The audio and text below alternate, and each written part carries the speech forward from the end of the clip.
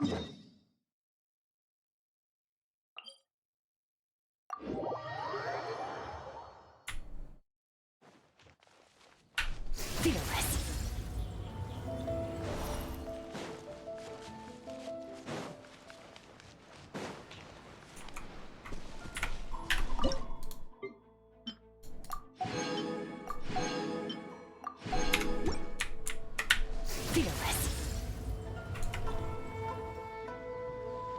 Have you packed all your things? Make sure you brought the onigiri and rice cakes your mother prepared. Don't worry. I have them all. They're going to last me days. Take care of yourselves while I'm out. And make sure you remind Mom to take her medicine on time. If running the store gets a bit too much, take some time off and wait for me to return. Oh, Yoimiya, your mother and I got so worried when we heard that you were going so far abroad.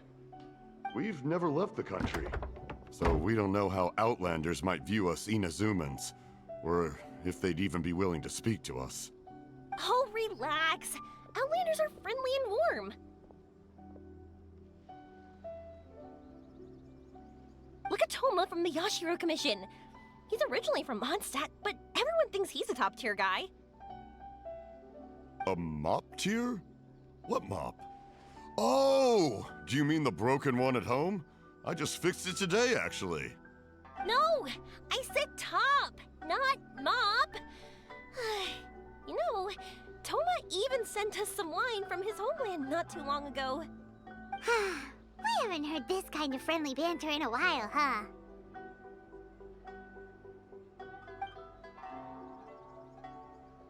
Oh, hey you two!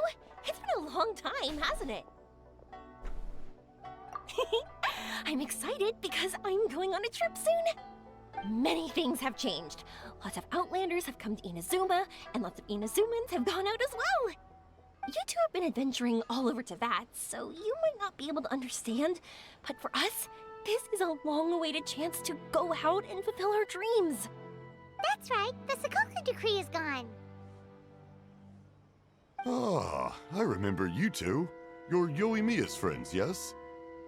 Word of your incredible accomplishments has spread throughout Inazuma. My daughter's a big fan of yours. She said she'd love to be like you two. Come on, Dad. Who's never dreamed of becoming a hero? Oh, thanks. But I'm just your average artisan. The quiet life suits me better. But if an opportunity presents itself, why not try to show your stuff, right? All right. Did you two come over today to order some fireworks? Oh, sorry. I got carried away. Well, I'm gone. Dad's in charge of making fireworks. You've seen how skilled he is, so there's nothing to worry about. Oh no, we aren't here to do business or anything. We just happen to be passing by. Oh, so we're all here with time to spare? What a treat! In that case, let's chat some more. I'm not in a rush anyway. Sure. So, where are you planning to go? No clue. Huh? I say that, but I do have a travel goal. To see Teyvat's grandest meteor shower. But I don't know when or where it'll happen. So, I figured I can search while I travel. That's it? No details? Nothing? Not right now. Since this meteor shower was originally something like a family legend. A long time ago, the Naganaharas were inspired to create new fireworks after watching such a meteor shower. Dad says that inspiration is a combination of what you see and what you know. Different people can see the same thing, but have different thoughts. Inazuma today is completely different from how it was in the past.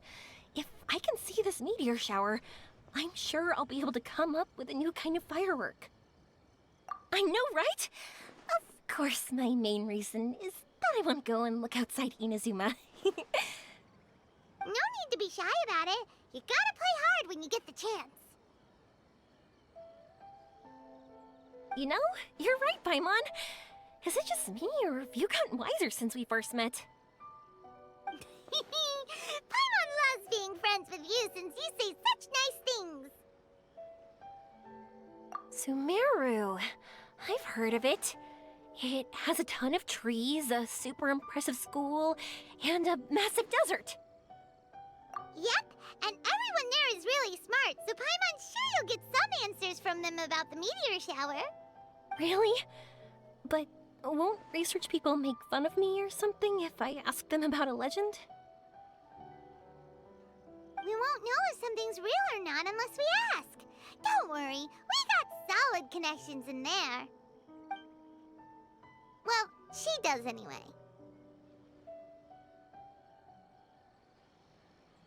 Wouldn't I be taking up your time, though? I doubt this is in your schedule. Exactly! Relax, Yoimiya. You've helped us plenty of times before.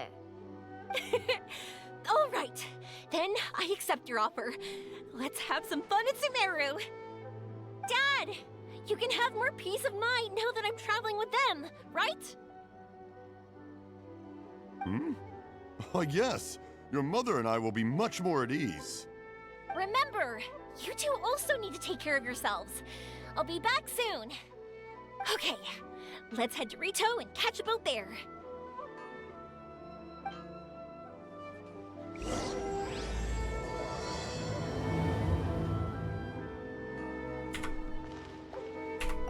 Stay safe and have fun.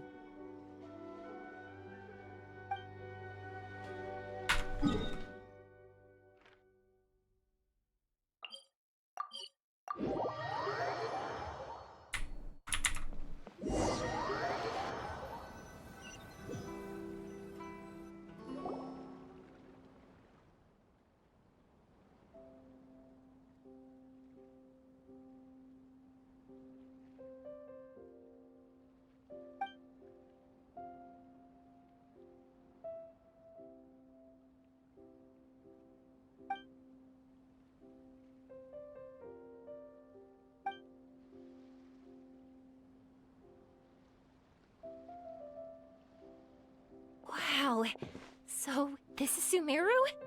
That tree's huge! Is the port built on top of it? And this place is amazing! It's way bigger than Rito's port. There are also a lot more stores here. Oh, there's more cool stuff for you to see. Don't you worry. This place is awesome! I had heard people describe it, but nothing beats seeing a place for yourself. If I hadn't seen the port with my own eyes, I could never have imagined such a place. So, the school you were talking about, the academia, is it here? Nope, we have to head north from here and follow the river to reach Sumeru City. Sumeru City, huh? I guess it's even more impressive than here? Even bigger? Oh, I wonder if it's as grand as Sangonomiya Shrine. Whatever the case, why don't we go to Sumeru City? Oh, I'm so excited that I don't even know what I should be doing anymore. The important thing about going on a trip is to enjoy yourself. You don't have to think so hard. I'm just worried that if we don't get down to business soon, we'll take up too much of your time. But if you insist, then let's look around.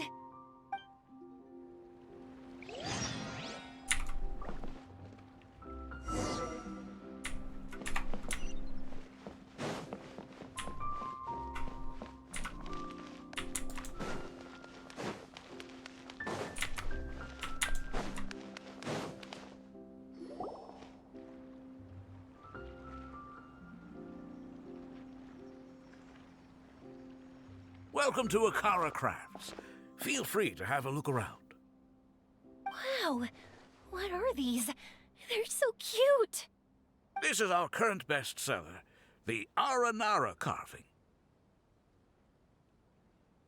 Their designs are based on the fairy tales that circulate amongst children, so they're very popular with them. Miss, are you from Inazuma? Well, this would be a great gift for you to bring back home. Oh, I know about Aranara. You two told me about them on the ship. I didn't think they'd be so cute! No wonder the kids like them. Oh, they're all so pretty. Let me take a better look. Paimon knew Yoimiya would like this kind of thing. But even she might have a hard time seeing a real Aranara. Yeah, sorry, Yoimiya, but we need to keep our promise to the Aranara. That said, Paimon doesn't think Yoimiya would mind too much. Her world's already chock full of imaginary creatures. I think I'll get this one. Ooh, that one. And the other two that you showed me earlier. You're buying that many? Yep, I'm going to give them out to Saika and the others. They're going to love them. Oh, and these carvings can also be used as prizes and matches against the Arataki gang. They'd also look great lined up by the window. Think about it. You wake up, and the first thing you see are these adorable critters. Wouldn't they brighten up your entire day? Okay, thanks. In that case, you take your pick too. For some reason, Paimon thinks it kinda looks like you, Yoimiya. Now that you mention it, it kinda does. Hello, Nara Paimon. My name is Yoimiya. Is that how they talk? Hope I remember correctly. That was really good! Wow, great memory! We only talked about Aranara that one time on the boat. That's because they're so interesting. I'm pretty good at remembering those kinds of things. Of course. Thank you for your patronage. You all are an entertaining bunch. I hope you enjoy your time here in Sumeru.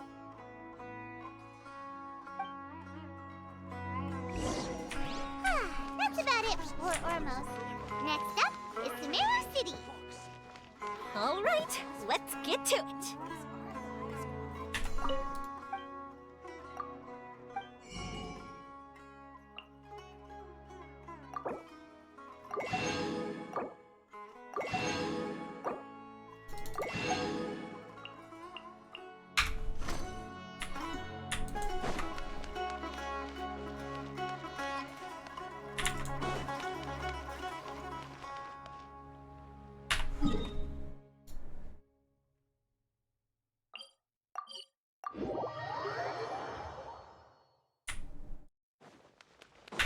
Fearless.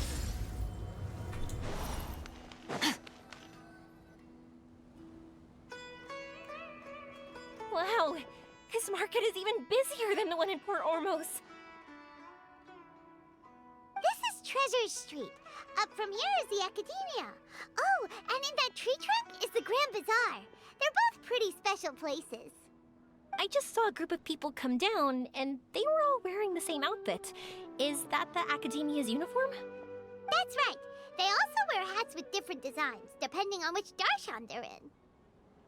For example, we'll be looking for someone from Watawahist. They know a lot about stars and stuff. Does this mean that you need uniforms like those to get in and out of the Academia? Paimon doesn't think so. Won't we stick out if we go in like this? So even you get shy, huh? No, that's not what I meant. Let's pretend you're an Academia student, hard at work. Then in comes a bunch of Outlanders in strange clothes who gawk and run around everywhere. Oh, Paimon kinda gets what you mean. I don't think we have to be too self-conscious, but it's still something to keep in mind. Why don't we look around here first? I've been wanting to see the Zubair Theater anyway. As for the Academia, let's go once I get myself a set of Sumeru-style clothes. Alright, but Paimon thinks you're overthinking it. Nilu might have some good recommendations. Sounds good. If we can watch a performance of hers while we're at it, that'd be even better. Alright, I'll be looking around here. I'm leaving the meteor shower inquiry to you two. Thanks a lot. No problem. We'll be right back.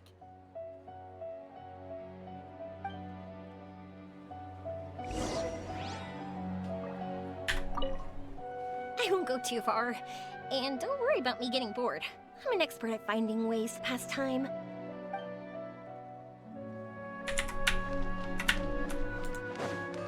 Fearless.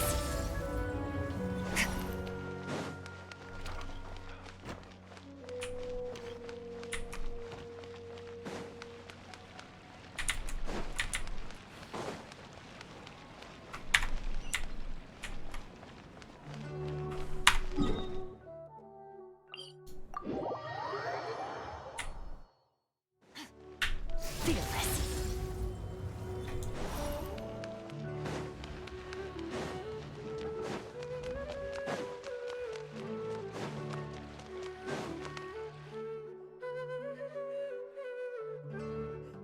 We said we were gonna find someone from Watallahis, but now that Paimon thinks about it, no one really fits the bill.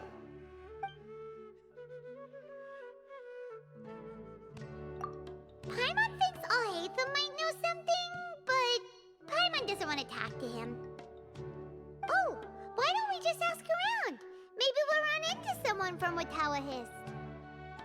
Looks like you two are in a pickle. Why not consult someone who always tells you everything she knows? Nahida! Oh, why are you here? I'm here to meet with some researchers, but when I saw you two looking so troubled, I decided to follow. Looks like I showed up just in time. Okay, we might as well tell you. We have a friend who's come to Sumeru. I see. Your face says that it's gonna be a long time before the next meteor shower. My answer is going to be even more of a disappointment. You may have heard that the stars are related to people's fates. Yeah, lots of times. If the stars dictate destiny, then do you think that destiny is something that is unchanging and always follows predicted outcomes? You have a point.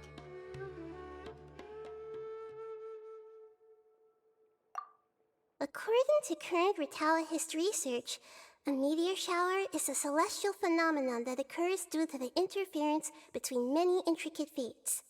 Their appearance is highly random. Some have tried coming up with ways to predict their occurrence, but the results are less than reliable.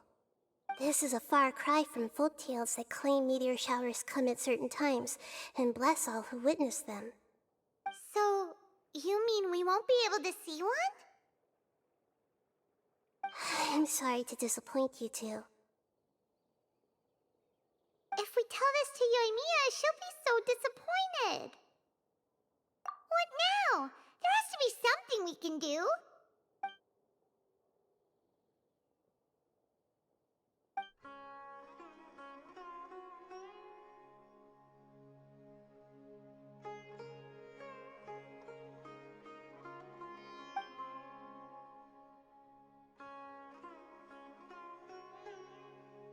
Are you two okay? It seems the news hit harder than I expected. Paimon just thinks this isn't fair to Yoimiya. I get it. From how you described her, I can see that she is a kind and caring soul. So, why don't we take a page out of her book and protect her dreams with a well-intentioned eye? Oh? How do we do that?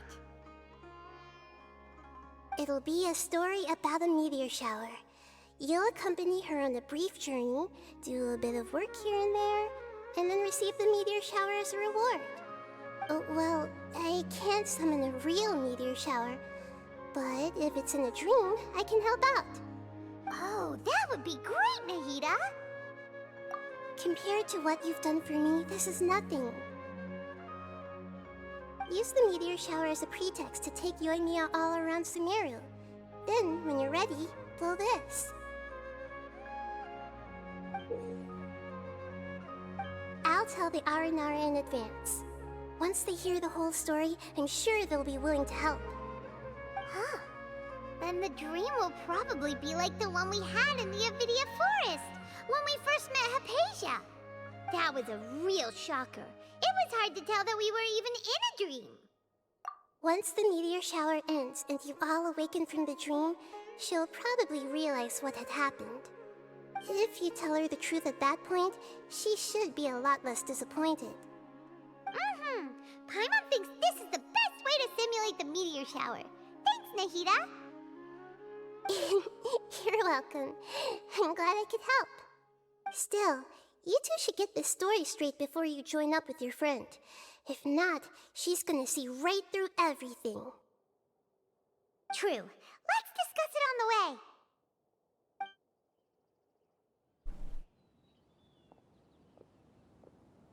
So what we need to do is to make Yoimiya believe that the meteor shower is really happening and be super convincing at how we sell it. If Paimon wanted to go see a meteor shower, the things Paimon would focus on the most would be... Yes, exactly! We'll say we're trying to figure these two things out, but we'll actually be bringing Yoimiya around to see the sights and enjoy local food. Oh, well, easier said than done. We can't be too strict with our pretext, but we can't be sloppy with it either, or she'll see through it. It'd be best if we could take a unique approach to making it fantastical, just like a real fairy tale. This is gonna be hard. Oh, that's right. Don't people also talk about wishing on a shooting star? If we used wishes as the center of our story... Whoa, that sounds great! Alright then, we need a specific wishing spot or else the sky would be full of meteor showers.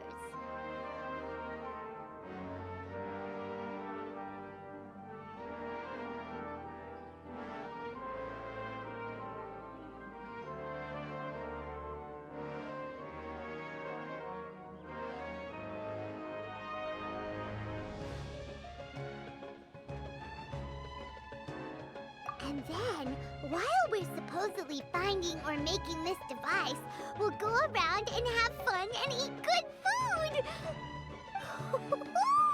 This is shaping up to be the perfect plot! After all, the device can be anything, and the location can be wherever! As long as we get Yoimiya to enter the dream at night, things will be fine! There's nothing wrong with that! You should know Paimon pretty well by now. Alright, let's go. Yoimiya's probably sick of waiting for us.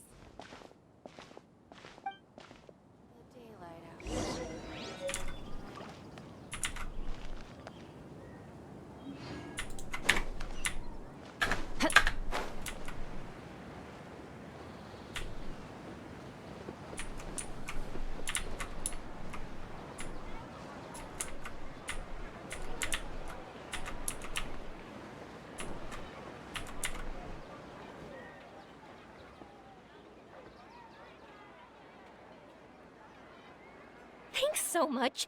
If it weren't for your help, I would have gotten lost already. It's no problem. I'll be heading home then. Just a minute, wait. This is for you. This is an R&R carving I bought in Port Ormos. I heard it's very popular with kids, so here, have one. It's alright. I didn't do much, really. It's fine, take it. Come on, just look at its big, happy smile. You can display it at home or hang it on your wheelchair. It'll cheer you up. That might sound silly to you. Like, why do you have to be happy just because it is? But that's the magic of a smile. If you don't believe me, try it. Look at it a few times every day, and you'll understand. Actually, I feel like I already do. You love talking, and you love smiling too. I just don't understand why you're so positive. I've never met anyone like you before. Sorry, I'm not very good with words. But since you say so, I'll accept your gift. Want me to take you home? It's okay. I can head back myself.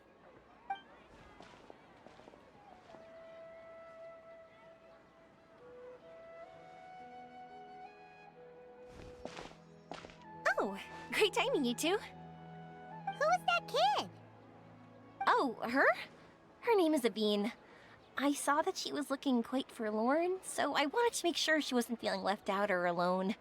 She was pretty shy at first, but I explained that I just arrived in Sumeru and had gotten lost, so I needed someone to help guide me. She agreed and we made our way back here. There were so many paths here, and they're all twisty, turny, and up and down. It's hard navigating through them all. No, she didn't want to talk about that, and I didn't ask.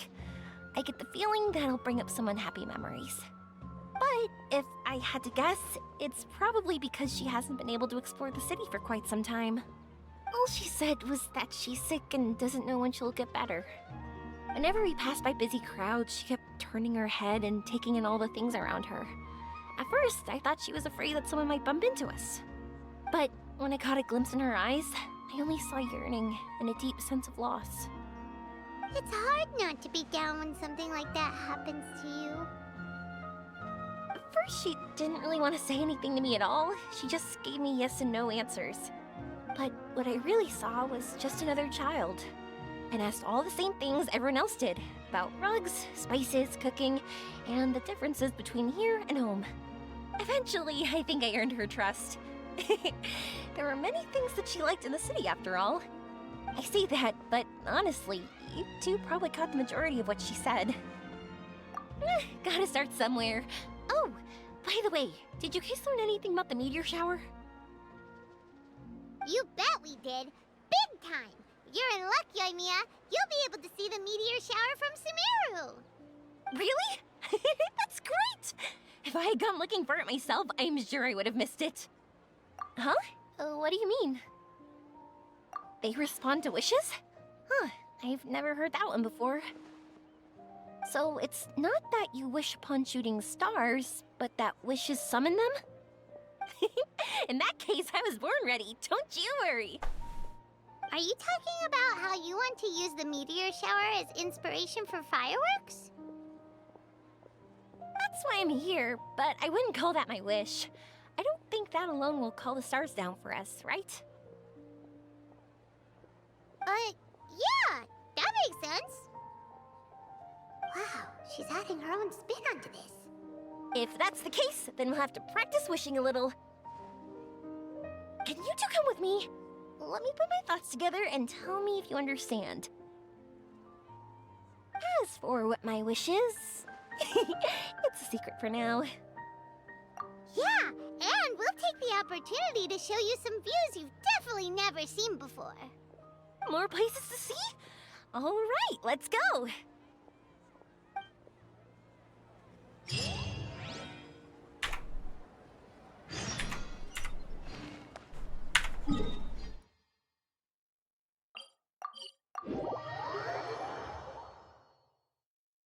Nice.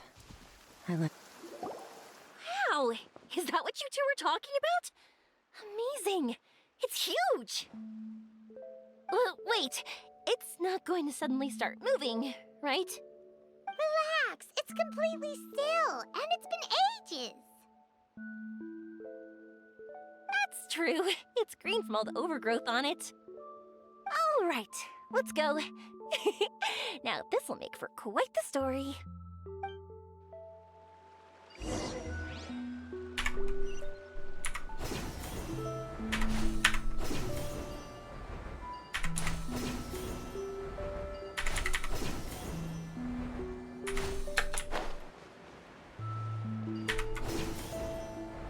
I was wondering, have you seen your brother yet? Yep, but he said that he'd meet us at the end of our journey, and then he left. I see. It seems he has his own things to worry about. But it's all right. At least you were able to talk. How did he look? Was he doing well? Had he changed in any way?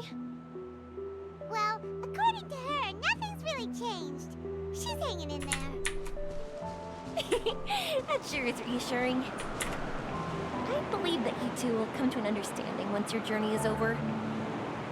You are siblings, after all.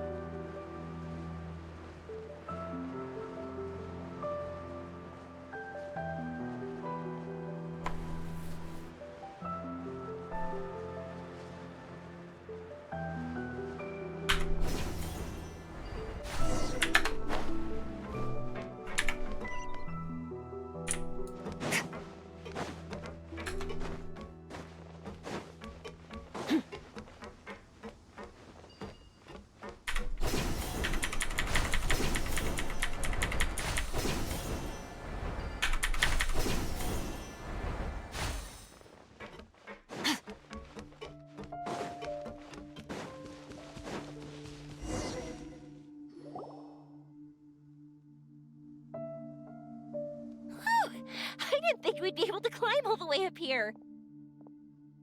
What a great view! I just want to shout at the top of my lungs! Yeah, and even though we might not be viewing the meteor shower from here, it's a good place to practice. Oops, I was having too much fun and almost forgot about that. Before I left Inazuma, many people heard that I was looking for a meteor shower. So they told me that they wanted to make wishes. I told them that they could write their wishes down on paper. So I ended up collecting several dozens of wishes. Whoa, that many? That's part of it, but more importantly, I've been wondering why people link meteor showers and wishes in the first place. After a lot of thought, I think I figured it out. People use fireworks to remember their most precious memories, and these memories sparkle and shine each time the fireworks fly. In other words, fireworks symbolize the past. And shooting stars make people think of wishes, because wishes carry people's brilliant hopes and expectations for the future. One represents the past, and the other the future. They both bloom in the sky, but have completely different meanings behind them. It's really beautiful, isn't it? It's clear to me that I'm not the only one holding this belief. I'm sure my ancestor had similar views. I think that's how he drew inspiration from the meteor shower. His method was a wish of sorts to begin with, to join the past and future together and combine their beauty. At first, I wasn't completely serious about using the opportunity to travel abroad to see a meteor shower. But it became something like a mission once everyone had handed their wishes over to me. Yoimiya. Well said. And here Paimon thought you needed practice. Huh? That was fine? You both understand what I'm trying to say? Honestly, I thought it was pretty messy. I mean, these are all abstract topics that evoke a sense of admiration that's hard to put into words. Traveler? I did consider that possibility, and I won't lie. It'd be a real bummer if that were the case. I know that's the most realistic conclusion, and it's not like luck has to be on my side. But there's a premise to every legend, and that's belief. If I didn't take this step, it's not like a meteor shower would just rain upon me either. I wouldn't be where I am now. I wouldn't have known that they respond to wishes, and I wouldn't have seen all these beautiful sights in Sumeru. So I'm looking forward to the rest of our journey. Every single step of it.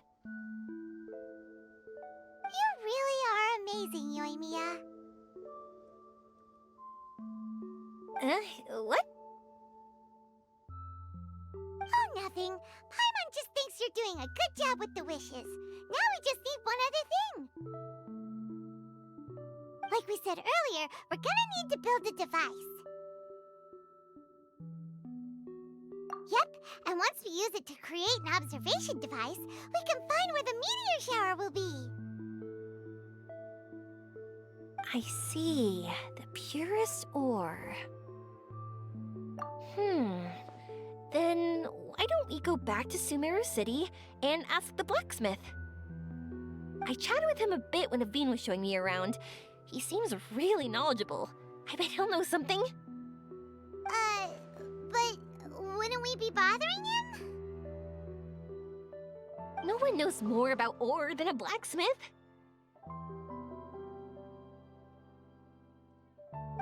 That's true. Let's go! I wish we could fly over.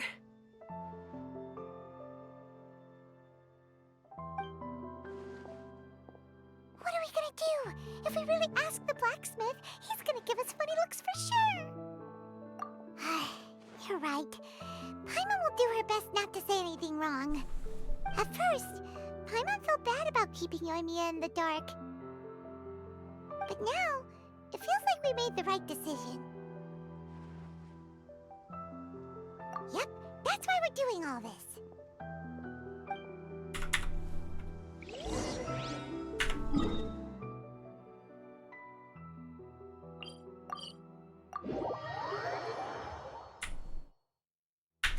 Merciless.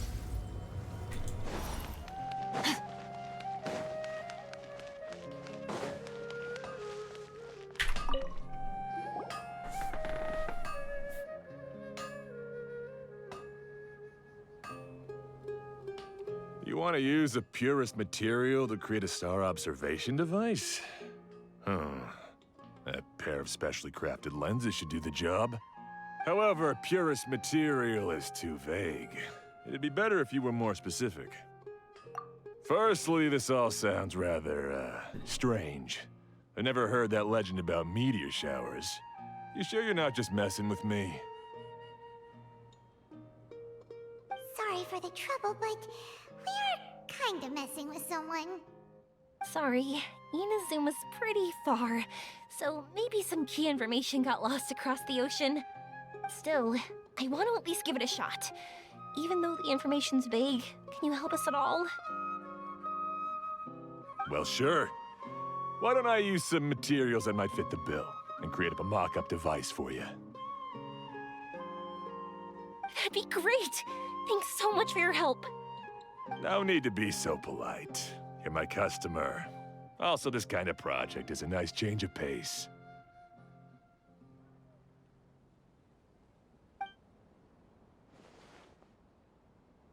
Maybe we can just pick a random one. It's not like we're really gonna use it anyway.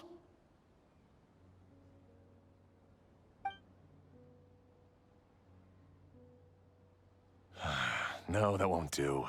I don't think I can justify that to myself. If these were for ordinary use, then it'd be acceptable. Barely. But if you want a product that is top-notch, this is far from ideal. Why are you so interested all of a sudden? Yeah, what now? Don't worry too much about the material. If you think it'll be difficult to obtain, we can get it for you. I want to try all our options.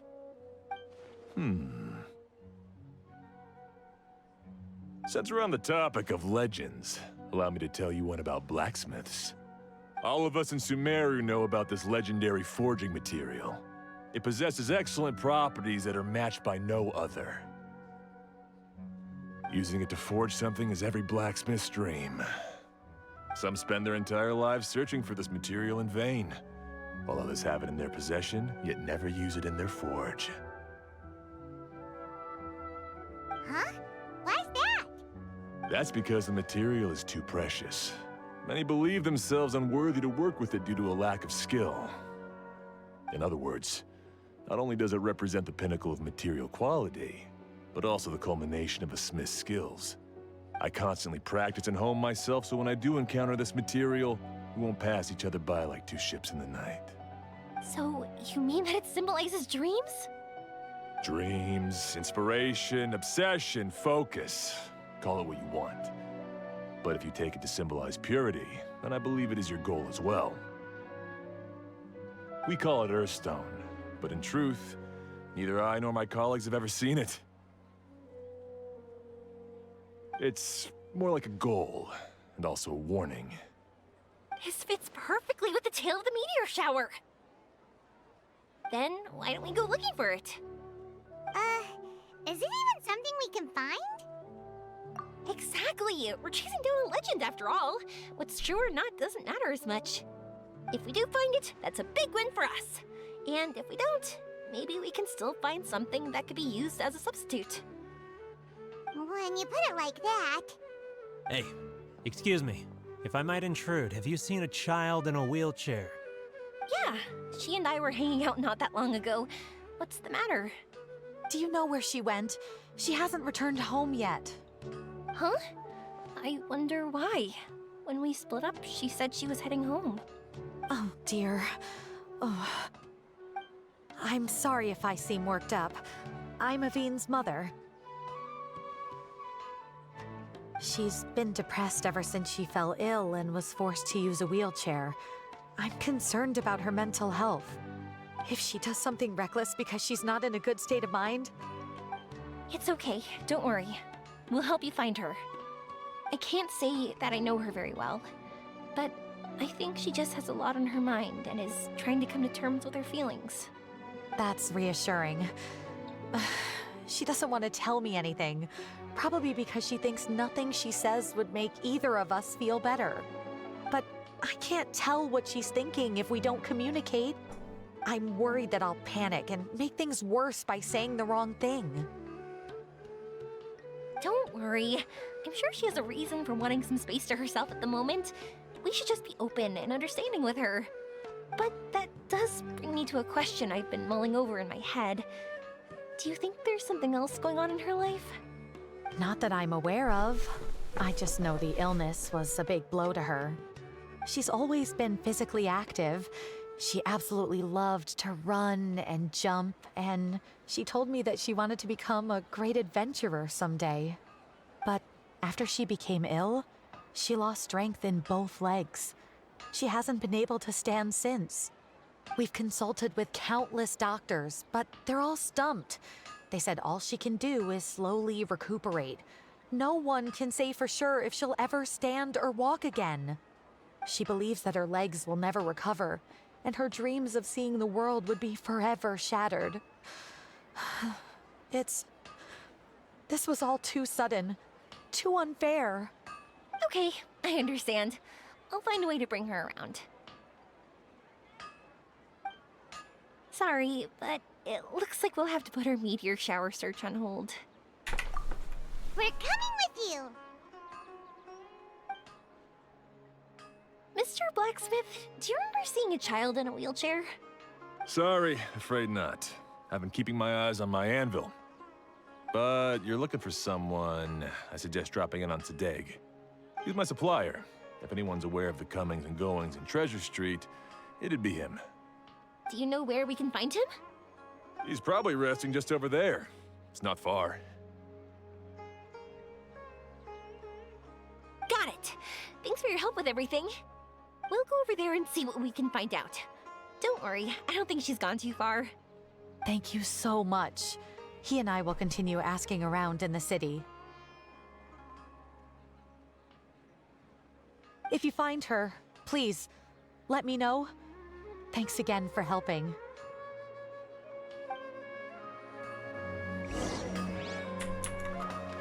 I'll keep an eye out for you. If I see her, I'll try to keep her here with me.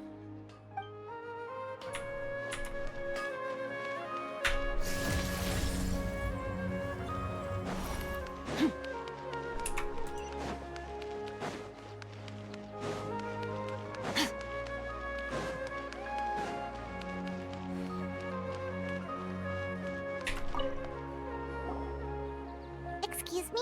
Have you seen a child in a wheelchair? Now that you mention it, that does ring a bell. I was moving some boxes at the time and I saw her pushing her wheelchair so hard she was panting. I asked if she needed help, but she didn't respond, as if she didn't hear me.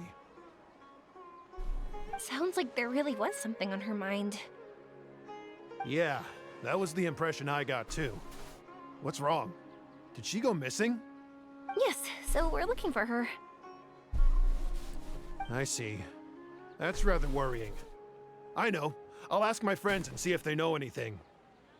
She went that way. If you ask people as you go, hopefully you'll track her down. Okay, thanks. If you find out anything, don't forget to tell the people with the green scarves. You mean the core of 30. Don't worry, I got it. Fearless.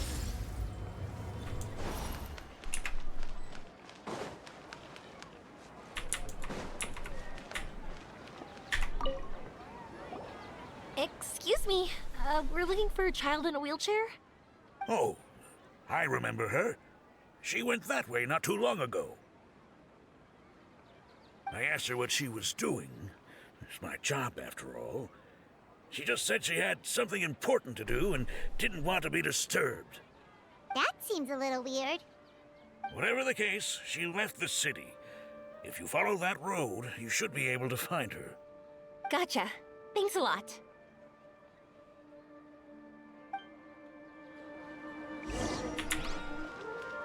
Fearless.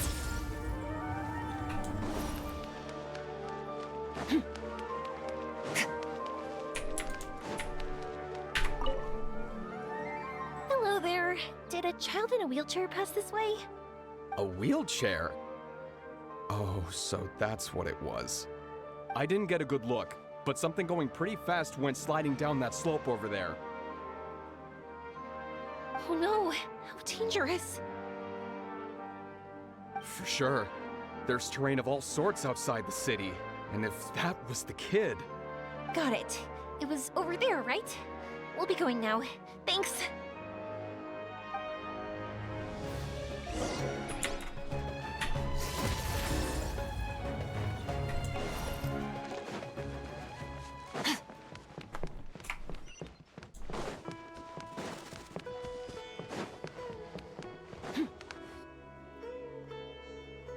Hey, are you alright?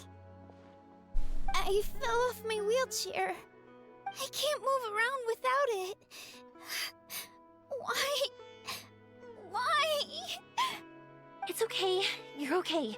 You're not hurt. I'll take care of her. Can you two look for her wheelchair? No problem. We'll be right back.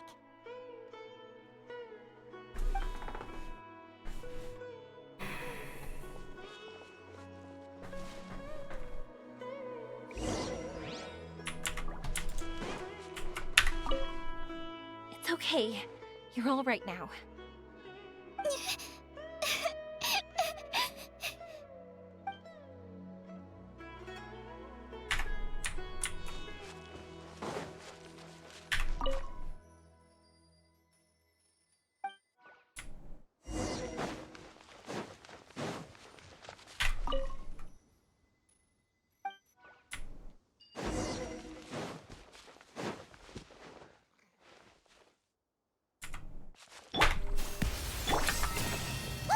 It's the wheelchair. So the hilly churls took it. We've gotta get it back before they damage it.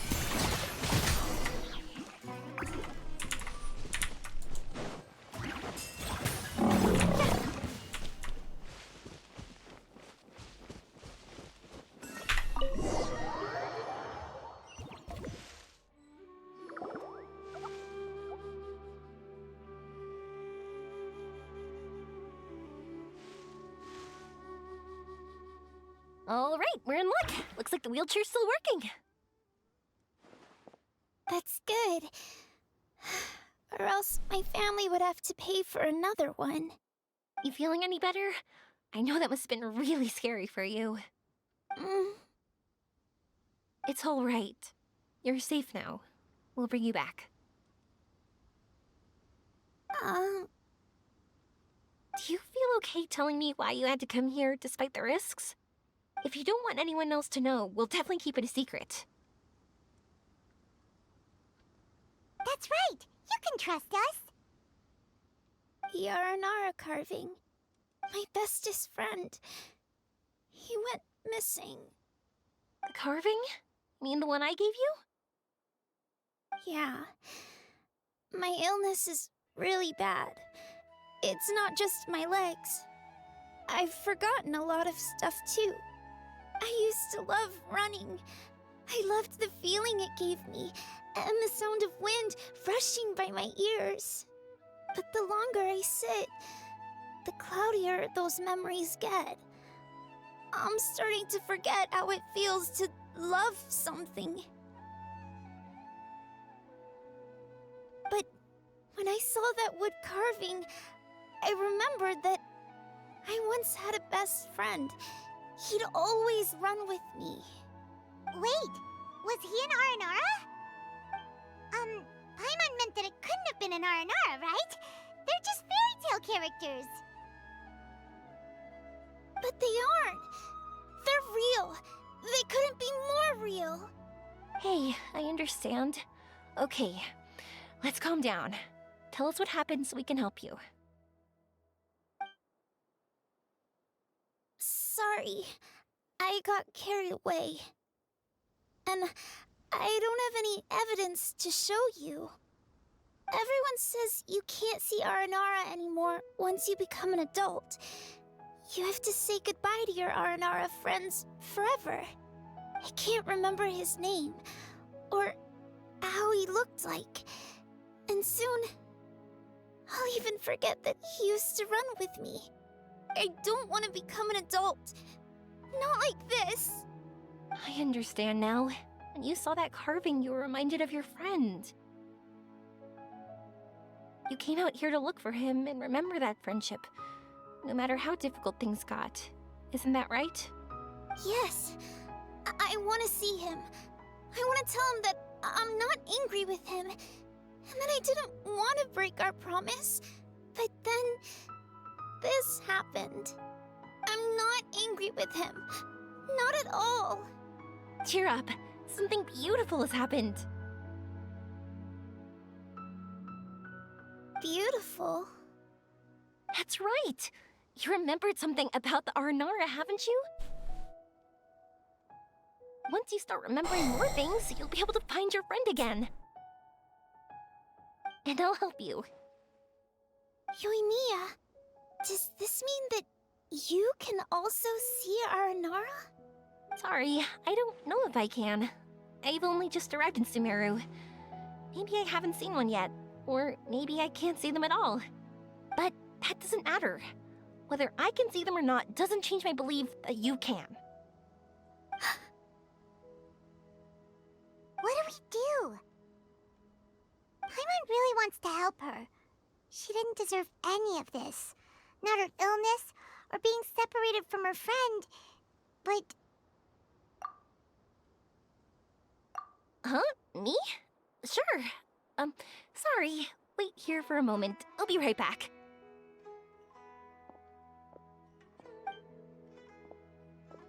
What's wrong? You look so serious all of a sudden. Oh, did you think I was overpromising back there? Don't worry, I have experience with this kind of thing. To her, reuniting with her Aranara friend is the result. But recapturing her past joy and belief in herself is the process. And that's where our help is needed. I'm guessing that her sudden illness made her feel like she may not be able to realize her dreams anymore. It also made it difficult for her to hold on to the happy memories and dreams she had. Everyone has their own imagination. After some chance coincidence, she met Aranara. So as long as we help her rediscover that same feeling she once had, her Aranara will return naturally. Oh, so that's what you're thinking. Adults only want to believe in objective reality. In doing so, they may unintentionally do harm to the innocent fantasies of children. But I think there are ways to get even subjective things back. So, how about it? Want to help me out? Looks like all this excitement made you forget your original goal again. If we didn't do anything to help, I wouldn't be able to watch a meteor shower, even if it appeared right now. And would the stars really want their caller to have such a heartless soul?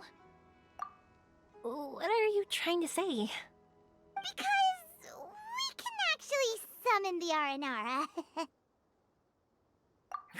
Really? Just watch! We have some tricks up our sleeves.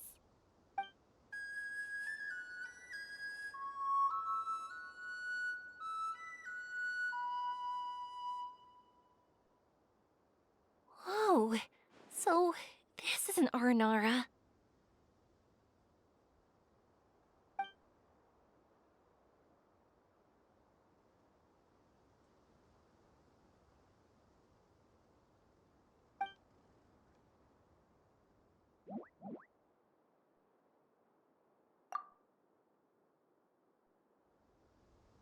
I'm the one who should be apologizing. Sorry, let me explain. I know that you only want to be seen by people you trust. It's rash of me to butt in. But this girl once had an Aranara as her best friend, and they haven't met in a very long time. She's been quite ill, and her world has been turned upside down. It's been so long since she's been able to see her friend that even her memory of him has become hazy. Parting with a friend like that is too sad, and she never wanted that to happen.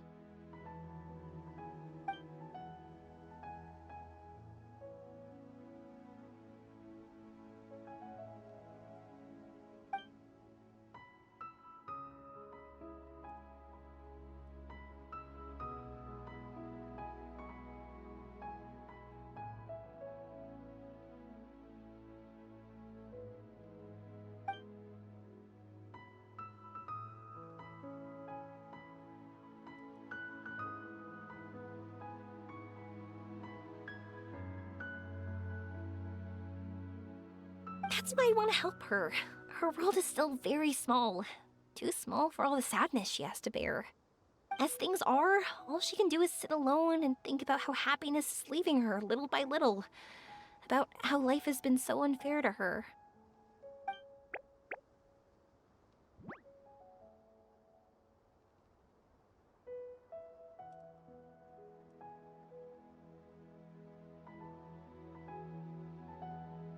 Yes. Maybe we're already used to bad luck, and we know how to deal with feelings of sorrow and disappointment. But this is her first time dealing with any of this. Life can trip anyone up. What's most important in times like this is for us to support one another.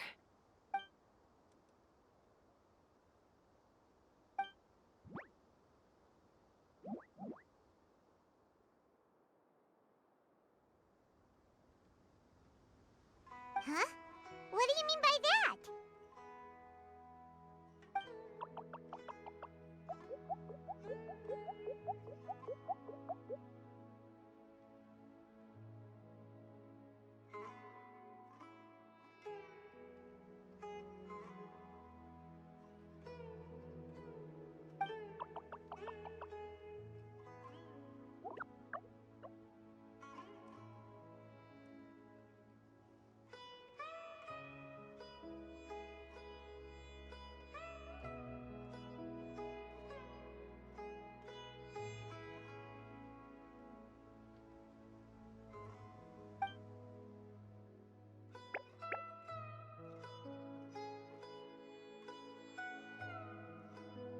So, that means...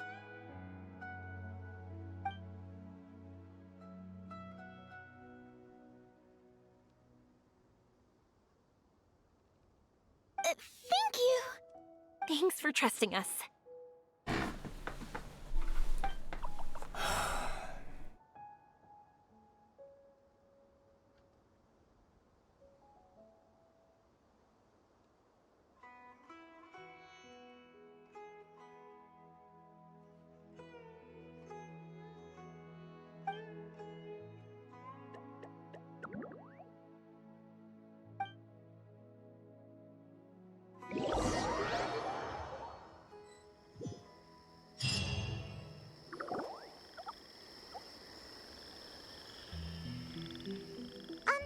Paimon's been meaning to ask what you meant by prepared.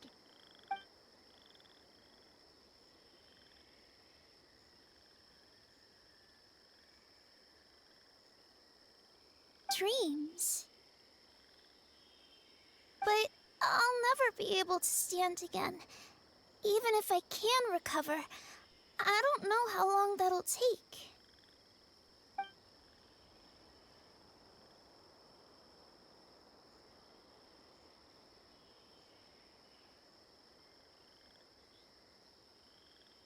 My heart?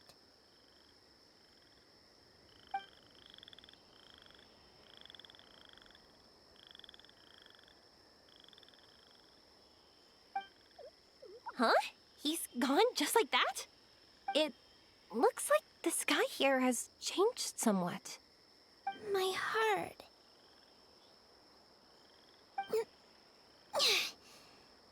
Huh?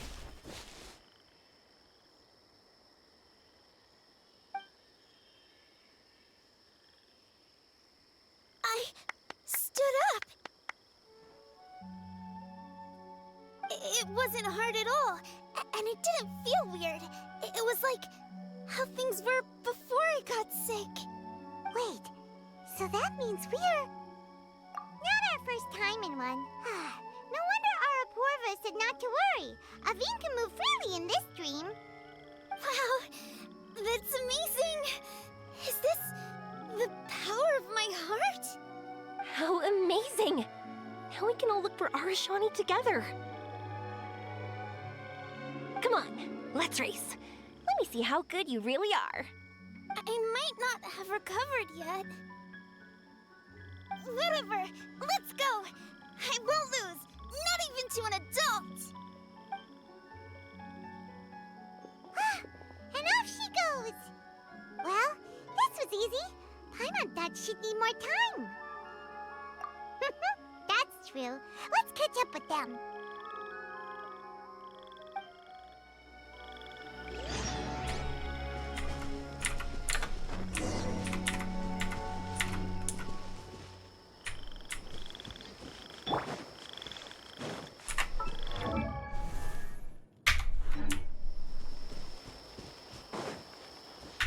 Merciless.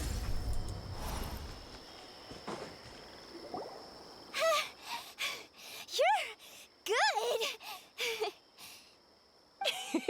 If we had run any further, you would have caught up. Aveen was neck and neck with Yoimiya. I've outran lots of adults before. Long legs don't necessarily mean you run faster. Training's important too. I won't even be able to compete with you in a few years. Let's see. Where should we go next? Look! Something's floating up ahead! Does it want us to follow it? Maybe. Let's follow it.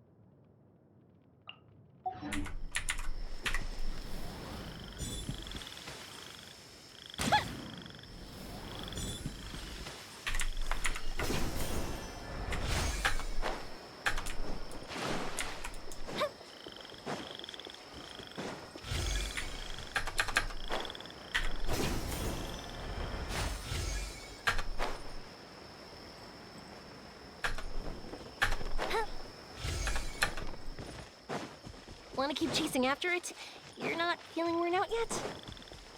Getting tired is part of running, and I love everything about running.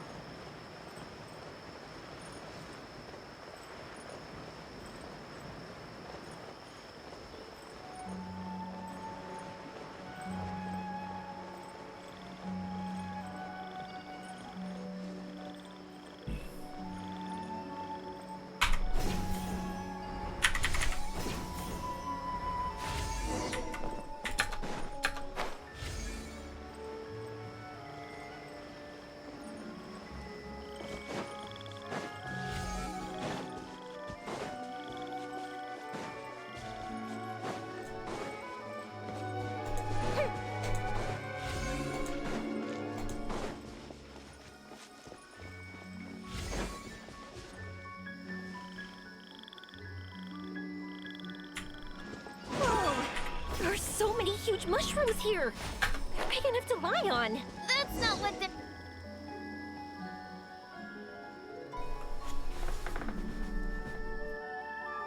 So, this is our destination? But Paimon doesn't see an Aranara, just this big stone. I'm so happy. I almost forgot how it feels to be this happy. You know, at first, it felt like my world had shrunk down to a tiny space. But as long as I continue moving forward, new sights will always appear in front of me. And my world will keep expanding before my eyes. Even though I don't know how I did it, I know I have you all to thank. Oh, that's not important. What's important is that you remember the joy of going through the world. Our memories don't just symbolize our past, they can also shine a light in our future. Once you find the hope in your heart again, that happiness will come back to you. Yes. Thank you, Yoimiya. Thank you all. Let's keep looking for Arashani. It doesn't look like he's here. Yeah. Then why would the star lead us here? I don't know how to explain this. I don't know what it is, but it feels very familiar. Almost like it's a part of me. I know. Could this stone be your Earthstone? Earthstone?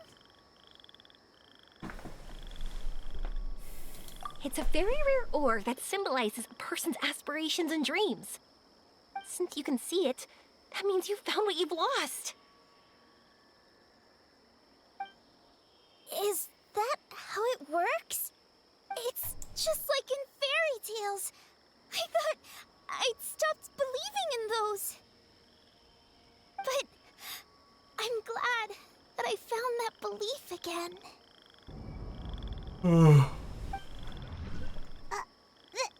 They passed right through!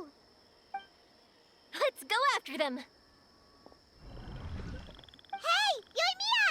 Hey! Well, we have no choice.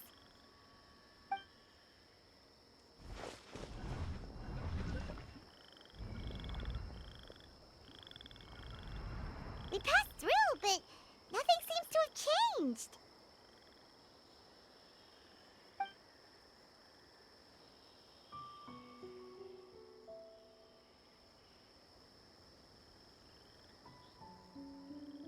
Arashani?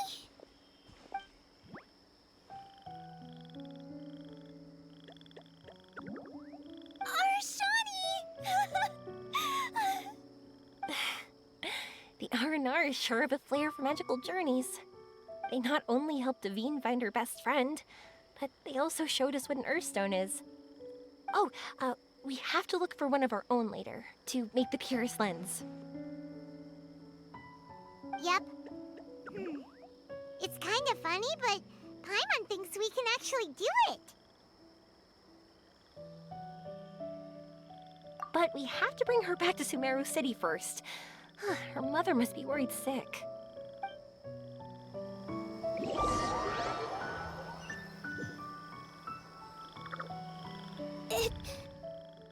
The dream ended. We dreamed a most lovely dream. Don't look so lonely. He's right next to you. Arashani! You're still here!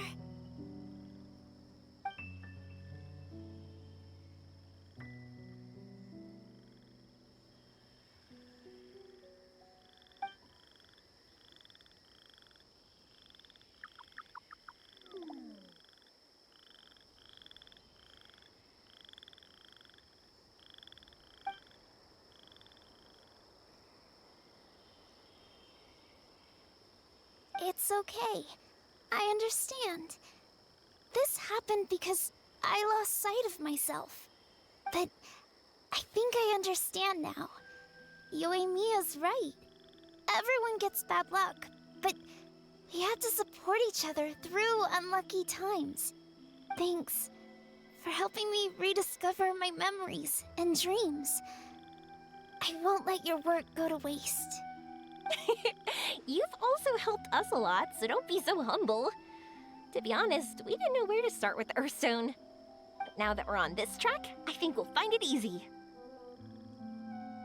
Yoimiya, you need this Earthstone because you want to see a meteor shower? Yep. Oh, once we find it, you should come with us. If that's how things are, I'm happy to lend you my Earthstone. What just happened? Did you just take glasses out of your chest?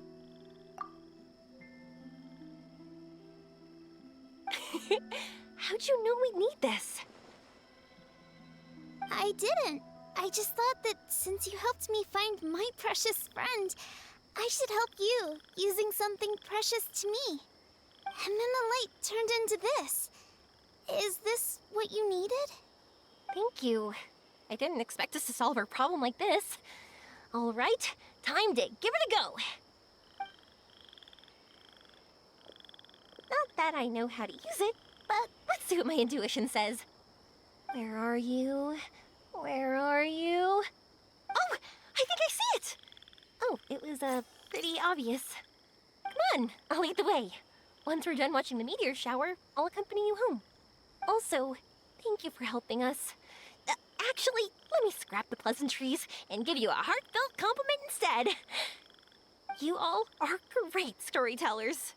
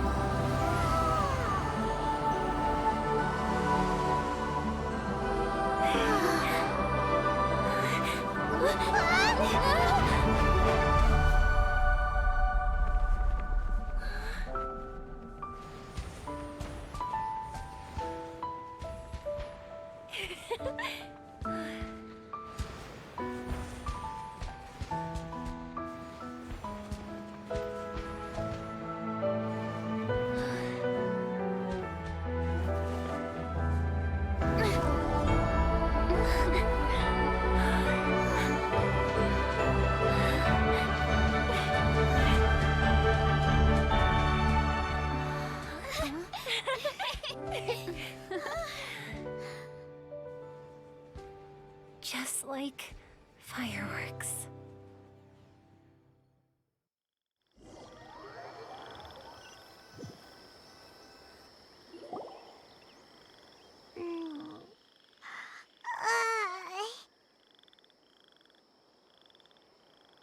We're waking up already? But Paimon wants to watch more. The meteors we summoned flew up from the ground. They were exactly like fireworks. Ugh, I could have kept watching that forever. That was the realest, grandest, most magical dream I've ever had. Paimon too! Paimon didn't expect you to just pull us onto that shooting star, though. Honestly, I didn't think about it at all. I just thought it'd be a shame if we didn't try something crazy. You know me. It really doesn't matter to me if our experience was real or a dream. I really should thank you two, though. You set all this up as a backup plan because you knew that meteor showers are hard to catch, right? Don't worry, I loved it so much. I think this ranks as the absolute best gift I've ever been given.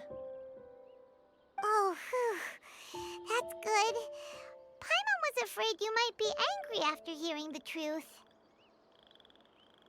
Why would I be? I dreamed about helpful, friendly, cute Aranara.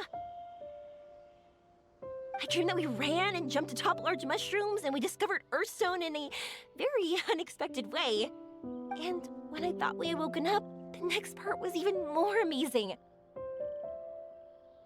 From her heart, a fiend brought forth Earthstone glasses. We found meteors that flew up from the Earth. And we even became one with the shooting stars themselves. That's right. Dreams themselves may be imaginary, but they're also experiences that can never be relived or replicated. If we were sticklers about truth in fiction, we would have missed out on so much beauty and emotion. You sure know your way with words. Paimon's gonna bump you up a few places on the Paimon's best friend list. By the way, the Aranara, they don't usually like, Oh yeah! They're so cute! We really have to thank those lovely carvings. the wood carvings? Yeah! If we hadn't seen those wood carvings, then we wouldn't have dreamed of such cute Aranara. Huh.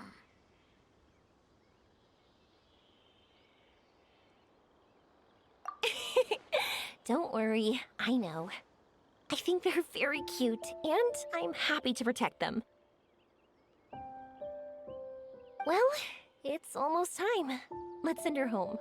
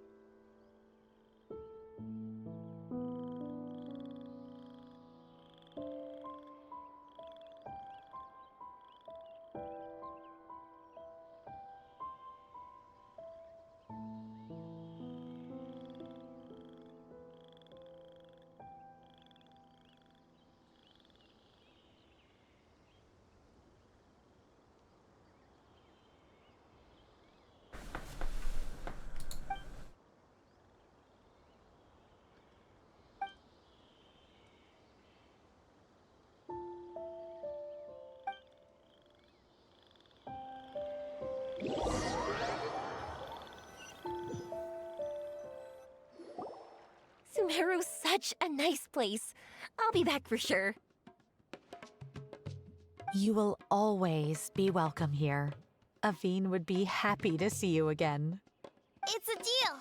I'll be waiting for you. You got it. Yoimiya, before you go back, I want to tell you about my new dream. I want to travel to Inazuma on my own and watch a fireworks show there. Wow, that's impressive. I didn't expect to be introduced to new customers while on vacation. Don't worry, I'll make you some fireworks that you'll never forget. You do as well. No matter how busy your adventures get, remember to come back to Inazuma. We'll always welcome you no matter when you drop by. You gotta come and watch the fireworks this meteor shower inspired as they soar high in the sky. Sounds like a plan.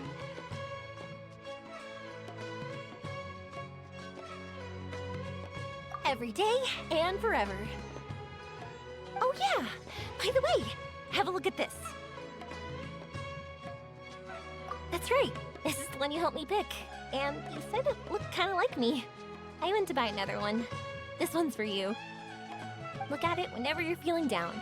Who knows, maybe it'll raise your spirits. If nothing else, you'll know that I'm supporting you all the way. Of course, meeting in person is still better. Okay, I'll be heading back now. I'm sure we'll meet again soon. I really loved the trip you prepared for me. In fact, I'm totally impressed. No matter where you two go, I know that our friendship and its warmth will support you.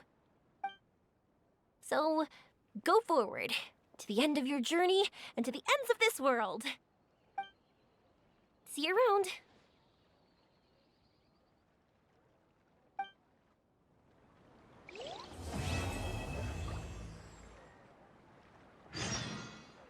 That's it?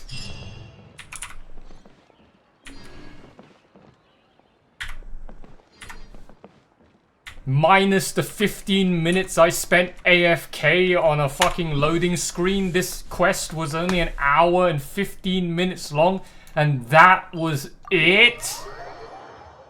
I mean, granted, this fucking quest was released 3 years ago, back when the game didn't put as much effort into their fucking story quests like they do now, right? Fucking Fontaine onwards. Shut up, bitch! Like, I thought story quests were supposed to be 2 hours long. I thought that was the gold standard. You do realize, right, this quest was released in patch 3.7, was it? Literally 3 years ago. Like, back then, story quests were shit. Like, fuck all happened in most story quests that weren't Archon quests. Like this one. Minus the pretty nice cutscene at the end, what did I do this whole fucking story quest? Nothing! I did practically nothing this fucking story quest.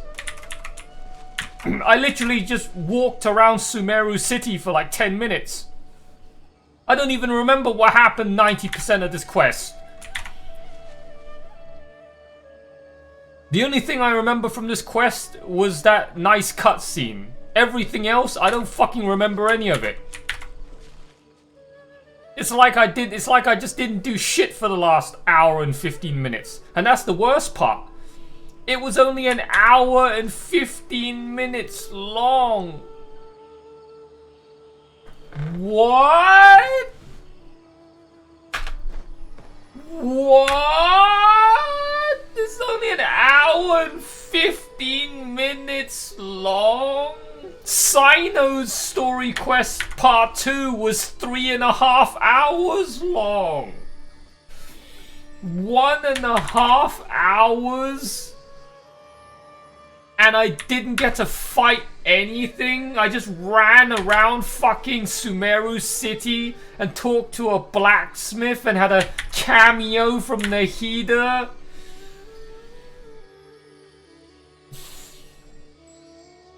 Why don't we just rename this fucking story quest to go on a date with Yoimiya for an hour. How about that?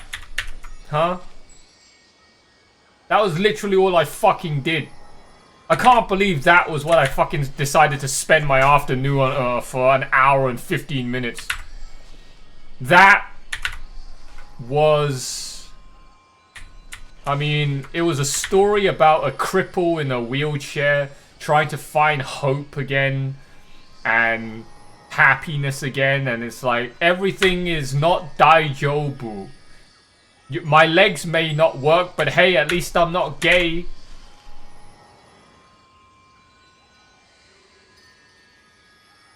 So the moral of the story is...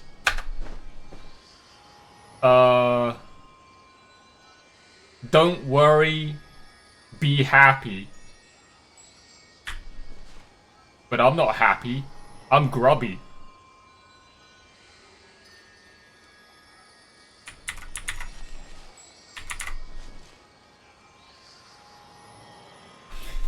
I think we're gonna go do another story quest. I feel like that was too short, man. I feel like I didn't do fuck all that quest.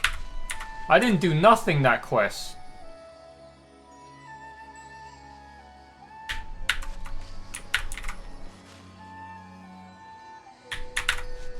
You gotta wonder whether Hoyo decided to cook up Yoimiya's story quest part 2 literally at like the last moment just to put some content into the fucking patch, and they couldn't come up with anyone else to go do some content on, so they decided to just give Yoimiya, of all people, a fucking part 2 story quest when there's like everyone else in the fucking game that wanted a part 2 as well that didn't get it, and we got Yoimiya part 2 instead for some fucking reason on like her 4th rerun in a row by patch 3.7, even though she's like one of the most shittest fucking characters in the game when it comes to her kit. I mean, her character's great, I love her character, but her fucking kit is shite. For a limited 5-star, she does literally the same amount of damage as Diluc or Yanfei at C6. And she got like 4 reruns by the time it was patch 3.8. She had like more reruns than any other character in the game by patch 3.8. It was a fucking joke. I still remember it. They literally did like back-to-back Yoimiya banner reruns, like with like a patch fucking in between. Like a patch's fucking like time passed in between. It's like patch 3.3 Yoimiya rerun, patch 3.5 Yoimiya rerun, patch 3.8 Yoimiya rerun. It's like they just reran Yoimiya like 3 times in the same fucking year. I don't know what the fuck their thought process was back in Sumeru, that they needed to sell Yoimiya that many times, even though she's absolute fucking garbage. Her entire kit is so useless. Her fucking charged attack, no one uses it. Her elemental burst does absolutely nothing. So her entire kit is just press her E skill to infuse her fucking normal attacks for like 8 seconds of doing pyro damage, and then she's back to being completely redundant again for the rest of her fucking uptime. It's like, why were they trying to sell that character so hard during Sumeru that she needed 3 fucking reruns across 3 different patches, when there were like 1,000 other characters out there that were screaming for a rerun at the time? I don't understand. Why did Hoyo do this?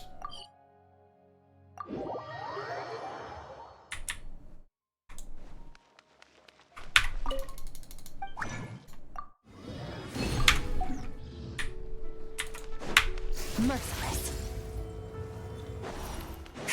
Who should we do next? Let's go do Lyney next. Let's go. I think that was it. Yoimiya was the last Sumeru character story quest in my backlog. That's crazy. Imagine completing Yoimiya's story quest in patch 6.4. Yoimiya story quest, patch 6.4, we finished that shit.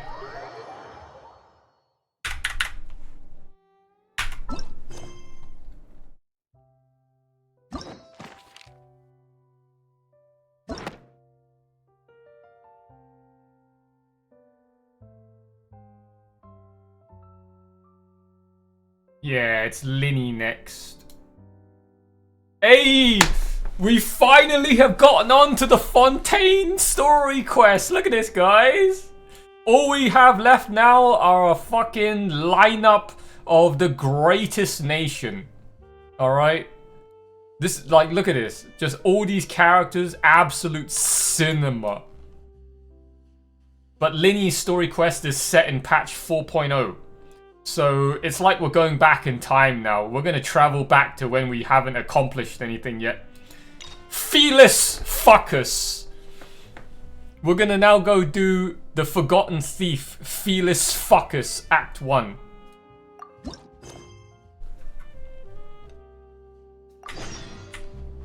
And of all the people that are gonna be doing this quest, it's Skirk, the last of the Fontainian characters. So it's like Skirk is going back in time to take a trip down memory lane. That's a lie. I don't see Arlecchino's story quest in that lineup. I think we did Arlecchino's story quest for some fucking reason, even though I said we were gonna do all of the Fontaine story quests in chronological order. Hey, isn't that Charlotte? Huh, we're always running into her. What's she doing this time? Oh, looks like street interviews. Paimon has a funny feeling that we might be in for an interesting time if we go check it out. Shall we? This is like the only time I get to listen to Charlotte's old voice now that she's gone. I see. So you believe that this warning letter was sent by the Phantom Weasel? Absolutely. I've said it before and I'll say it again. The Phantom Weasel never acts as you expect. He must have faked his own death 10 years ago using a body double. Now that he's back, I'm sure the guards who worked on his case back in the day are in for a headache, but however this turns out in the end, the one thing it won't be is boring. Couldn't agree more. As a journalist, I'm gonna get a lot of mileage out of this one. Thank you, sir, for your time. Now, whom should I interview next? Huh? Hey! What a coincidence! Fancy meeting you here. Perfect timing. So, the Phantom Weasel's latest warning letter. What are your thoughts? Yeah, this is the first time we're hearing of this one. Could you clue us in? Huh? Oh, sorry. Yes, this case is from a decade ago. I guess you wouldn't know about it. Well, not to worry. You're in good hands because I'm a professional. The story goes like this. 10 or so years ago, a phantom thief became active in the court of Fontaine. Known only as the Weasel, nobody knew his true identity, and the authorities never managed to catch him. Wow, cool! He sounds like one of those mysterious night burglars that you read about in novels. Precisely. Well, except the part where they actually have a good reputation. Our Weasel targeted whatever people held dear, and no one was safe from his predations. He would just as soon steal a necklace from a rich merchant's safe as he would a toy doll given to a commoner child for their birthday. I know, the phantom thieves you read about in novels rob the rich to pay the poor, but this guy did not discriminate. Unsurprisingly, this didn't work wonders for his public reputation. Every man and his dog wanted to see him behind bars. Yeesh. So, did they catch him? Not exactly. There's a good chance that the Weasel would still be at large to this day if it hadn't been for an accident 10 years ago. A magician named Caesar fell to his death in a botched high-altitude escape performance. When the police went through his personal effects, they found a hoard of stolen loot and gadgets used for criminal activities. And that was how the Phantom Weasel's identity was revealed to all. Sure enough, thefts in Fontaine went down after Caesar's death. But today, 10 years on, the notorious thief has once again issued one of his warning letters and pasted it on the gate of the Opera Epiclese for all to see. I had to squeeze through the crowd this morning to get a photo as soon as I heard. Here, it's this one. So, this is the warning letter, huh? Let's see what he wrote. 3 days from now, when evening falls, I shall take from you that which you hold most dear at the Opera House, just as you did to me 10 years ago. This is, without a doubt, A clear declaration of criminal intent. After years of laying low, the Phantom Weasel is back with a vengeance. What once seemed like an open and shut case has been blown wide open again. But why has he reemerged now? And what does he want? I sense an epic scoop, and I'm going for it. Uh-oh. If this thief will steal anything that other people value, does that mean even we might be targeted? Really? Oh, let him try. In fact, Paimon's gonna eat all our snacks right now. Let's see what he can do about that. Okay, the people have spoken. It's clear that the public are very concerned about the Phantom Weasel's reappearance. Let's see, I've got a photo of the letter, my interview notes. Yep, that should be enough to form the skeleton of my article. It does feel like something is missing, though. Something exclusive. Who should I interview next? I need someone with a more concrete connection to the weasel. Is that who I think it is? Lyney! Oh. I miss this Paimon's voice, man. She's way more unhinged than new Paimon. But the good thing is I barely tell the difference. Right? They sound virtually the same, but when this Paimon like starts getting mad, she sounds so fucking mentally unhinged and psycho. Whereas the new Paimon, when she gets mad, she still keeps that like cutesy fucking like vibe and aura to her from her new voice actor. But old Paimon still has some good things with her voice. Such a shame that her voice actor is like a mentally ill, like fucking psycho ward patient and got fired. Magic, magician, Caesar, the Phantom Weasel. That's it. Let's go interview Lyney. A shame though about Charlotte's voice actor. That was See, the original Phantom Thief Caesar was a magician too. And what do Phantom Thieves and magicians have in common? They both have an air of mystery about them. Perhaps there's a connection there. Are you serious? What sort of a deduction is that? Oh, relax. My journalistic instinct tells me that an exclusive news story is beckoning. Let's go. No time for delay.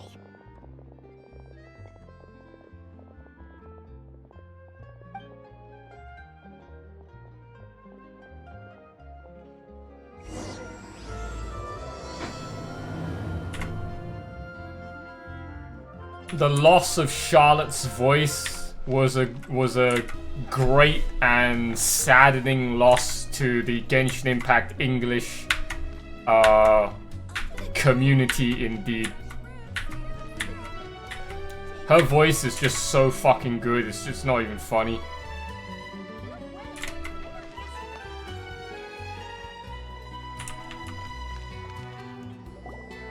Wow, Mr. Magician!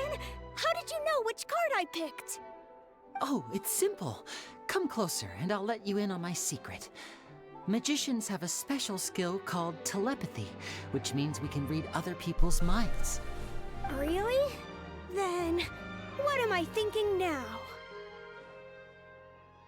Well, first you need to relax, because I can see that you're clenching your fist in your mind, as if to say, no, I mustn't let him guess it. Aww. And now you're getting a little flustered. You're trying to find a way to empty your mind, to think of nothing at all. But the more you try to hide a secret, the easier it'll come out. You snuck out from home today, didn't you? You told your family a little lie so you could come out and play. Now, that's not a good habit. You can tell? Oh boy, you really can read my mind. Of course. Oh, and that's the end of my performance. You should really be heading home. Remember to apologize to your family, all right? They must be worried about you. All right, got it. Bye, Mr. Magician.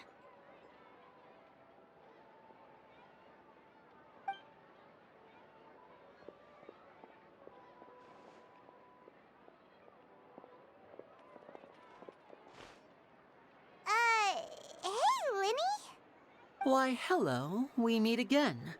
Are you looking for me? What's the situation? Well, why don't you guess, Mr. Telepathic?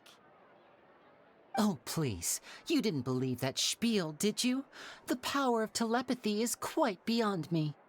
I'm sure that child would beg to differ. Seemed like you were right on the money. That was nothing more than a little trickery. I made an educated guess based on his micro-expressions. That, plus the fact that he was the only kid here without his parents, and he looked as guilty as sin. He made it easy for me. You guys, on the other hand... let me guess. Don't tell me you're here for the Phantom Weasel, are you? Wow!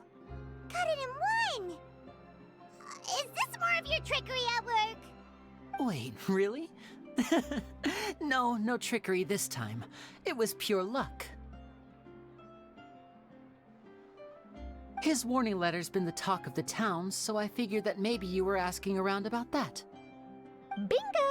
I plan on writing a column reporting on the latest news about the Phantom Weasel. So, Lyney, what are your thoughts on this infamous thief's reappearance? To be honest, it makes me angry. Angry? Why? You read his letter, right? The Phantom Weasel claims he's planning something in 3 nights' time at the Opera House. That's the night I'll be performing there. Huh. What are the chances? Wait a minute, you don't think he's after you, do you?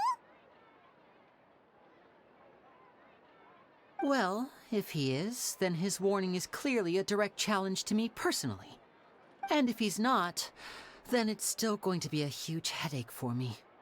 The mere mention of the Weasel's name is enough to scare people off. So once the contents of that letter get out, barely anyone will be showing up to watch my show. But I've been preparing for this for a long time. I'm not about to let him ruin my big day. This leaves me with only one choice. I have to expose the Phantom Weasel's identity before the show begins. Really? So what you're saying is, we might get to see a live duel between a famous magician and an infamous thief? Wow, this has exclusive written all over it! To be honest, I'm not sure if I'll emerge the victor. The Phantom Weasel is a notorious crook, infamous for his inscrutable methods. You're being far too modest, Lyney. I think your magic tricks are even more inscrutable than those of a thief. Thanks for the compliment, though I have to say, I don't care much for the comparison. A lot of people liken magicians to thieves because we both have the ability to make things disappear without the person noticing. But there's an important difference that these people overlook. Allow me to demonstrate with a quick magic trick. Here, I have a flower, just an ordinary flower that was picked not long ago. Watch it carefully now. 3, 2, 1. It's gone! That's the question. Where did it go? Therein lies the difference between us. Thieves make precious things disappear, but only magicians make them reappear. If I could now invite you all to check your clothes, there might be a surprise in there somewhere.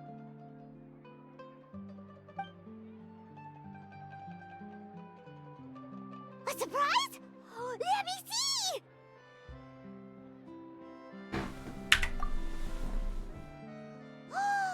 It's right there! But how? You haven't moved this whole time! What an outstanding trick! Sorry, Lyney, it seems that my previous praise was woefully inadequate. Clearly, magic is the superior art form to theft. Don't worry, I didn't take offense. I just wanted to take the opportunity to perhaps change some of the preconceived notions you might have about magicians. Since Caesar's death, a lot of people associate magicians with criminality. It can be quite frustrating. I can imagine. Coming back to your trick just now, might I presume that you are well versed in floral symbolism? For example, magicians often use rainbow roses in their flower-related This is performances to great. represent It's a Lyney passion story and romantic quest. encounters. But I'm getting so much Charlotte screen time, it might as well just be a Charlotte story quest. Do spell, which, if I'm not mistaken, allude to separations. I'm curious to know if there was any deeper meaning behind this choice. Impressive knowledge. It's no wonder you're such a successful journalist.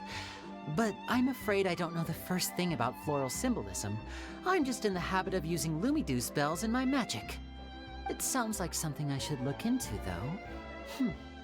I'll buy myself a copy of Fontaine's Floral Language Facts when I have some time. But it'll have to wait until this phantom weasel business is behind us. Well noted. In that case, this brings us to the end of our interview. I, for one, am looking forward to the final showdown between you and the thief. Please feel free to get in touch to update me on any further developments. Otherwise, I will of course see you at your show in 3 days' time, but let's hope the Phantom Weasel is caught by then. If there's nothing else, I'll be off. You've given me lots to work with here, and I've got no time to lose if I want to write that exclusive piece. I'll see you all later.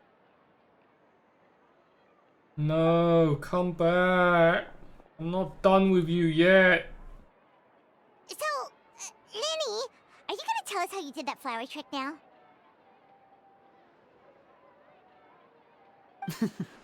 I'm afraid that's my little secret. Aww. Well, magicians are entitled to their secrets. But Paimon's really itching to know how it's done. You feel it too, right? So itchy! Not so itchy then, huh? Well, since you're so concerned, how would you like to serve as my temporary magician's assistants and help me investigate? Magician's assistants? Oh, that sounds fun! Assistants are technically magicians too! Also, it'll bring us one step closer to figuring out how that darn trick is done! Shall we go for it? Excellent. Thank you for putting your trust in moi. The first thing we need to look into is who Caesar really was. If he truly was the Phantom Weasel, that means that the weasel is dead, and whoever wrote this warning letter is just a copycat criminal. But if he wasn't the weasel? Well, that'll make things more interesting. It would mean that the weasel lives, and he's been laying low all this time in some corner of Fontaine. And if we're investigating Caesar, his fiancée Gemma is a good place to start. Word is that she visits the cemetery often, so I asked Lynette to wait for her there. We should make a move. Let's go and rendezvous with Lynette.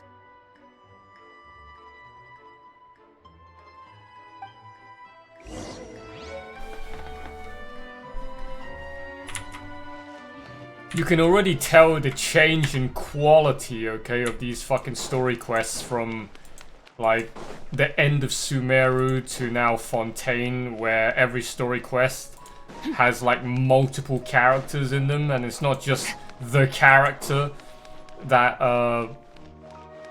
is supposed to be on showcase for that story quest. I mean, it was already a surprise to see Nahida make a cameo in fucking Yoimiya's story quest. But now you're at the point where, like, you have, like, 5 fucking characters in the same story quest.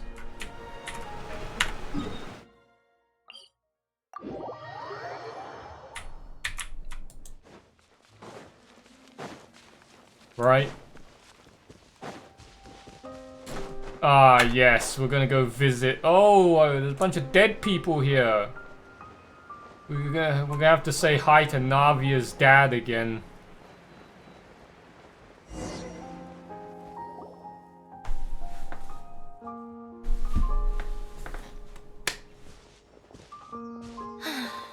You took your time. Sorry, I bumped into the Traveler and Charlotte en route, and we ended up chatting for a while. It's been a while, Lynette. We're working as Lyney's temporary assistants in the investigation of the Phantom Weasel. Thank you. It's good to have you helping. So, what's the situation? Have you seen Gemma? Nope. I've been here a while, and she still hasn't shown up. How bizarre. Maybe it was bad intel. Well, we won't get anywhere by standing around waiting. Traveler, Paimon, let's go ask around.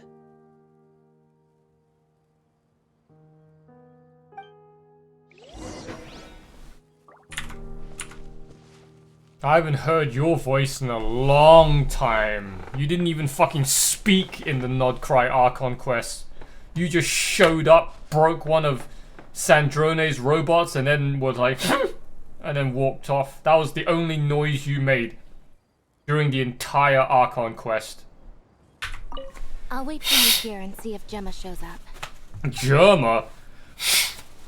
I'm killing you. I'm fucking killing you. A lot of people here today, huh? When did this cemetery get so popular? Same thoughts here. What's going on?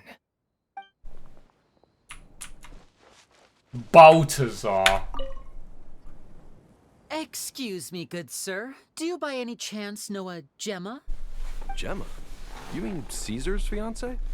Sure I do. What's this about? I'm just trying to get a hold of her because I need her help with something. I heard she comes here a lot. Yeah, she does. Poor thing. It's no secret why either. She's heartsick. Ever since Caesar passed away, she's been coming here once every week to clean his grave. Often she just sits there in front of his headstone, lost in thought. Sometimes she talks to herself. I asked her what she was doing once. She said she wanted to speak to him again. She knows he's gone and can't hear her from the grave, but she just likes to spend time there, telling her fiancé all about how her life is going. And she's been doing this ever since Caesar passed away? Oh, so 10 years. Wow. Their love must have been really strong. I'll bet. Caesar's reputation fell apart after his identity was revealed, so no one else visits his grave. Gemma's the only one who still thinks about him after all these years. I don't know if the mind lives on in the waters after death, but if it does, I'm sure Caesar must be grateful to have someone who remembers him fondly. If I'm honest, I think this is all so unfair to poor Gemma. Her fiancé was a low-life crook. He doesn't deserve someone like her. Anyway, all of that said, she's running later than usual today. Normally, she'd be sitting in front of his grave by now. I wonder if she's okay. Well, that's everything I know, I'm afraid. You might have more luck asking some other people. All right, well, thanks for sharing all of this with us. We'll keep asking around. You're welcome. I just hope she'll be able to move on one day.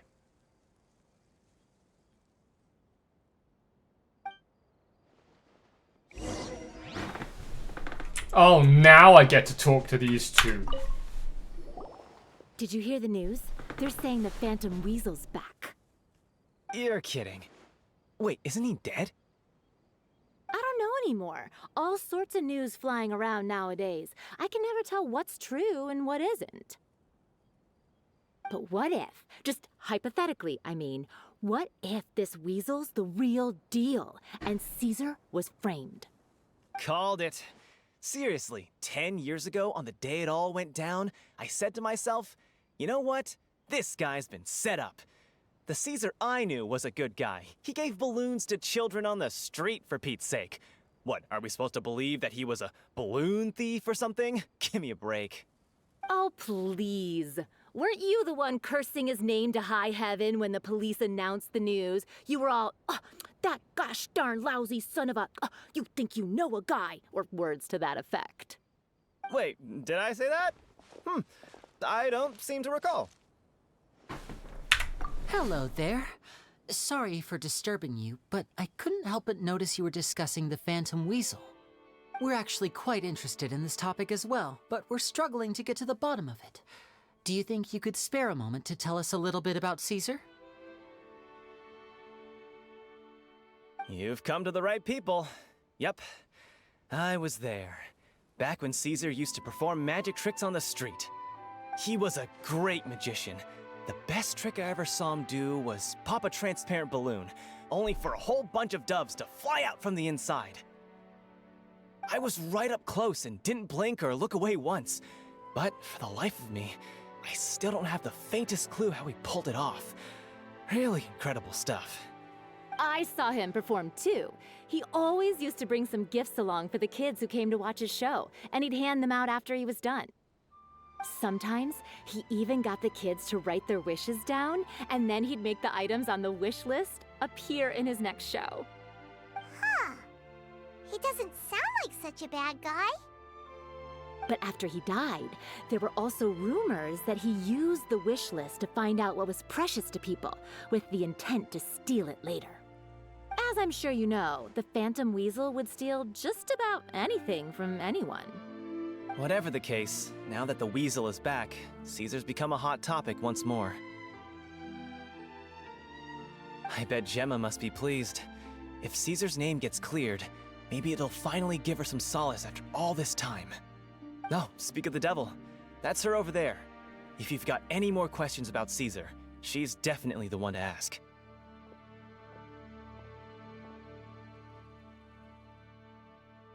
So that's Gemma. Is it just Paimon, or does it look like something's wrong? Wait, it looks like she's injured.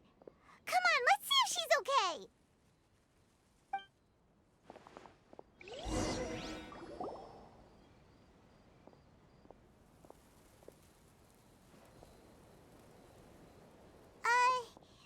Hi there. You're Gemma, right?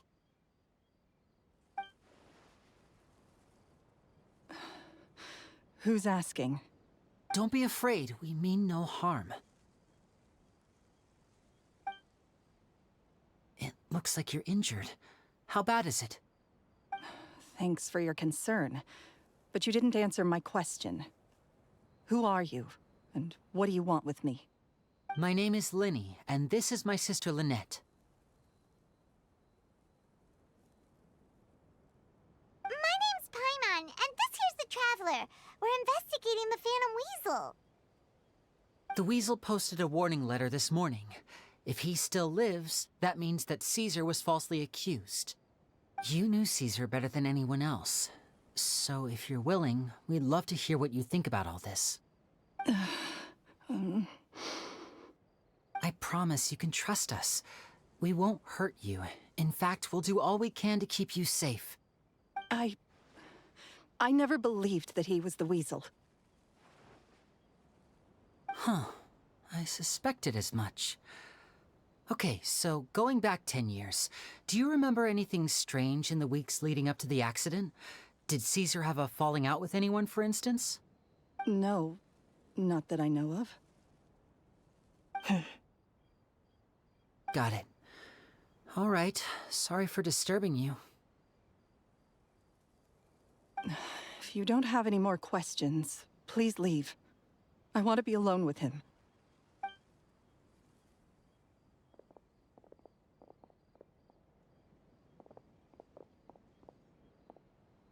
Judging by the look on her face, there's definitely something fishy about her. She's lying. She definitely knows something. That's fair. We're just a bunch of strangers who showed up and started questioning her about things that happened a whole decade ago.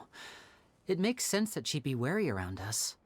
In any case, I doubt we'll get any further here, so let's call it a day.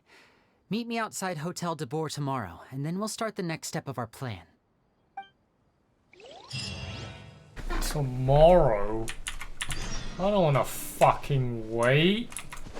Hey, Balthazar.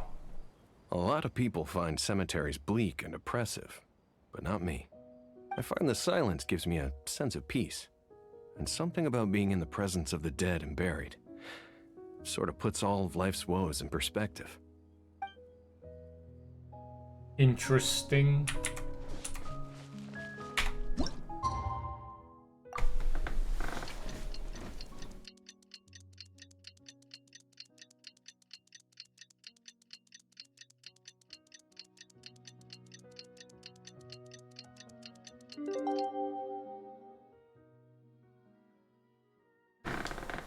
All things come to an end, even time itself.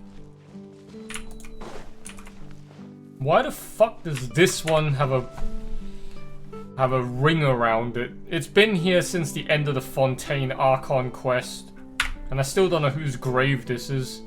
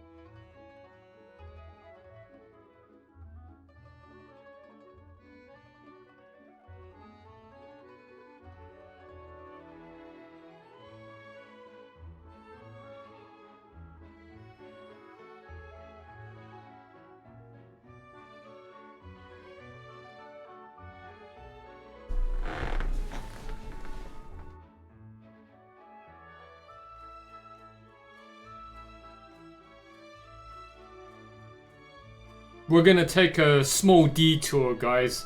I just realized my fucking Columbina daily hasn't been done yet. If I don't do it now, I'm most likely gonna fucking forget. And then I'm gonna ruin my whole fucking scheduling with it again, where it's gonna not be on a Monday. I have to do it on a Monday so that it's always just reset every Monday along with the weekly battle pass chores. If I fucking forget and it gets reset onto a Tuesday again, bro, that's so annoying. I'd have to deliberately like just skip it for the whole fucking week just so that I can do it again on Monday. So we're just gonna get it done now before we continue with Lyney's story quest. Okay. And if there's anyone else in Nodcry that I need to talk to while I'm there, we'll do that as well. And then we'll make our way back to Fontaine. Okay, hopefully that should not take too long. Alright. Okay, guys. I hope you all don't mind. Alright. We're gonna go take a quick, short pit stop detour to Crodnai Pad Thai, okay, and see if we can bump into any of our new, more recent, modern, up-to-date colleagues while we are over there.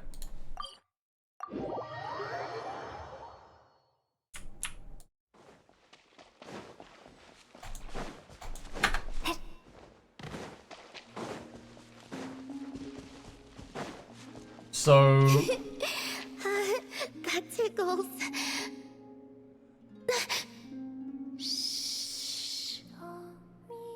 Oh, is somebody fucking licking her feet? Is somebody sucking on them babe toes without me?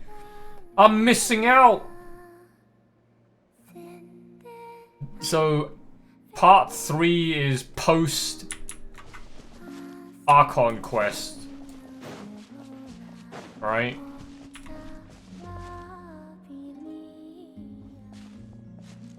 Columbina? Huh. That's odd. Paimon's positive she heard Columbina's voice. Somebody's looting her feet in the background. Oh look, speaking of feet.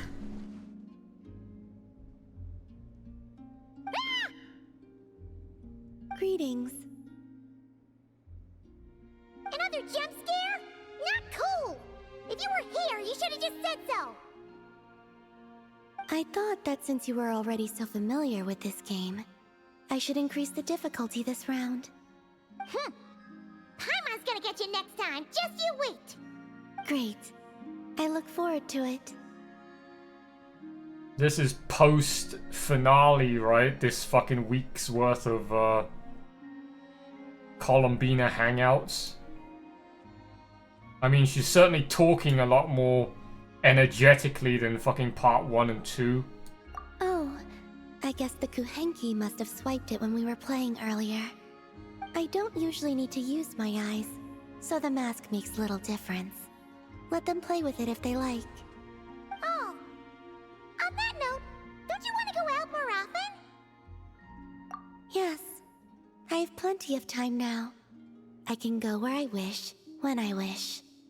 However, I was concerned that you might worry if you came looking for me, but found that I had left without saying goodbye. Yeah, after all, we only need to know that you're okay.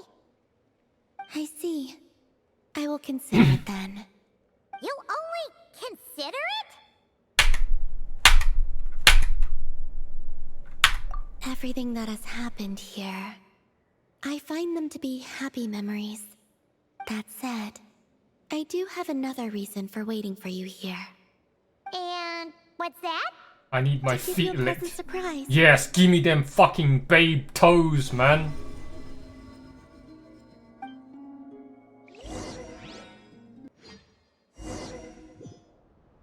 Secret sex scene unlocked. Wow!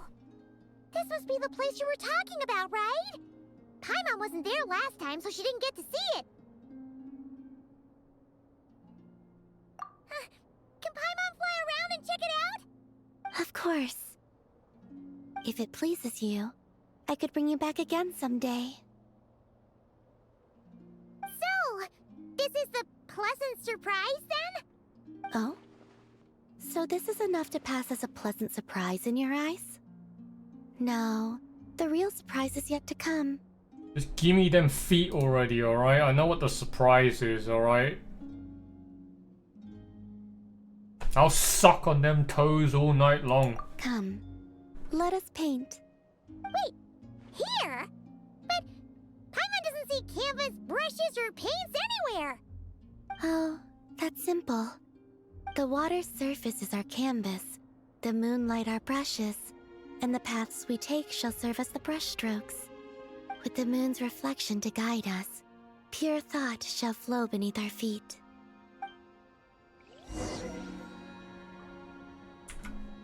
Yes, good. That's the way. Come, let us walk together a while. That's a dick. Well, it used to be. That used to be a dick. When the traveler advances, the moon walks by his side. I keep thinking she's about to draw a dick, man, and then she goes in another direction. The lines I'd like you to draw are on the other side. Where the traveler stops, the moon, too, rests its feet.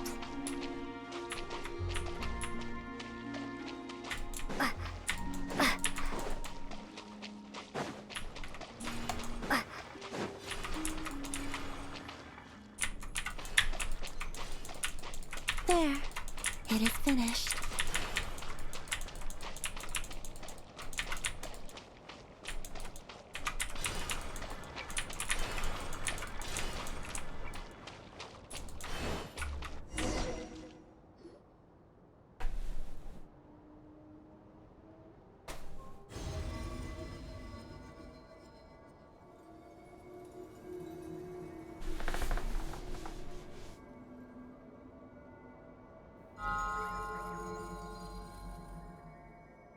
Tar? It's really you? You're back! In the silvery flesh!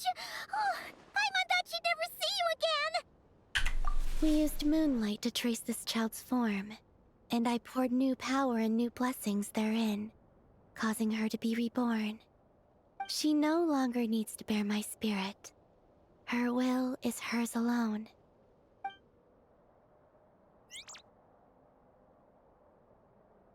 She's flying over! Yes, I have awakened all the memories of the time you spent together.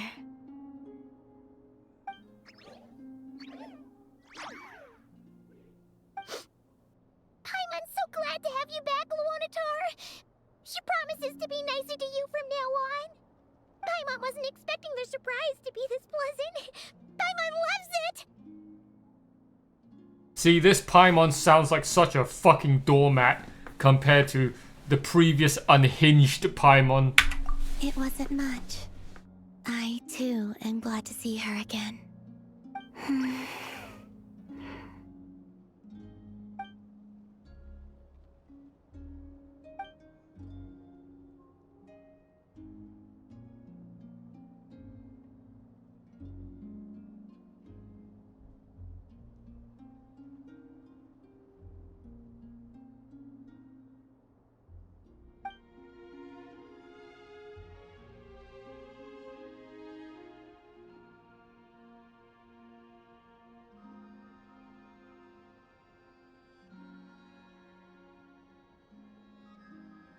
Go.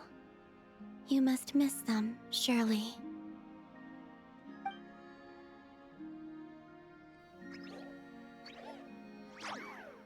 You're welcome to come back anytime.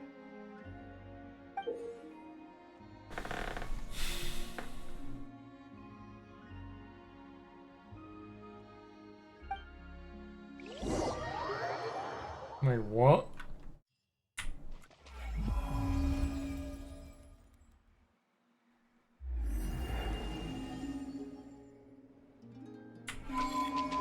I can take the eye mask off? Now, I know how fond you are of them, but let's not cause them any trouble now, alright? Come back here to rest, should you find yourself tired from playing outside.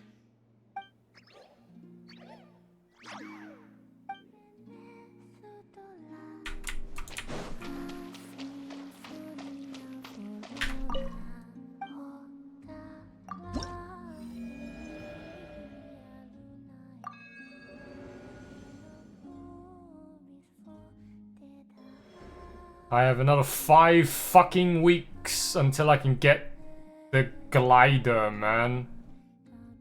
I would have gotten it by now if I knew I wasn't gonna get fucking locked out for an entire patch in 6 point whatever.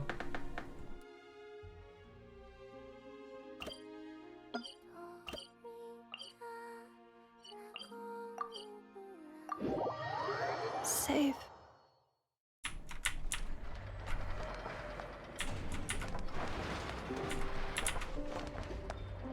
This fucking Inef is stuck to the fucking magnet again. Merciless.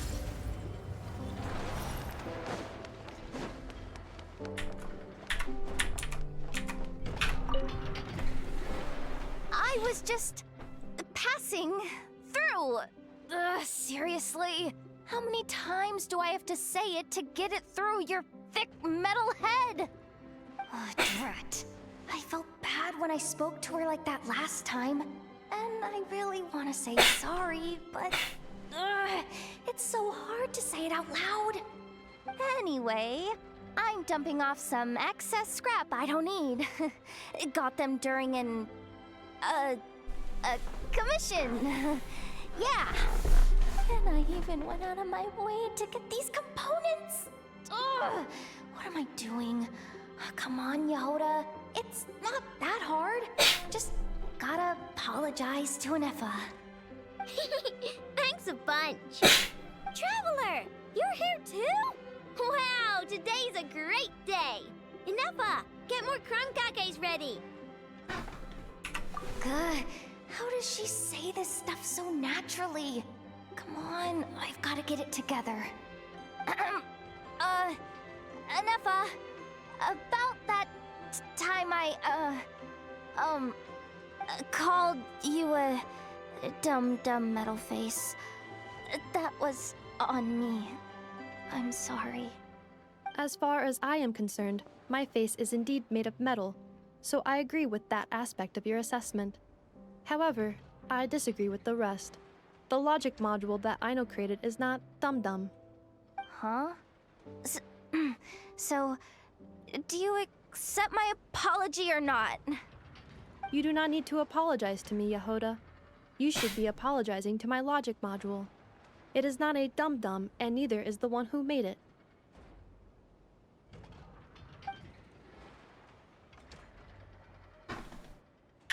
Only because she asked me to. She didn't want to disappoint Yehoda, so I raised it. Just a little bit. So you're just making fun of me? I am not. As a matter of fact, the aforementioned module truly is all Yehoda needs to apologize for. A portion of said module's external monitoring port is located in my eye. Please make eye contact with me and apologize to it. Yikes. Okay. I'll just spit it out. I'm sorry. Logic module that I know made for Anefa. Very well. My logic module and I forgive you, Yehoda. Have this Lockaberry crumb cake as your reward. It's freshly made. I know, Traveler. You two are welcome to have some as well. Finally. I finally managed to say it. Even though it turned out a little weird, that took more out of me than exploring a whole ruin. I know. Still, is it just me, or is she a bit chattier than usual today? Funny? Is she supposed to be funny? Wait, why are you bringing this up? And Anefa, don't take the crumb cakes away. I haven't eaten mine. No. After all, you now need to apologize for something else. Huh? I know. Please adjust my humor level back to its default value. Yehoda, please take a seat. Don't point that vacuum cleaner at me! I know! What the heck's going on? You will not leave until you are amused by my humor.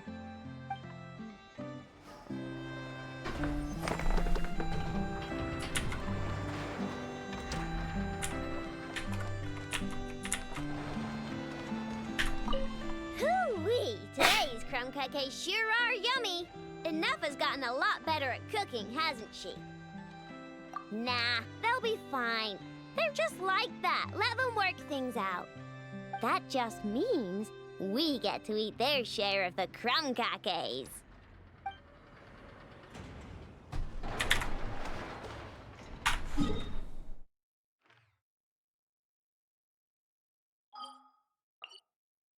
Alright, back to Fontaine. Fearless fuckers.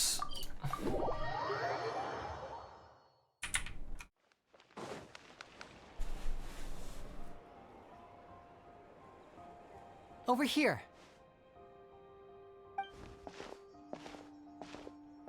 Lynette's not joining us today? I've had her follow Gemma and see if we can make any inroads with her. They should be at a cafe right now. Still, I don't think that Gemma's likely to open up to us. So, we need a contingency plan. Today, we'll be looking into a guy named Lorenzo, Caesar's former pupil and assistant.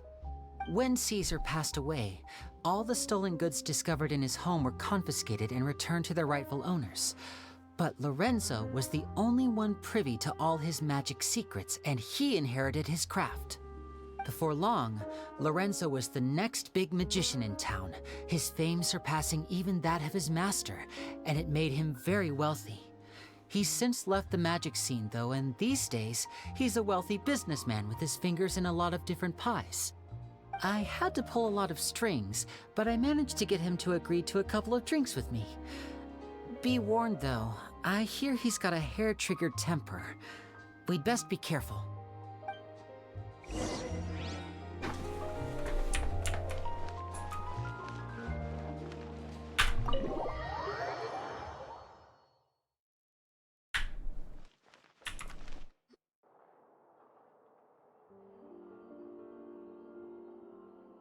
You neglected to mention that you were bringing 2 other people with you. My apologies. These 2 are my assistants.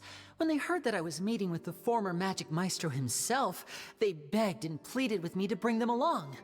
And if it's no trouble, a couple of autographs would really make their day. Oh, forget the pleasantries, just sit.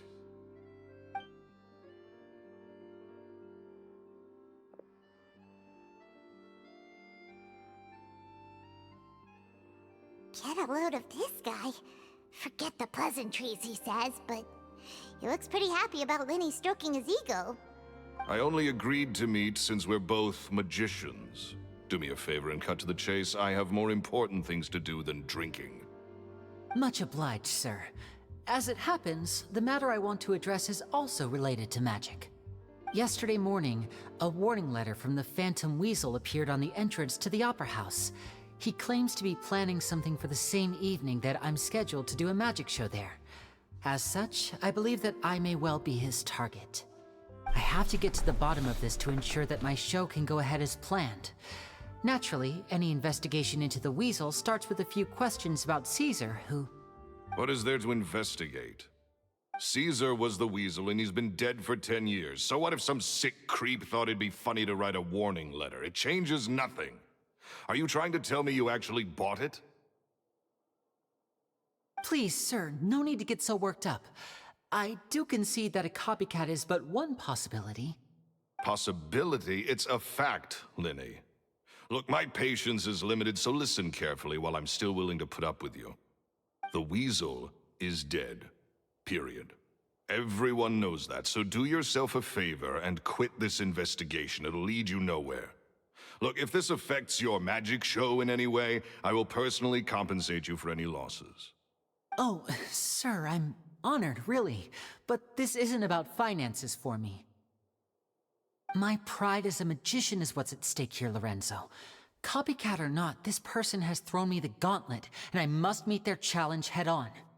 Your pride? Don't mince words with me, boy. Just tell me, what exactly are you seeking to do? I want to find out the Phantom Weasel's true identity.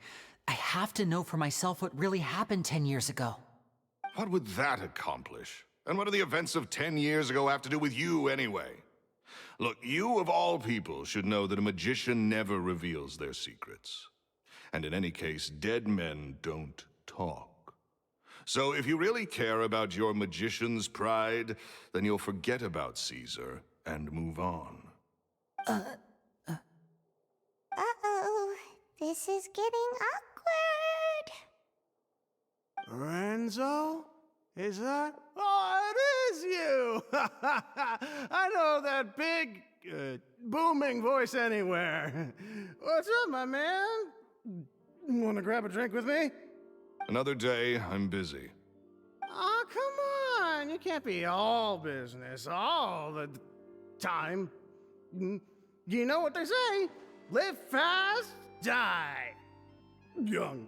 You gotta learn how to kick back and relax once in a while. If I wanted your life advice, I'd ask for it. Now get out of my face and go be drunk somewhere else. Sorry, my good sir. I don't believe I've had the pleasure. Oh, hey! Edmondo. He and I are business pals. We worked together a bunch of times. This is your first time meeting him? Oh, he's always like this. Foul-mouthed and hard-nosed. Never heard a kind word out of this guy the whole time I've known him. And he wonders why he can't get a girlfriend, despite being, what, pushing 40, 30, something? Anyway, point is, a lot older than when he first got rejected by the girl he was into. And he's still into, from what I hear. Shut up and get out of my face. Another word out of you and you can forget about doing business with me ever again. Do I make myself clear? Wow. Sorry, what I may a have had what a a little too much to drink. what a easy All right. fucking storyline to pick up from just Don't that work too one. hard. Wow. So he's the bad guy. Wow. I think it's high time I made a move as well. If you really want to investigate this, Lyney, be my guest. He killed the other guy because he likes the If guys. nothing good comes of it, don't say I didn't warn you. He killed the other guy because he was into the wife, and the wife liked that Well, guy that instead. fell to It's like, pieces in a rather spectacular wow. fashion. Any thoughts?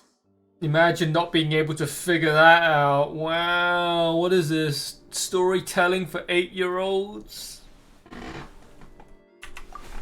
And what was all that about compensating you for your losses? Why would someone you just met make an offer like that? He's gotta be hiding something. And not like Gemma. She was a little suspicious, but this guy's definitely covering something up. I think so too. We need to look into Lorenzo more closely. That guy Edmondo seems to know a thing or two about him. He only just left. Let's see if we can catch up with him. I'm gonna call.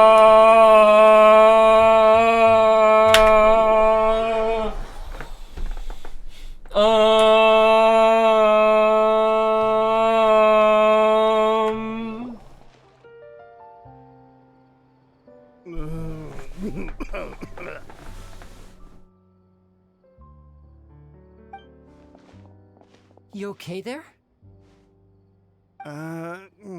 Who are you? Oh, it's you guys. Don't worry about me. I must have had one too many. I just need to ride it out. I said way too much back there, didn't I? Yeah, I nearly talked myself into complete financial ruin. Note to self, no more drunken chats when Lorenzo's around. So, he was serious about threatening to cut you off? Ugh, Paimon knew he was a bad egg. Hey, keep your voice down. Don't go prying into Lorenzo's personal affairs.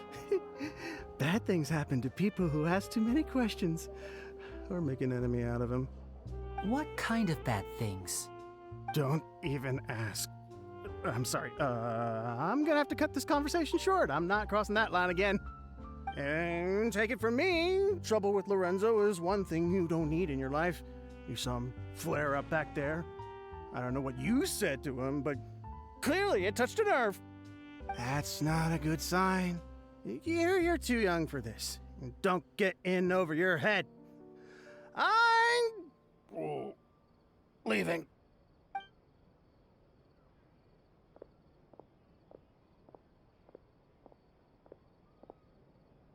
And there he goes. What do we do now, Lyney? Shh. I think we're being watched. Someone was listening in to our whole conversation. Don't say anything and don't look back. Any altercation in the city will attract the guards. We'd better take this elsewhere. Oh yeah, at this point in the story, fucking Navia's 2 fucking bodyguards are not dead yet. So this actually, wow, we really traveled back in time now. It's like we're literally, no one is dead yet. Because like half the fucking cast in Fontaine is dead.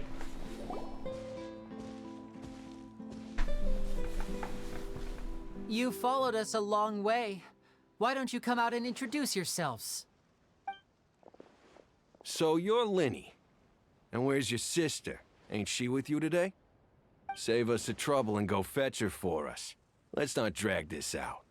Paimon doesn't like the tone of your voice, mister! Who sent you, huh?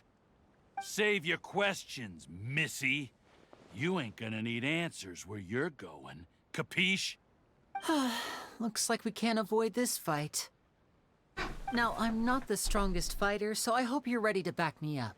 Skirk's gonna one-shot them all. Don't worry, we got this!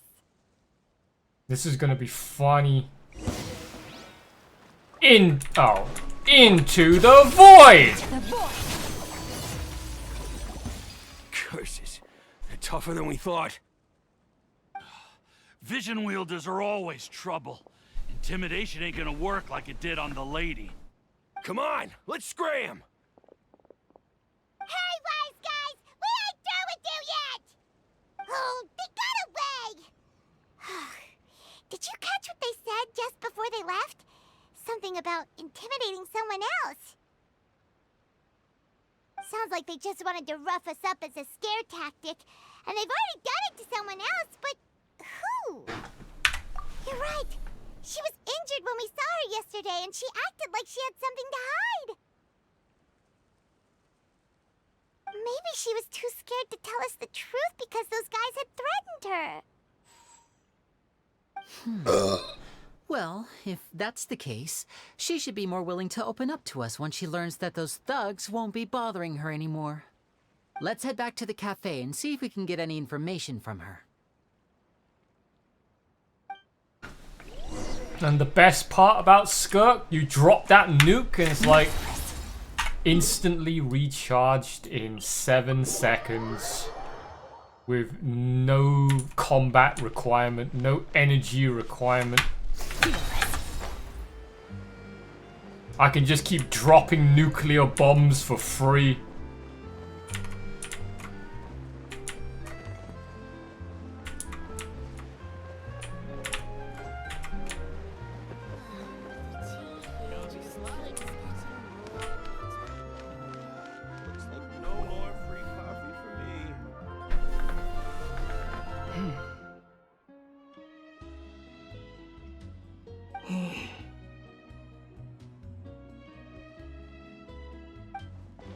Gemma? You again. What is it this time? We just ran into the men who've been threatening you, and we gave them a taste of their own medicine. So, you can relax now. We're here to protect you. What? Why? I didn't tell you anything. Why would they come after you? Sounds like they're no strangers to you. That's putting it mildly. I know them all too well, and I hate them with every fiber of my being. It's been 10 long years, and still every time I try to look into Caesar's death, they show up and warn me not to do anything stupid. How do I know I can trust you? Do you really think you can get to the bottom of it all? And why are you doing this? I'm afraid I can't reveal all the details just yet, but I can promise you this. I will expose the Phantom Weasel's true identity. Because you see, this is a personal matter of the utmost importance. I give you my word. Trust me. Okay. How can I help you? I've heard that Caesar used to have a magic workshop where he kept a lot of his personal effects. If possible, I'd like to take a look at them. Do you know where it is? The Fleuve Sonde. But the place was sealed up by the police after his death, and no one's been there since. I also know that the Fleuve Sonde is dangerous territory. Lots of hostile groups lurking around. If you're serious about going there, please be careful. Understood. Lynette, you stay here and take care of Gemma. Don't let her come to harm. Got it. But if I'm staying here, I'm ordering dessert. I mean, bon appetit. But stay sharp, too. They're likely to come for you while I'm away. Okay. Alright. Power saving mode off. I'll start taking this more seriously now.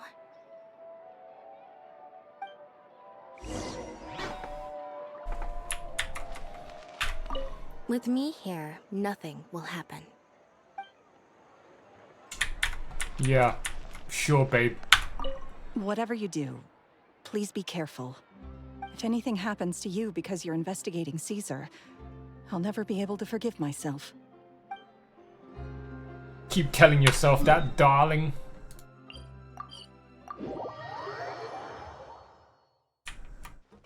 I'm the one with the nuclear launch codes, alright?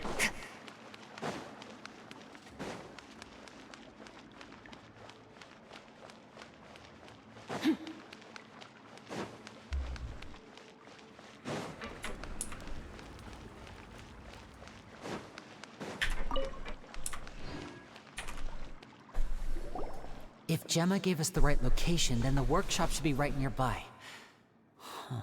Looks like these boxes are blocking the entrance. Let's shift them away first. There we go. It should be just down here.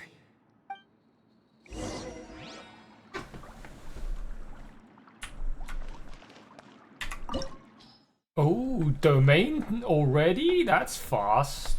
The magic workshop where Caesar used to work. Up against a whole bunch of mechs. No pyro character, but we got Lyney.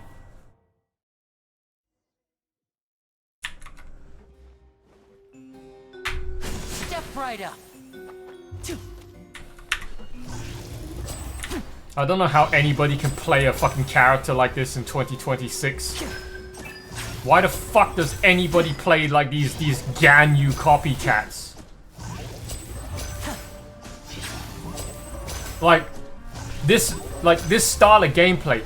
The thing you're trying to kill isn't gonna be over there just standing there waiting for you to shoot it. It's gonna be running up to your face to beat the fuck out of you. So it's like, how can you ever... I don't even understand how back in the day, how did people used to play Ganyu? How do people play Ganyu back in the day when the boss is clearly not going to just be on the other side of the room waiting for you? They're gonna be... You're basically gonna use Ganyu at point blank, which is not the whole point of using Ganyu. The whole point of using Ganyu is to be as far away as possible. In order for So this was Caesar's workshop. the fucking bow to do maximum damage. Nothing suspicious here, just normal magic props. Let's head in further. Oh right, and now that I have fucking What was that? Lyney, Is this one of Caesar's gadgets? he's griefing my fucking Escoffier's buff. Triggered some sort of device.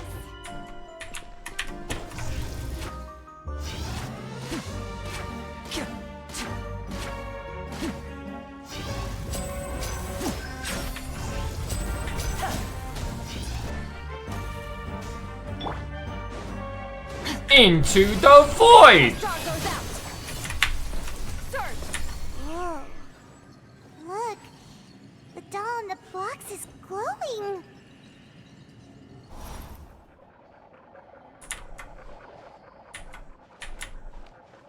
Why didn't it charge my burst? It literally pulled me into a semi-cutscene when I activated her skill and then didn't give me any energy in return. There's something written on the card on this doll. Let's take a closer I got fucking scammed! I clearly used my skill when it pulled me into that cutscene and it gave me no energy. What the fuck was that? Huh? I want to rob your cool powers.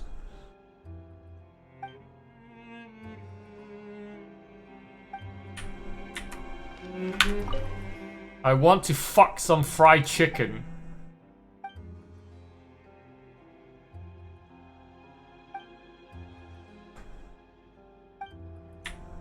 I want to rob your powers and I want to fuck some fried chicken. That's some interesting fucking wishes right there.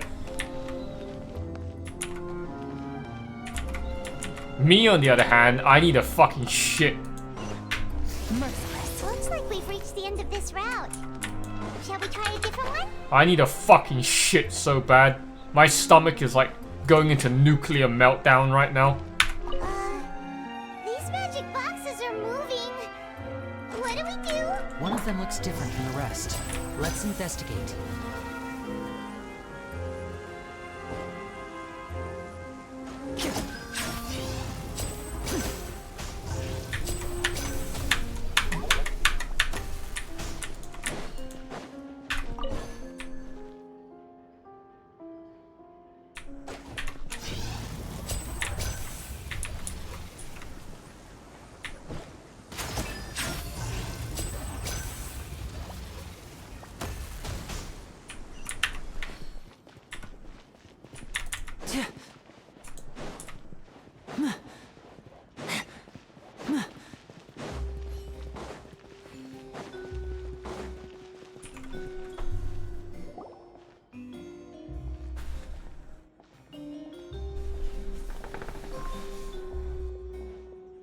That's weird. Have we reached the end already? There's nothing here. Maybe this was a wasted trip. This place seems a little too ordinary for a magician's workshop. There's a distinct lack of mystery. We've triggered quite a few devices on the way here. I'm starting to wonder whether Caesar built this whole place as one big, elaborate magic contraption. If so, then there must be more to this place than meets the eye. Maybe a hidden room somewhere. Aha! If I just move this book, then hopefully... and... presto! A secret passageway! How did you know? I'm a magician too, and apparently great minds really do think alike. Looks pretty big inside. Let's head in and take a look around.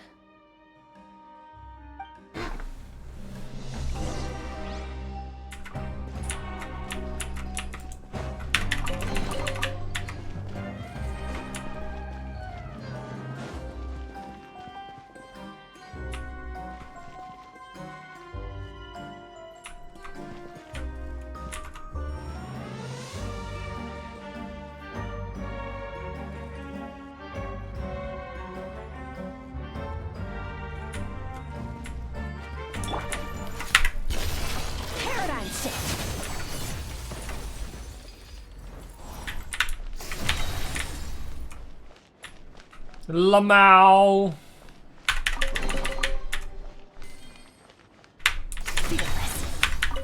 On-demand nukes with no energy requirement. Totally balanced. Totally not fucking broken at all.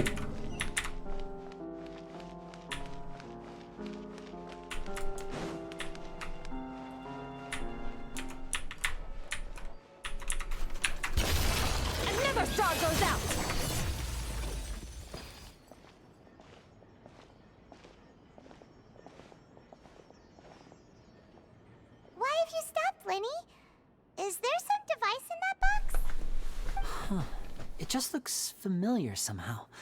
Let me check this out for a second while you guys go on ahead. If anyone makes a major discovery, let's rendezvous here. All right, see you in a bit. That's hilarious. Skirk's fucking burst does like 560,000 damage just by itself with 0 buffs. No self buffs. No group buffs, no shred, no artifact bonus, no nothing. Just hit my burst button, instant 560,000 damage. The placement of this device inside. If I remember correctly...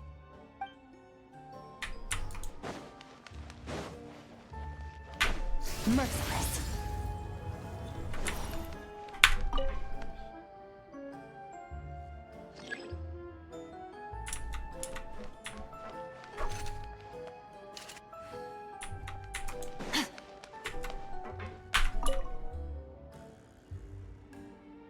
Oh, I get it.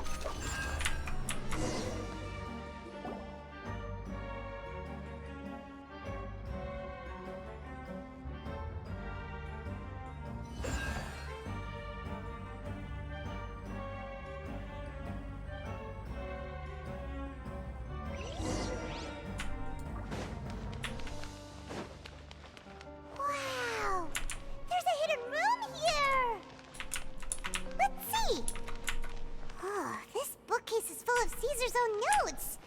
He wrote a lot about the principles of magic. Whew. Much too advanced for Paimon. Hey, look! Is that Caesar's diary on the table? This book's thick as a brick! Let's take a peek inside it, shall we?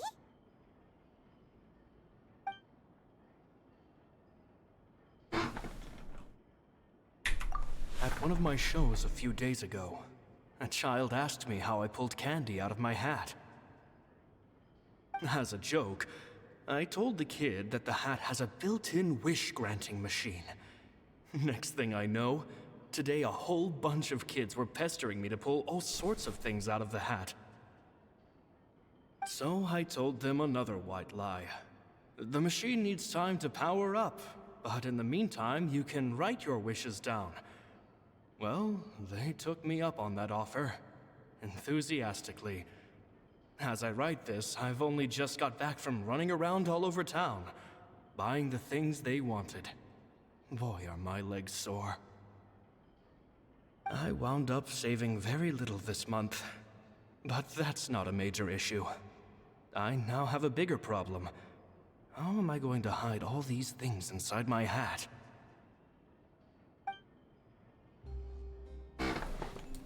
Two children came to talk to me after today's show. I don't know why they were out on their own. They looked much too young to be unsupervised. I do hope they got home safely. Anyway, they said that they wanted me to teach them how to do magic. It's not uncommon for children to ask this, of course, but I've never seen any of them as serious about it as these two. I told them that learning magic is very hard work, but that didn't faze them at all. It's like they already knew. They seemed so committed. I couldn't turn them down.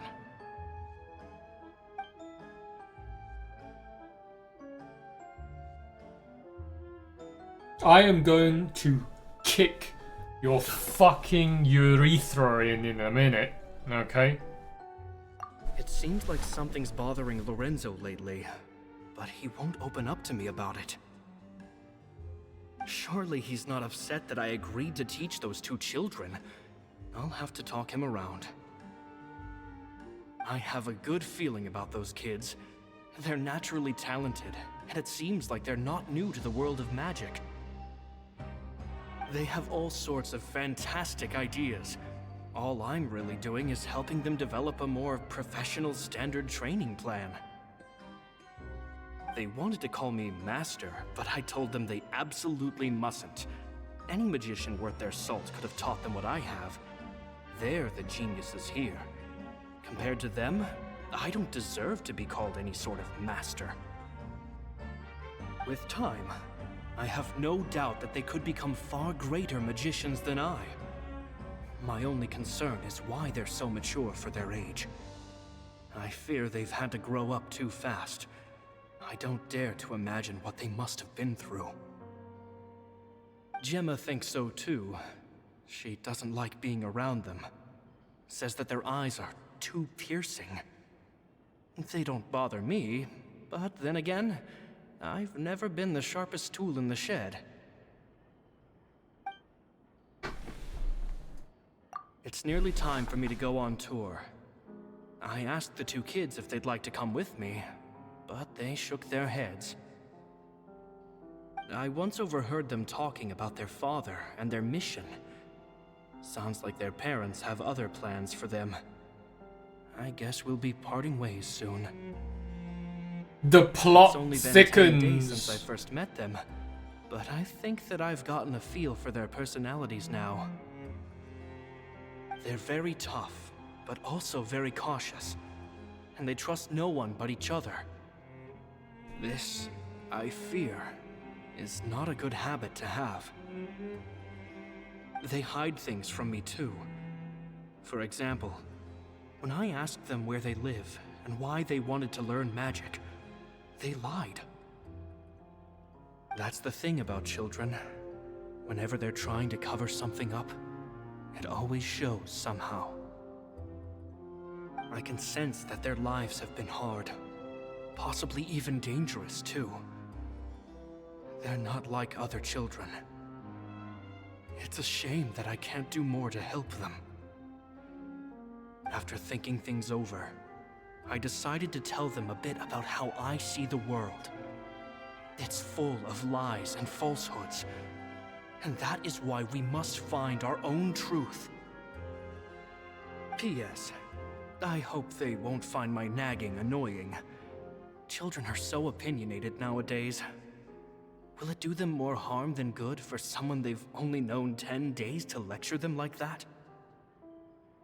P.P.S. Maybe I'm overthinking this.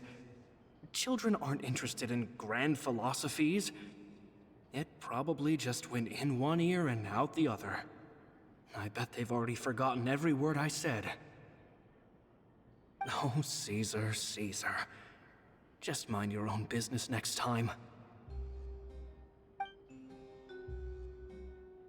About fucking time. This guy just wouldn't stop yapping. Two magic geniuses with a father and a mission, huh?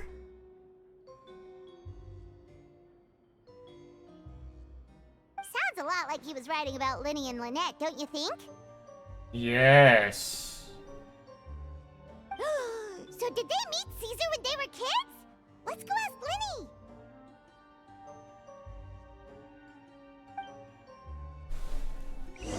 I have to run all the way back there. Are you fucking kidding me? The way fucking Skirk just shakes those hips, man. Them hips don't lie. Them hips don't lie. She fucking sways them side to side when she's fucking like in her cruise mode.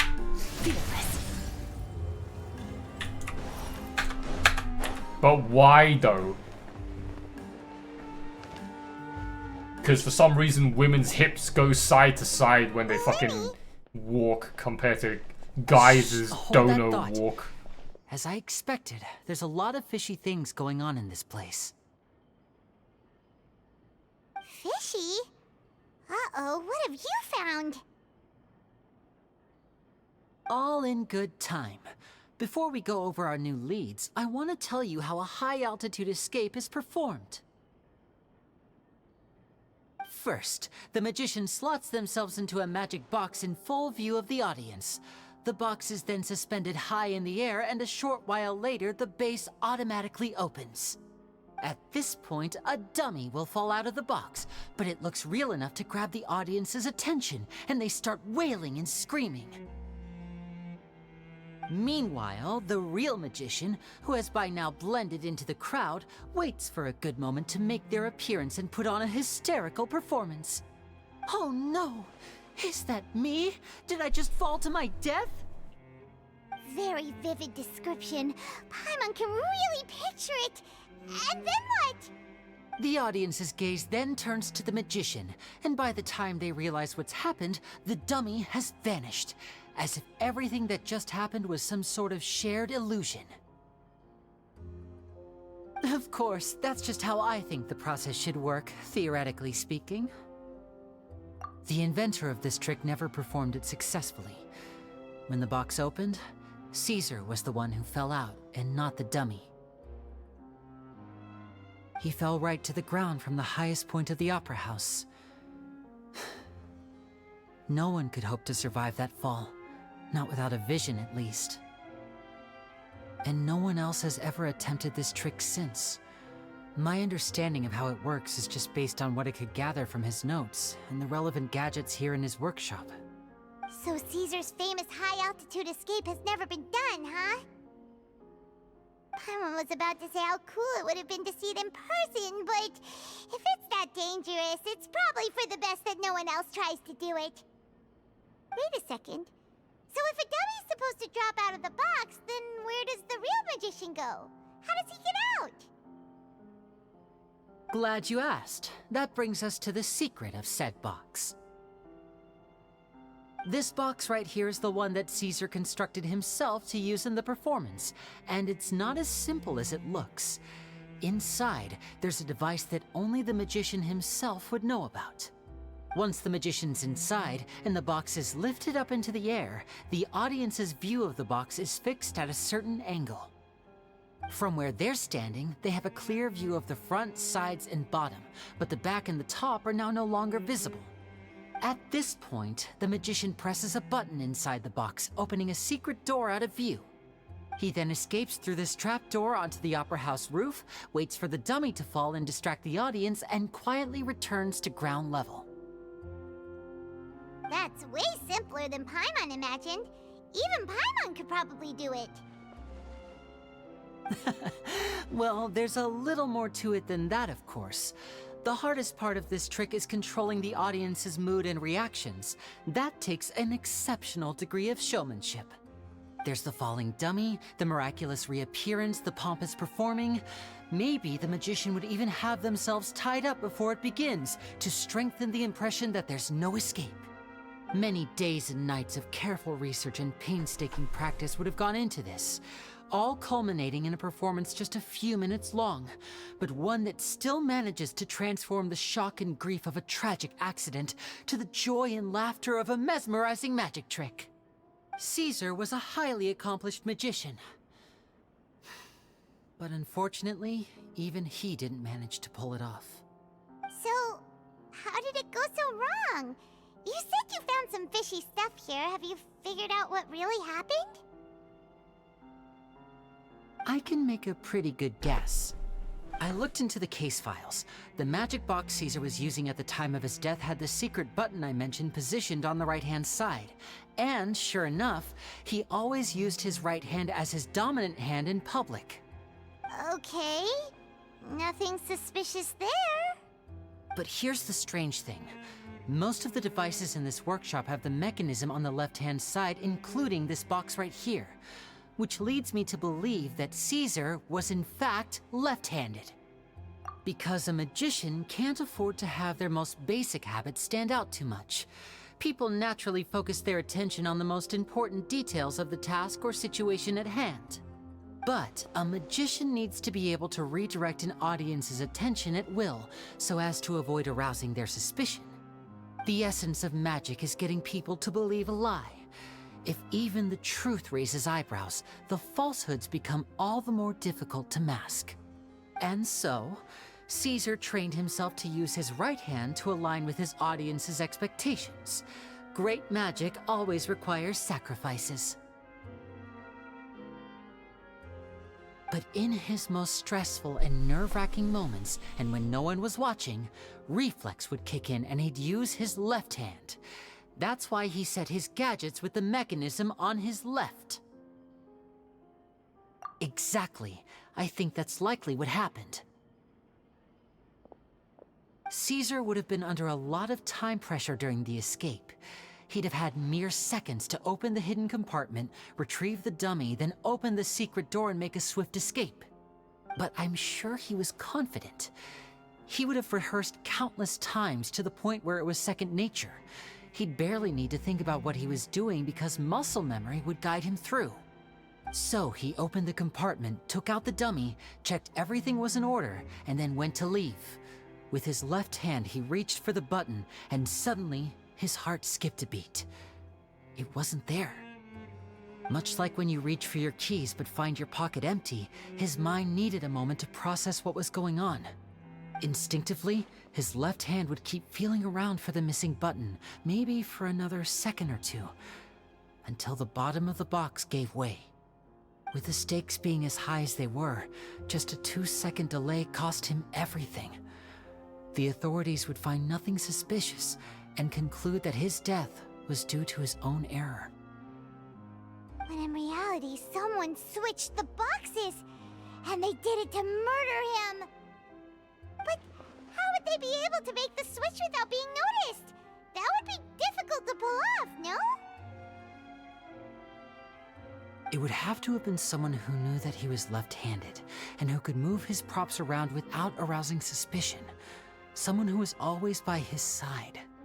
Isn't that right, Lorenzo? You just couldn't let sleeping dogs lie, could you? There's not a lot of people who'd go to all this trouble for some magician who died 10 years ago. I didn't want to have to do this, you know. Silencing you the hard way just creates more problems for me to deal with. But I gave you your chance. I hoped you'd do what's good for you and back off like the lady, but you disappoint me. You mean Gemma? So you are the one who's been threatening her! Yes, although however stubborn she might be, she was never much of a liability. But you people, you never even knew him, but for some reason you just wouldn't drop it. Which is why you can't leave this place alive. Time to send you boys into the void. Do your worst! It's void time. Void time!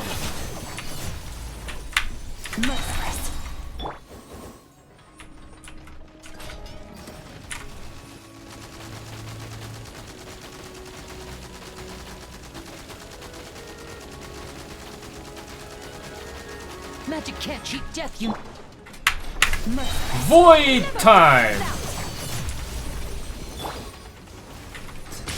Stay calm, stick Lynette. How is it still alive?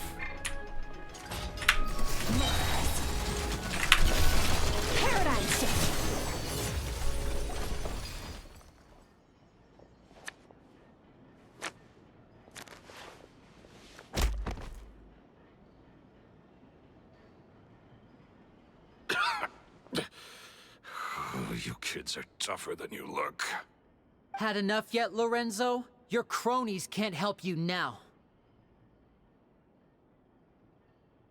I think it's high time you started talking. And what I'd really like to know is, why did you murder Caesar? If I had a Mora for every time you said that man's name. Of course you idolized Caesar, everyone else did. But I was the real genius magician. Me! He was just an amateur who did cheap tricks for gullible children. I was the one who made magic into the fine art it is today. The aristocrats doffed their hats to me! So it was jealousy. Jealousy. Hatred, more like. I hated Caesar. All he cared about was his magic. He lived and breathed it. He poured everything into his street performances and his stupid tours like it was just a hobby to him, never bothering to think about Mora. What sort of fool devotes their life to the art of deception and never has a Mora to show for it? But the people loved him, didn't they? Oh, how they looked up to him. No one gave me a second look. All I ever heard was, "Oh, your master's amazing, isn't he?" Amazing. Yeah, so amazing that he was completely broke. Every other apprentice was living it up at their master's expense, but no, not me. I put in all the work, mastered all the skills, and it brought me nothing more than the life I already had. Sounds like me. He forbade me from using magic to trick people out of their Mora. There was nothing he hated more than that. And with his reputation in Fontaine, it was too risky for me to go it alone. As long as he was alive, if I dabbled in my own brand of money-making magic, he would expose me, and it would destroy me. I had to kill him. There was no other way. He had to go. And this was your only motive? It was reason enough. What other motive would I need? Well, I was under the impression that there might have been other factors at play. For instance, maybe you were in love with Gemma, but she was engaged to Caesar. In love with Gemma? Don't be ridiculous. Guess I was wrong about that then. Next question. Are you the Phantom Weasel? I am. Caesar was so strict with me. He insisted that his way was the right way, that the sole purpose of magic was to bring joy to the world. I never bought into any of that. I was more interested in the practical value of magic. Sure enough, it helped me fill my pockets with all kinds of valuable treasures. Oh, yeah! Charlotte told us that the weasel would steal whatever people valued, no matter how much it was worth. That's just how it looked from the outside. What would any thief want with second-rate loot? I've only ever targeted high-value items. I stole cheap things as a way of practicing my craft. It was other people's overactive imaginations that conjured up the preposterous image they then dubbed the Phantom Weasel. So that's the story, huh? Well, I hope you're ready to tell it all over again during your trial. What choice do I have? You're a pack of wolves, and you've got me between your jaws. You've seen what's here, and my last-ditch effort to stop it getting out has failed. What else can I do? So be it. I've enjoyed power and wealth for the last 10 years, the likes of which Caesar could never give me. I wouldn't choose for things to end this way, but I regret nothing. Very well. In that case, I'll contact the guards. Traveler, Paimon, keep an eye on Lorenzo for me. I'll meet you just outside the workshop when I'm back.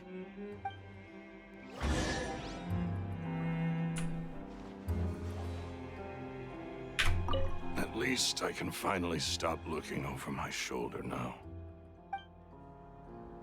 Hey, don't be sad, bro. I would have done the same thing. Alright? If I had your powers to scam people, I would have done the same thing. Imagine how many C6 rank 5s I could get with that kind of power. Scamming the fuck out of retards and then paying for all my C6 rank 5s. I would have done that. 100% I would have done that.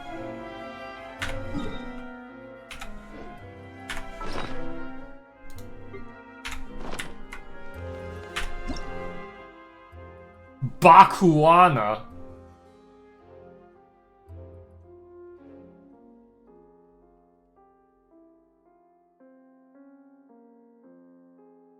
Bakuana. Struck by Bakuana.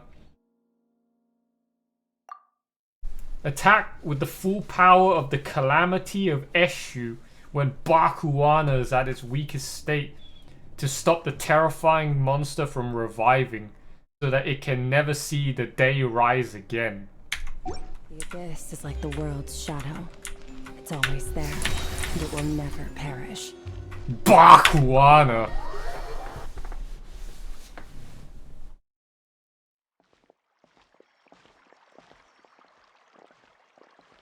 Lyney has told me the whole story. Lorenzo, do you confess to the murder of Caesar and to framing him for the Phantom Weasel's crimes? Look who's finally developed a conscience. What kind of disciple murders their own master? I hope it was worth it, because they'll be hell to pay.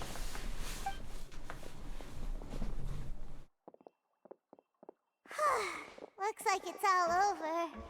What should we do next, Lyney? Should we start preparing for your show? Let me think. Let's rendezvous with Lynette and Gemma first. With Lorenzo in custody, Gemma will no longer have to fear for her safety.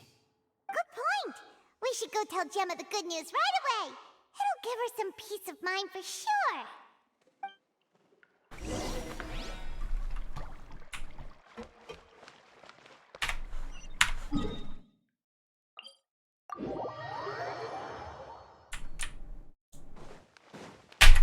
Extinguished!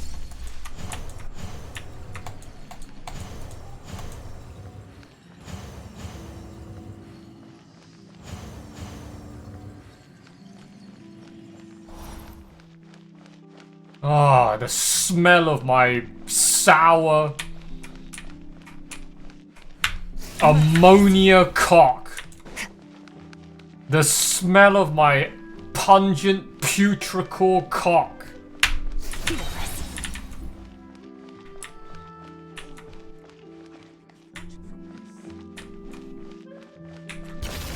Another star goes out! Fearless.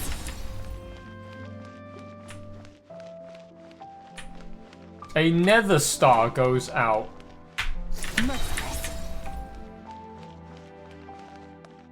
You smell that? That's the smell of my sour, pungent, rotten ammonia cock.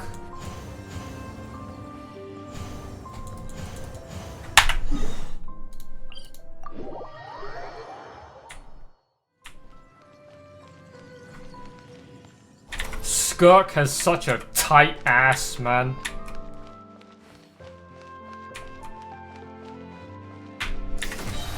Not the word I would have used. Tight.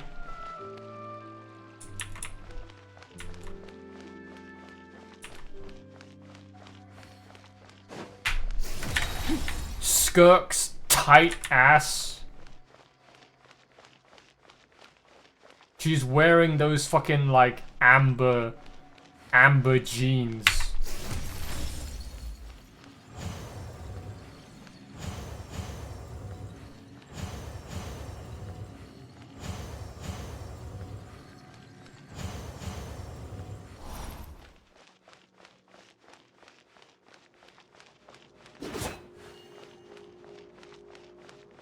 Merciless.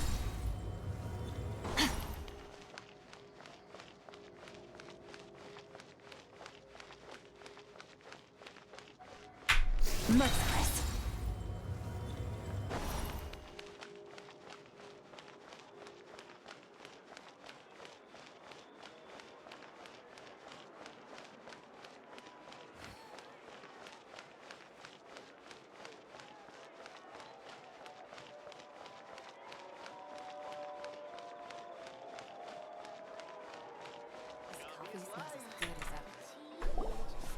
Ah, you're back.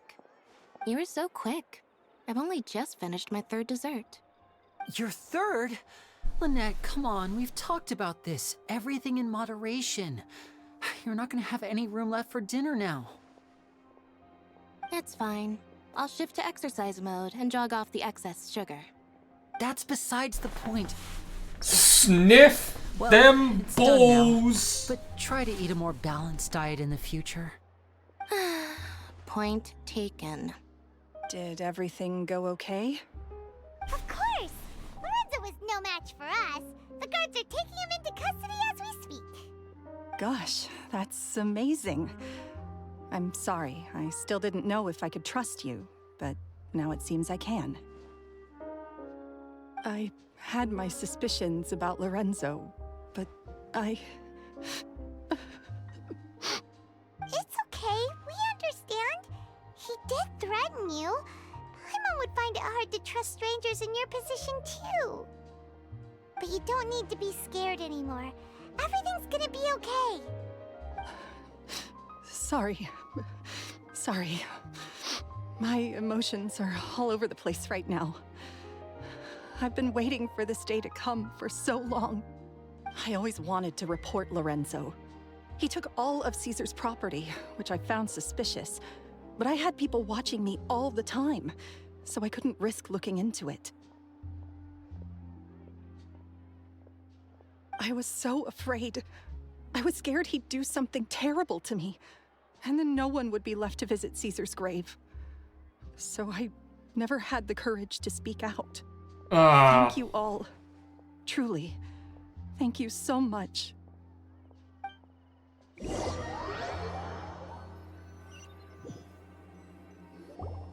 Thank you all for clearing Caesar's name. I never would have guessed that Lorenzo was the real Phantom Weasel. Who the fuck is I never saw any Balthazar? signs that there were problems between him and Caesar in public. From the outside, it looked like they got along great. And to think that lowlife's been living life to the fullest all this time, while Caesar's name was getting dragged through the mud. It's a travesty. At least his soul can finally rest in peace now, thanks to your efforts.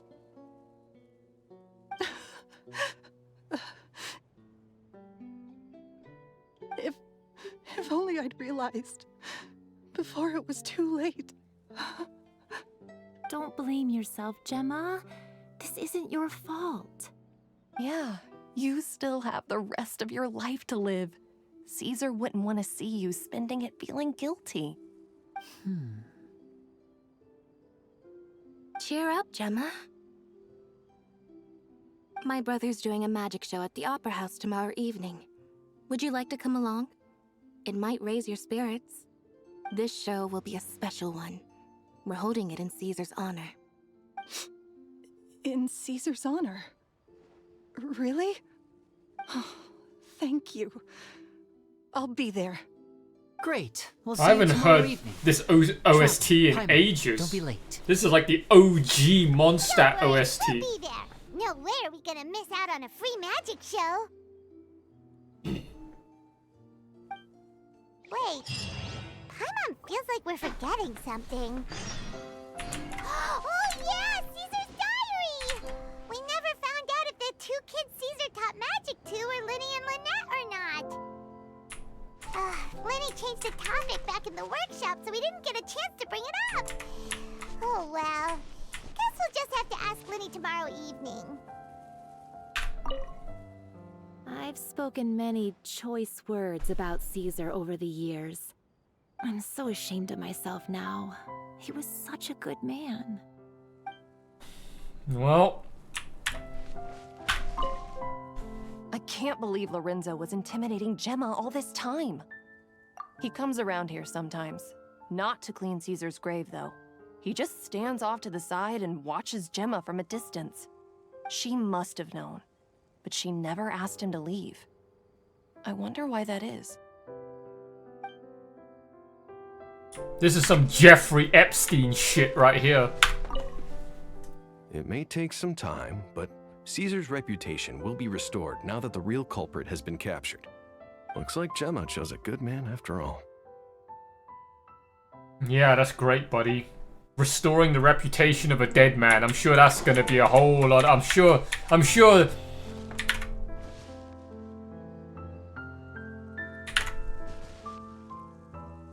A whole lot of good that's gonna do. A whole lot of fucking good that's gonna do, restoring the reputations of a now deceased person. Like it's gonna make any fucking difference to his now non-existent life. Don't you think?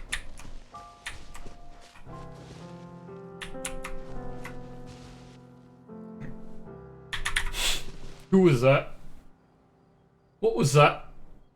I heard someone cough right there.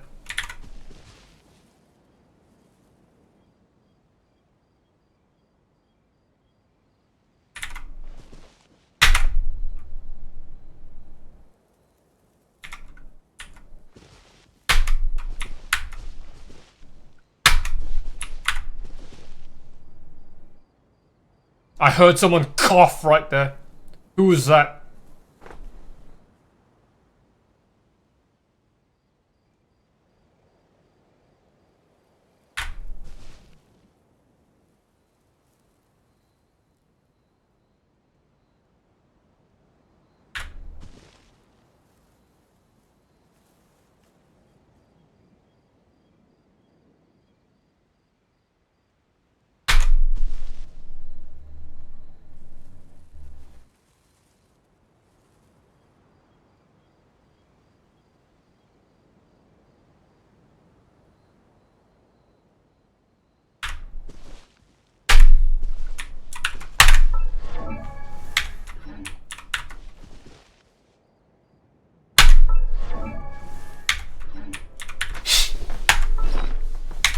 No! No! I'm not accepting that. Okay? I'm not accepting that. I'm not accepting that.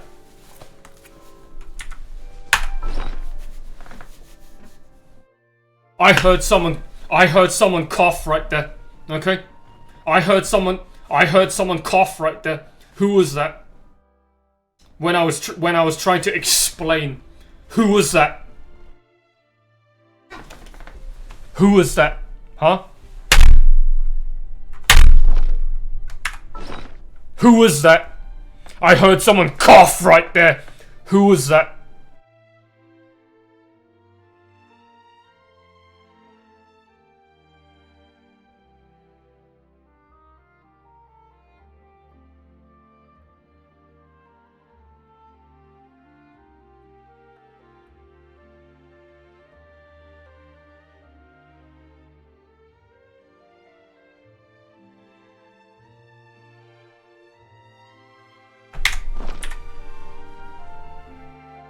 Now, what was I saying?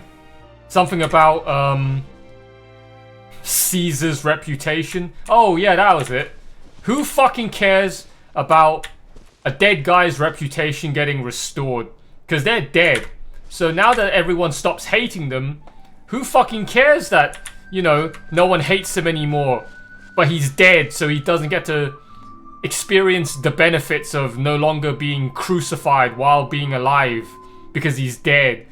It's the equivalent of when a fucking famous painter's paintings are now worth billions after they're dead. Who fucking cares at that point? They're dead. So yeah, sure, your painting now sells for $200 million, but you're dead. So who the fuck cares about the $200 million? Funny, isn't it, how everything always works out after the person is dead? That's the irony of life. You are not valued until you are dead. Hence the saying, the saying goes, you never appreciate something until it's gone. Alright? Hard to, you appreciate something only when it's gone. At that point, it's too late. So who the fuck cares at that point, huh? No one fucking cares at that point. You're dead.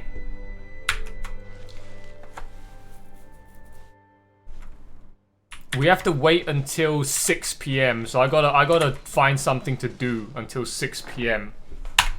Oh, I know what we can do. There's a fucking chest still in whatever this place is called. Tinseltalk. Tierien Tautsi.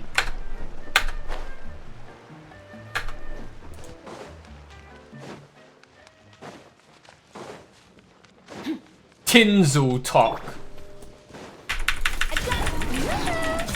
Jacked up frosting.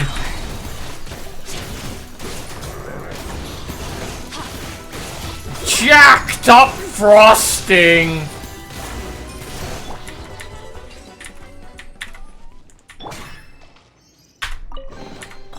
Your hard work is paying off, as it should.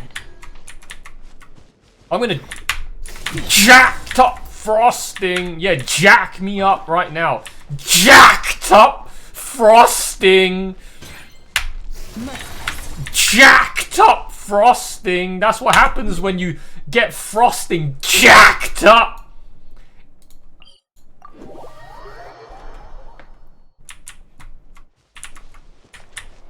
This is why you never ever pump, okay, a cock in the upwards direction.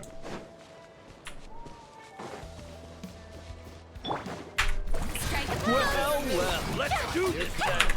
Let my name echo in song.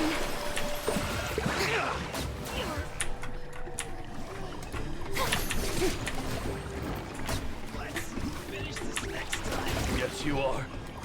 Qualified after all.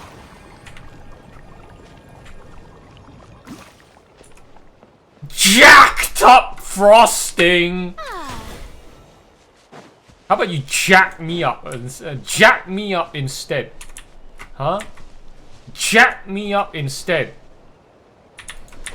The epic showdown between Mike Crotch and Jack Me Hoff.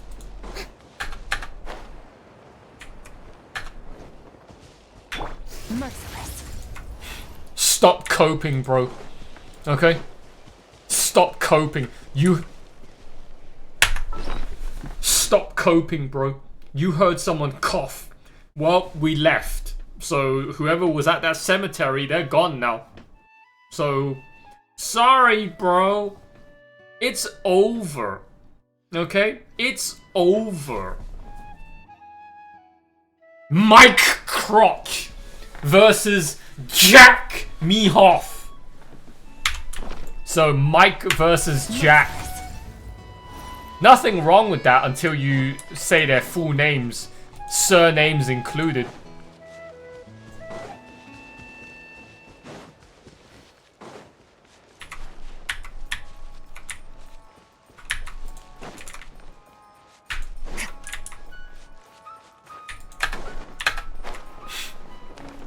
Like, what was that? Huh? What was that? What was that? Huh? What was that?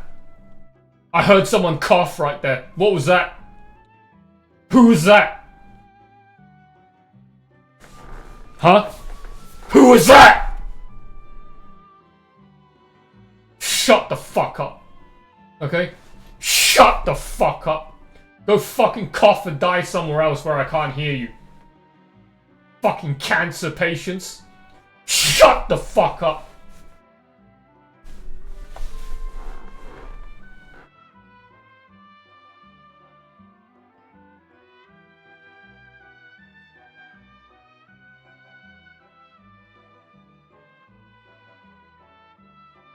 Ugh!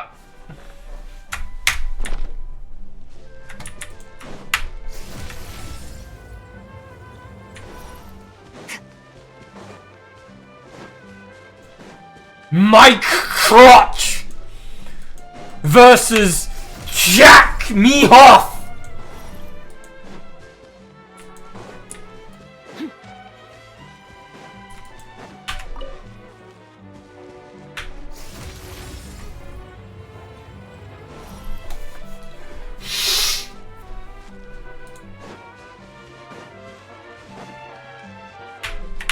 Merciless.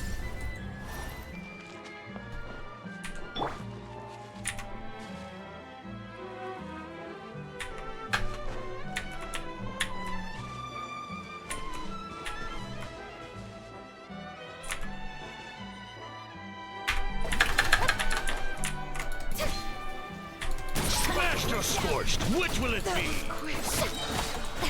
Come on, show me your courage.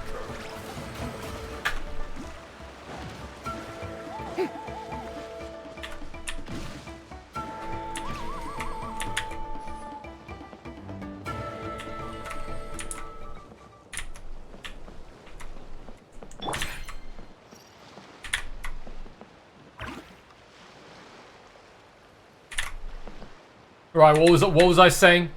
Huh? What was I saying?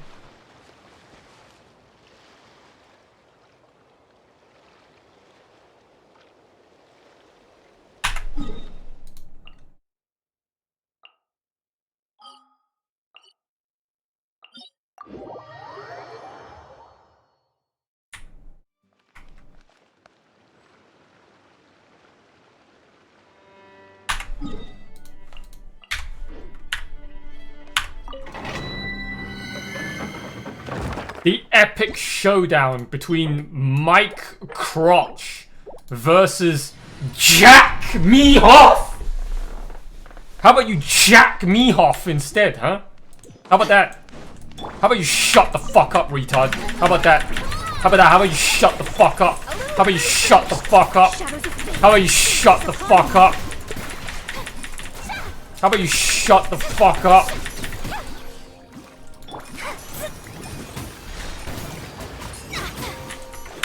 Delve into destiny. Boom, boom, boom, boom, boom.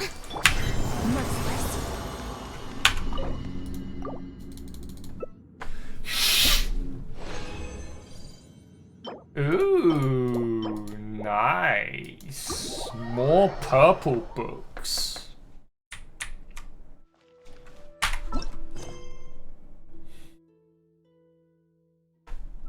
So, Fontaine's story quest was yet again about some jealous narcissist who had their fame and glory stolen from them by some other guy, and then they felt they needed to kill that other guy. How many times have we heard that story already? Huh? I'm pretty sure we've heard that story like 1,000 times now so far in this game. It's like, I was supposed to be the special one, not this stupid cunt. So I decided to murder him.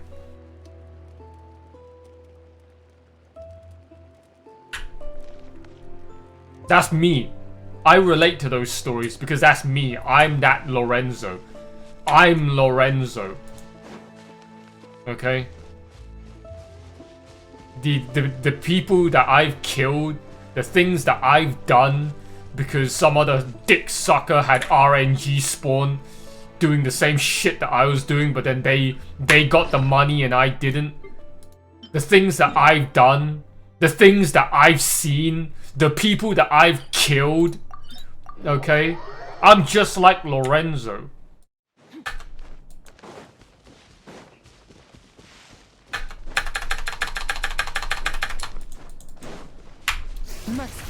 Well, at least we have something to do while we wait for Lyney's magic show. Alright, I'm gonna go and pick up some more ingredients to make more food that I need to go smurf people in public domains with.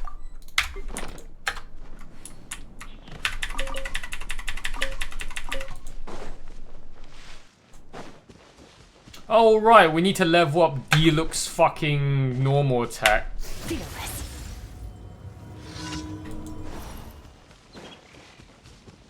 The things that I've done, the things that I've seen, the people that I've killed.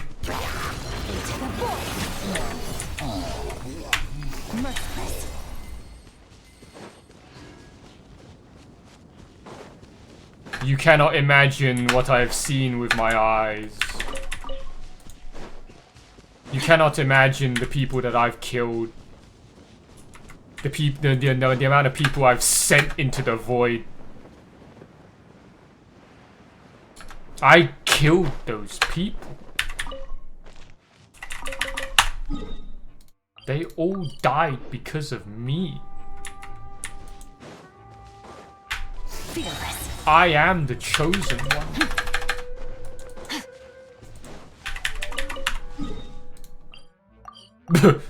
Hey, at least you're not Jeffrey Epstein, am I right? Merciless.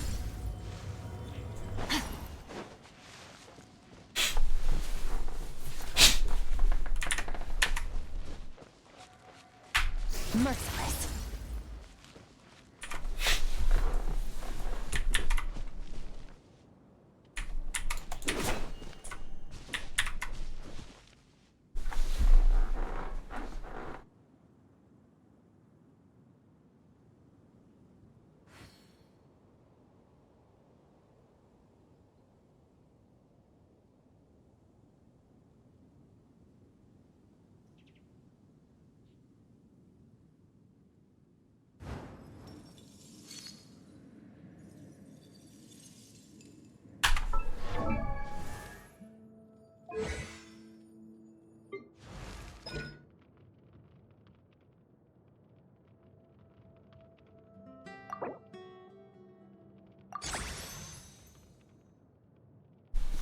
That's a lot of money you're wasting.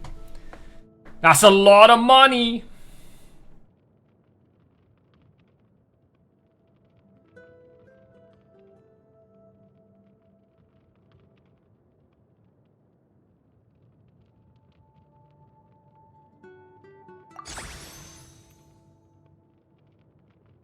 It's done. It is done.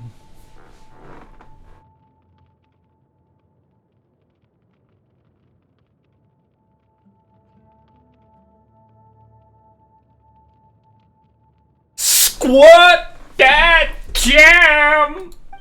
Triple crown, top 0.01%, top like 150 in the EU, or no, top 150 worldwide.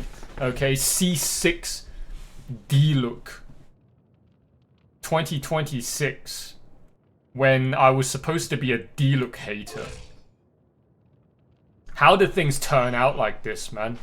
How did I end up going from level 1 D-Look hater to top 0.01% Akasha C6 D-Look? That's so fucking dumb. You wanna know what else is dumb? The fact that I literally just spent 1.2 million on that purchase. 1.2 million more are just gone like that in the blink of an eye.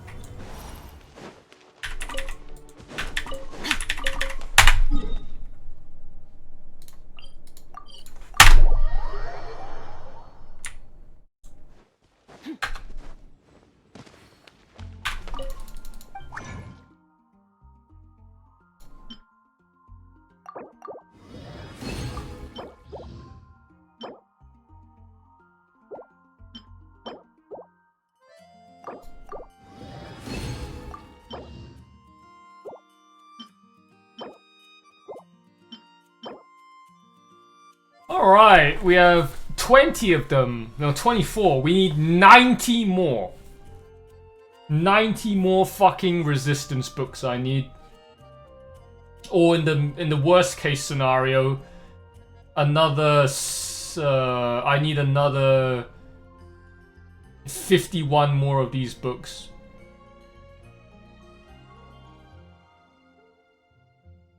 No. This is enough for Mona to be triple crowned. Yeah, but we don't have triple crown right now. So, that's not happening. That's not happening now, is it?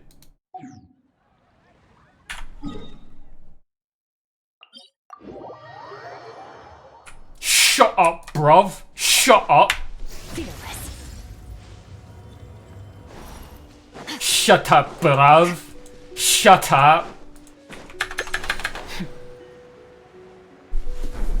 Triple crowned D-Look in 2026 is insane. That's crazy, man. Imagine still using D-Look in 2026. What are you, some kind of cuck?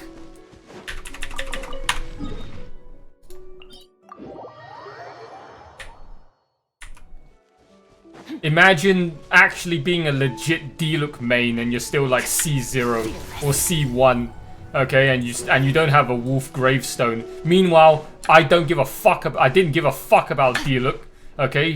He was just constantly me losing every single fucking 50-50 on someone else that I wanted besides D-Look, and now I'm stuck with a top 0.01% Akasha D-Look that's C6 rank 1.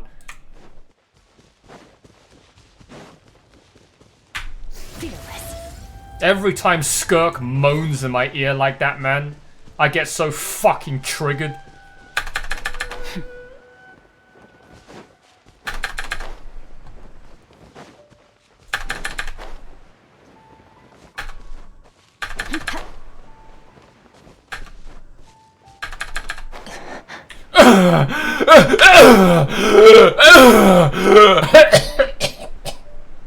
Why you gotta fucking make that sound effect every time you're jumping out of your wing glider? Huh? Are you mentally challenged or something? I'm pretty sure people don't make that fucking noise. She literally sounds like she's either asphyxiating or she's performing Amaranth ASMR.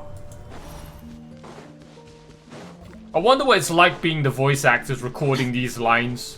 Huh? Did the fucking voice director just like direct him to say, okay, so I want you now to breathe very sensually into the microphone. Okay? I want you to like sound like you're having sex into the microphone. Okay? And then these fucking shameless, filthy bitch whore voice actors will do it anyway.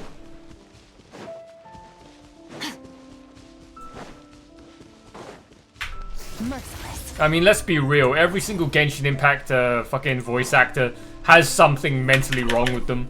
Because they're also VTubers in their free time, and we all know VTubers are all mentally ill.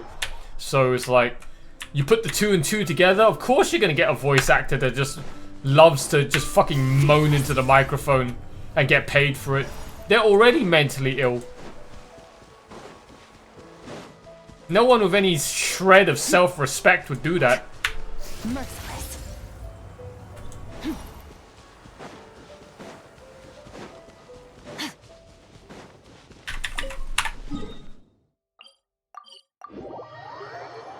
We're still waiting for Lyney's magic show. Why is Lyney's magic show not started yet? Oh, I went into the fucking domain. Oh, that's why. Me going into the fucking resistance book domain reset the fucking game's tracker. So now I have to wait until 6 PM the next day.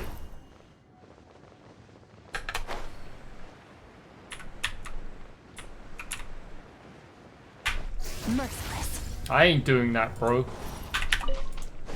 Once I finish collecting my stuff, we're gonna go and watch Lyney's magic show.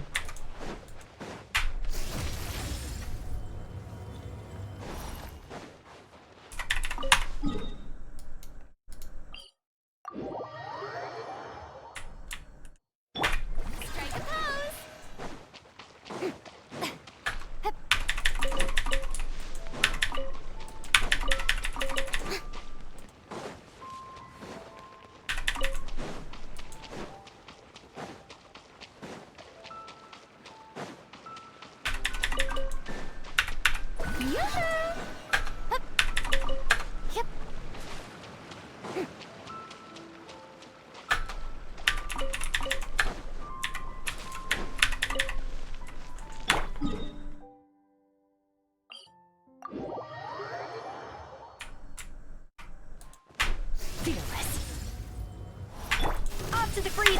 Shower me with praise!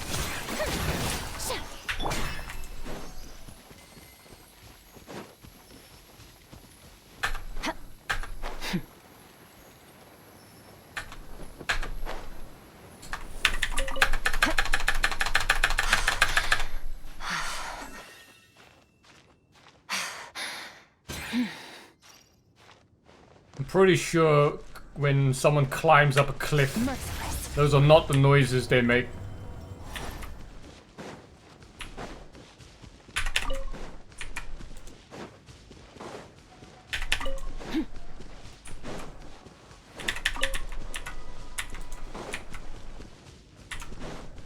God, I hate women.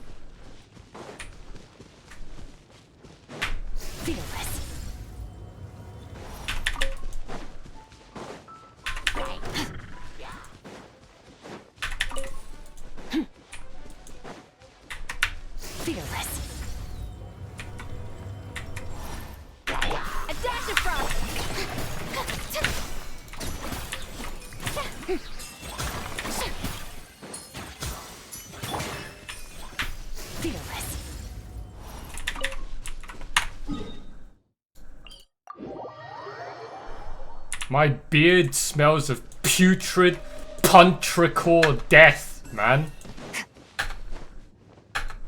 Well, I mean, we've never washed it. It's been 6 months and we've never washed this beard. Of course it smells of putrid, puntricore death. You've had like every single sauce from every single food known to man fucking marinate that beard for 6 months. And you haven't washed it at all?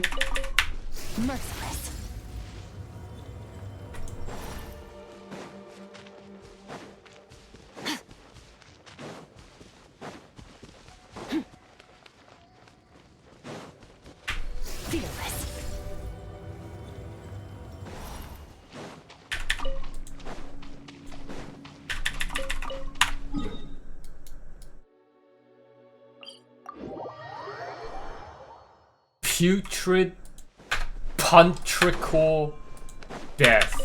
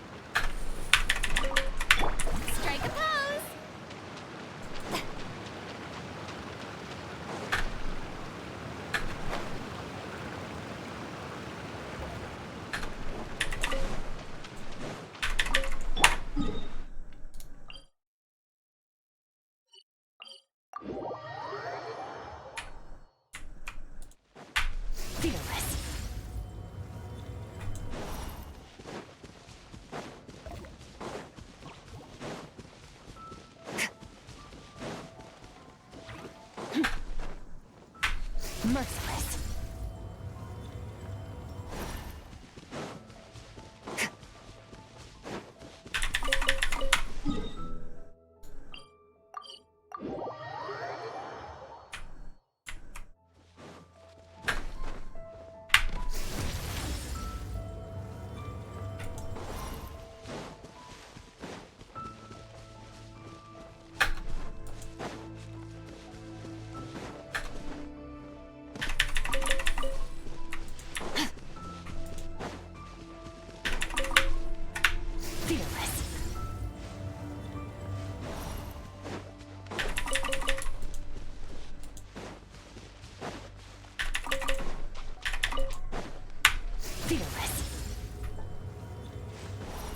I can't believe we missed Lyney's magic show.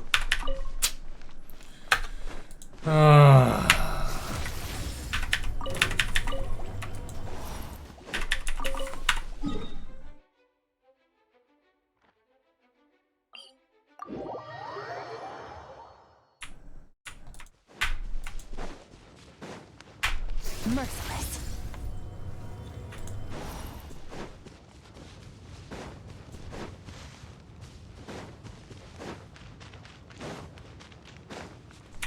A little of this. Shower me with praise.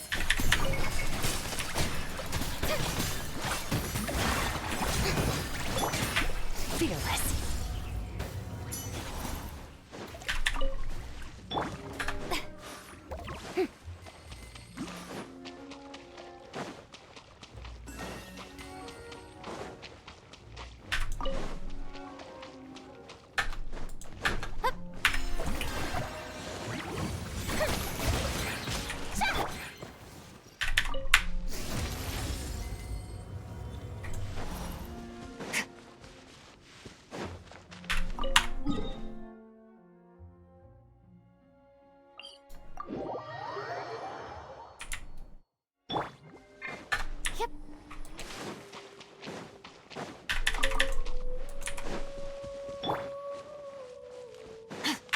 Fearless.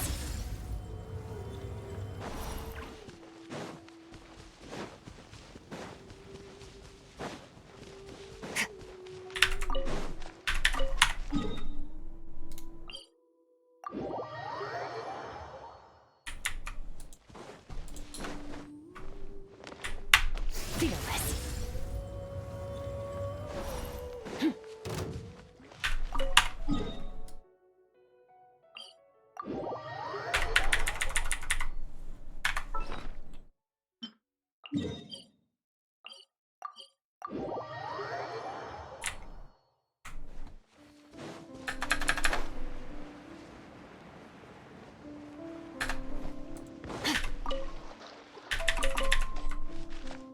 Nice! Objective complete.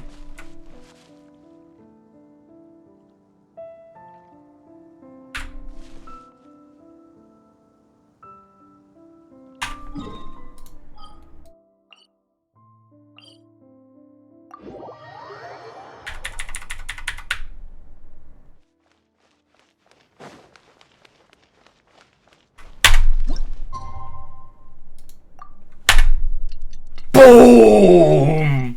Thunderous booms! Merciless.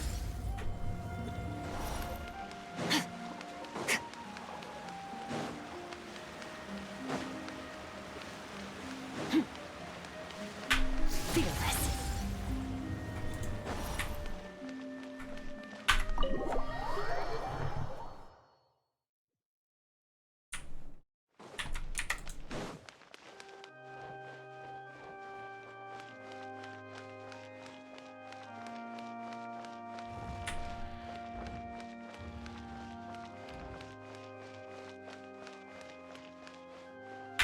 Fearless. Oh, hi there. Here I am, as we agreed. I wonder what kind of show Lyney has prepared for us this time. Oh, the anticipation. It's killing me. Oh, and how could I forget? Thank you both for capturing Lorenzo. Now that this decade-long case of the Phantom Weasel has finally been put to rest, I'm going to go through my notes and put it all together into the most spectacular special column piece to ever grace the pages of the Steenbird.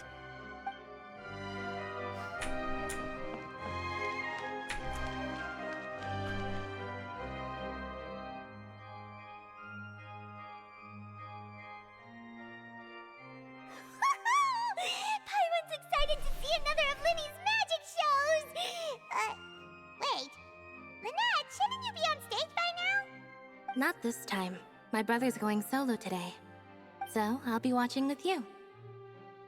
Good evening, ladies and gentlemen. I hope everybody's ready because the show is about to begin.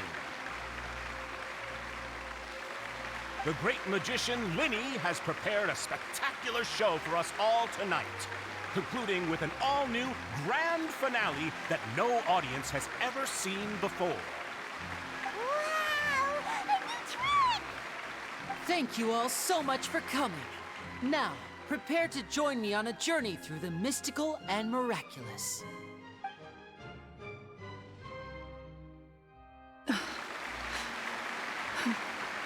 Exciting stuff, isn't it? Yes, it's just... It reminds me of him. No wonder. Caesar was a famous magician too. So, how did you two first meet, Gemma? Well, I was out on the street once, and I saw him performing for little children. Children love magic, because they're willing to believe in things that can't be rationally explained. Caesar had this amazing way of bringing them into a dreamlike world. And somehow, I felt drawn to him too. So I went up and asked him to do a trick for me. Aw, that sounds so romantic. What trick did he do? It was with a flower. He took it in his hand, snapped his fingers, and it magically appeared on my head. I was so happy that day. No one had ever given me a flower before that. Oh, that's so cute! Actually, now that you mention it, Lyney's done that one before. Is that right? Then I suppose he's a romantic at heart, just like Caesar. So let's treasure the time we have with him. After all, you never know when the people dearest to you might be gone.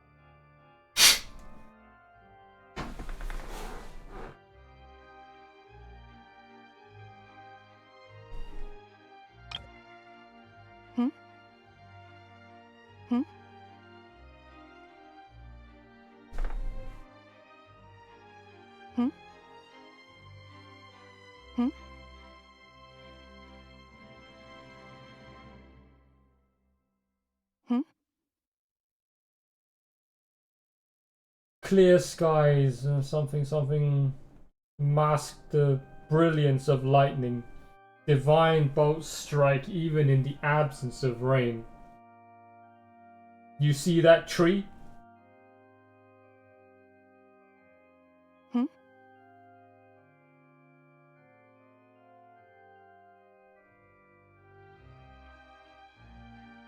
Hmm? Hmm? Hmm? Hmm? Hmm?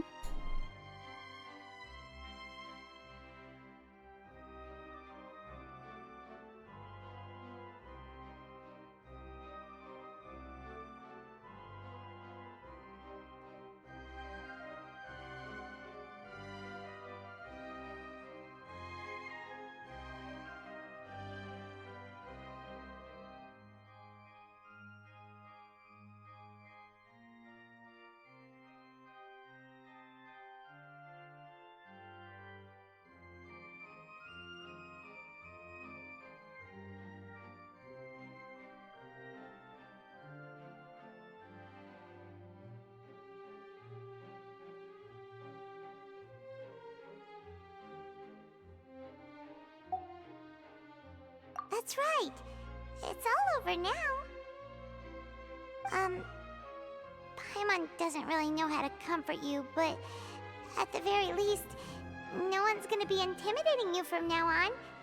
You can breathe easy at last, right? Right. Yes, you can breathe easy now, Phantom Weasel. See? Even Lynette says... Wait, what? The Phantom Weasel? Lorenzo escaped? Where is he? What do you mean, Phantom Weasel? As Lyney once said, a performer's job is to commit fully to their role and put on a flawless performance for their audience. But once the bag of tricks is empty and the curtain falls, it's time to end the show. The spotlight is no place for someone with no more cards up their sleeve. It's been 10 years, Gemma. Aren't you tired of the grieving widow act? I think it's time to put an end to it. What are you talking about? Paimon doesn't like this riddle. Traveler, Paimon doesn't like where this is going. Come on, say something! Ladies and gentlemen, I hope you're all enjoying the performance so far. There will now be a brief intermission, after which Lyney will perform the most electrifying act of tonight's show, the one we've all been waiting for. The final performance will take place outside of the Opera House, so please make your way outside in a calm and orderly fashion. The Phantom Weasel never did like public places, did they? Don't worry, this place will be quiet soon. Let's talk somewhere else for now.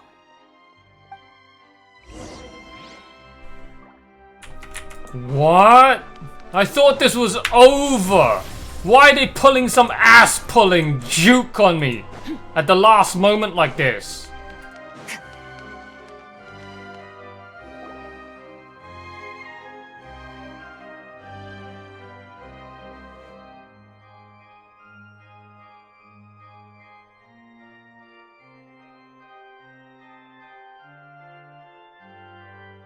Dear me, this is awkward, isn't it? And unfortunately, I'm all out of gadgets, so I'm afraid I can't do any tricks to liven up the mood.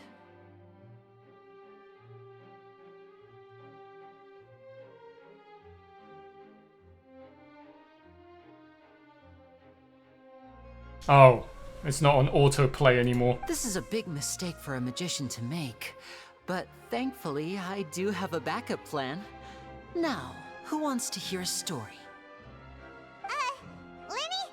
Don't we have more important things to address right now? Lynette accused Gemma of being the real Phantom Weasel a moment ago. Oh, what the heck's going on? All in good time. Magicians are good at guessing what people are thinking. I know the questions you want to ask. And as it happens, the story I'm about to tell might answer a few of them. Really? Well then, let's hear it! Paimon's dying of curiosity here! Let's go back to the very beginning. A decade ago, when the Phantom Weasel was terrorizing the court of Fontaine. She never missed a target, never left a trace, and no treasure was safe from her thieving hands. But as her infamy grew, so did the readiness of the police, and her opportunities to act became ever fewer. Every day she ran the risk of being exposed for who she was. Of course, she could not simply take this lying down, and before long she found her ticket to freedom. She would create a scapegoat, a false weasel to close the chapter on her behalf. After weighing her options, she set her sights on a renowned magician, Caesar. After all, magic and theft shared enough similarities for people to buy the story when the truth came out. So then what? Being the master deceiver she was, the weasel easily earned Caesar's trust.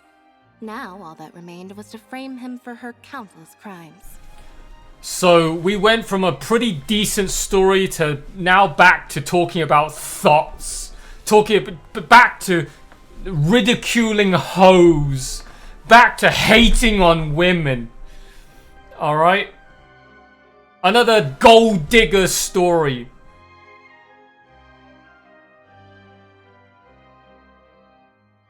I thought it was Lorenzo. That was a way more traditional storyline of, oh, guy hates and is jealous of his other friend who's better than him at life and also took his girl that he likes, so now he's gonna go and murder him out of jealousy and spite, and then he's gonna then like take his place and use all of his tricks to now make money and scam people and fraudster. But no, the woman was the mastermind this whole time.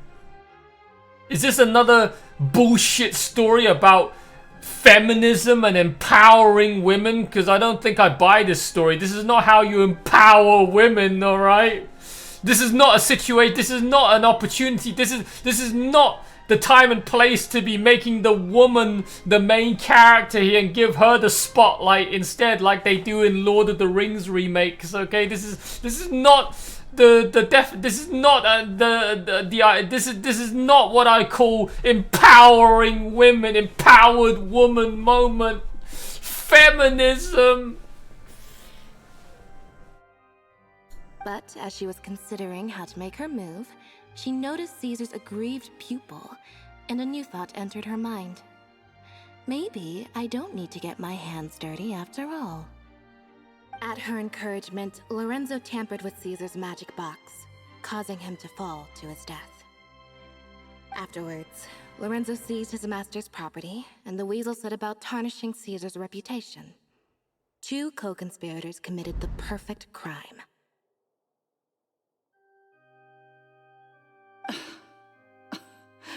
I've got to hand it to you. You're both exceptional storytellers. It's enough to make even me wonder whether there was really another mastermind behind all this, pulling the strings. But I just have one question. You seem to think that I am the villain in this tale. What's brought this on, Lyney? Is it something that Lorenzo said? Don't worry, Lorenzo said nothing at all. But I never believed that he was the weasel, and in fact, my investigation only made me more certain of that. He was too forthcoming with his confession, as if there was something else he was trying to hide. How disappointing. So you'd sooner trust Lorenzo than me, even without a shred of evidence? Yes, bros before hoes. A magician is an expert at playing the audience to get the result they want. And I have no doubt that you, Gemma, are equally talented in this regard. With a little help from Lorenzo, you put on a very convincing performance. The lovesick fiancé, whose devotion to her betrothed is unshakable, even under threats of violence. Caesar was maligned and hated by all for 10 years, but you? Everyone sympathized with your plight. Who would suspect for 1 second that the lovely young lady always seen weeping in front of Caesar's grave was actually the mastermind behind his demise?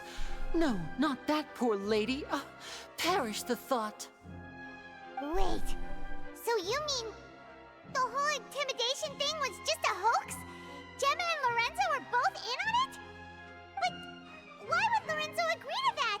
And why didn't he sell her out even at the end instead of admitting to being the weasel himself? Yes, why indeed? Maybe Gemma herself could enlighten us on that question. Well, Lyney, if you're so confident in your version of events, then I think the answer should be obvious. Having killed Caesar with his own hands, Lorenzo was plagued by overwhelming guilt. Revealing the Phantom Weasel's true identity would serve no purpose. But if the Weasel remained free, then she could take care of Lorenzo's loved ones. An excellent answer, though sadly a little dull. Is that right? Well, don't let me bore you. If you'd care to change the topic to something more interesting, I'd be much obliged. As a matter of fact, there's one thing I'd really like to understand. Why would the real Weasel have targeted things that only have value to other people? Could you shed any light on that? Of course. After all, we're just telling stories here, aren't we? If I had to guess, I would say that the real Weasel must have had a terrible childhood.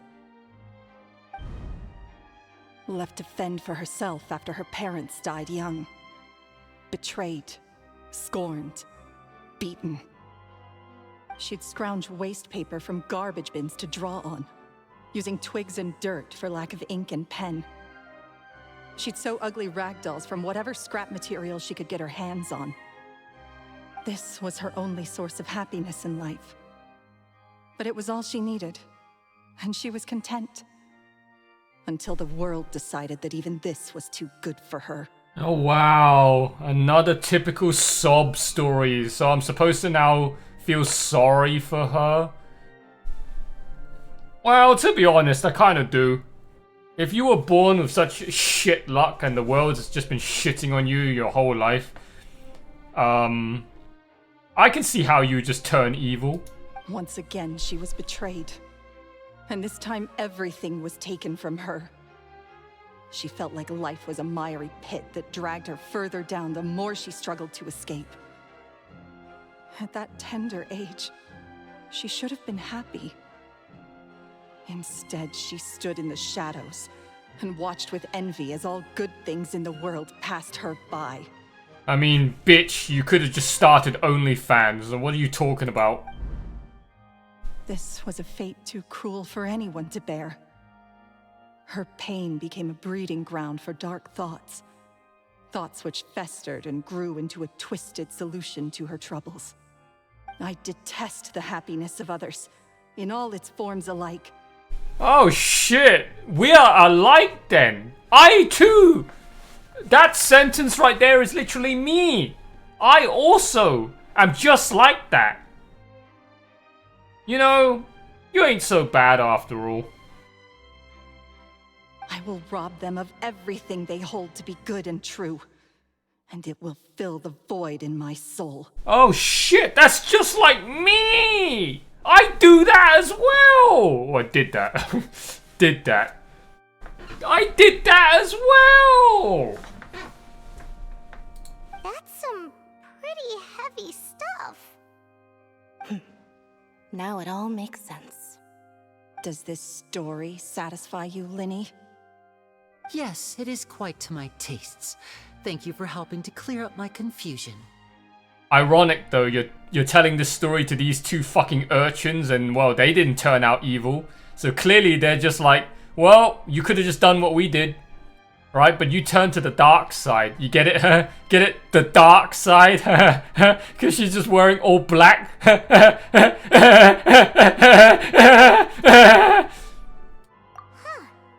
That's right. What drove you to write that letter, Gemma? What were you trying to achieve there? Because she's schizo. Because without that, none of this would have ever come to light. She didn't write the letter. After 10 long years, I'd hoped that the Phantom Weasel would be consigned to the history books by now. But it seems like someone still wasn't ready to let her finally be at peace. Lyney. Or should I call you the Phantom Copycat now? You were the one who posted that letter outside the Opera House. But why? Very sharp, Phantom Weasel. Still as shrewd as ever. Well, no need for me to be coy about it. Our goal was to clear Caesar's name. The most straightforward way to change the public's impression of Caesar was to force the Weasel to show themselves. That's it? You had no other agenda? Of course we did. We made it quite clear in the letter, I believe. I shall take from you that which you hold most dear, just as you did to me 10 years ago. 10 years ago? You mean Caesar's death? You met him? Wait. Oh, I get it. You were those two obnoxious kids. It's been so long, and you're all grown up now. I didn't recognize you. He taught you magic back then, didn't he? For what, 10 days or something? And you went to all this trouble. Why? Because you feel like you still owe him something? We remember all our debts, however great or small. 10 years ago, Caesar's reputation was torn to shreds, and his legacy was thrown out. 10 years on, and no one cares what the truth is anymore. That's amazing, man. I have forgotten just how good Fontaine writing was. Alright? Because, you know, that's like 3 years ago. But now I'm starting to remember why Fontaine was and still is peak. Alright? Going from Yoimiya's Story Quest Part 2 to this is like night and day. From something that I don't even fucking remember anymore, like 2 seconds after I finished it, to this fucking quest. Bro, this right here is quality. All these fucking plot twists and turns, even I couldn't have fucking figured this shit out. This is some quality ass shit right here, compared to Mia's fucking Story Quest Part 2 about some crippled kid. But we did not forget, and so we came to find you. And? What exactly did you take from me? I'm still standing, as you can see. Lorenzo has admitted to everything. I'm free. Free? Do you really think so? It's like clicking on the fucking Wii Sports fucking me avatar's facial expressions in the fucking avatar customizer menu. It's like one moment their eyebrows are like down here, it's like, and then up here, down here, and up here, down here, straight up here. It's like, bro, that's one frame of animation between like 45-degree angle changes of those eyebrows. That's not how it works in real life, bro. Where are the other 59 frames of transitional movement? You just got 2 fucking keyframes. One from down here and then one in the opposite fucking direction. Did a 180. No fucking animation in between. It's jarring to look at. Caesar once told me that even though the world is filled with lies and falsehoods, we must find our own truth. I think that applies to you too. Truth can take many forms. Prized possessions with nostalgic value, fervent hopes and dreams, and irreplaceable people. Life took many things from you, and those wounds never healed. When they ached unbearably in the dead of night, stealing became your way of numbing the pain. What are you trying to say? I'm saying that for the last 10 years, you've been living a rather uneventful life. Perhaps that's because you found something other than a life of crime to fill the hole? Yeah, my dick! Back to Lorenzo for a second. He murdered his own master, played along with your act, and took pains to make sure any suspicion would be directed towards him. But what did he have to gain from all that? I'll be filling all of her up holes Real good. I can fix her. She's somewhat crazy, but I can fix her. He knew who you were and the things you'd done, and despite that, he was willing to give everything up for your sake. He's the reason that you haven't felt the compulsion to steal in all these years. You're more than just accomplices in murder. You're the only real friends each other has. So I think you know, deep down, that he is the only truth you have in your life. But that truth is gone now, and I guarantee you, you'll never see it again.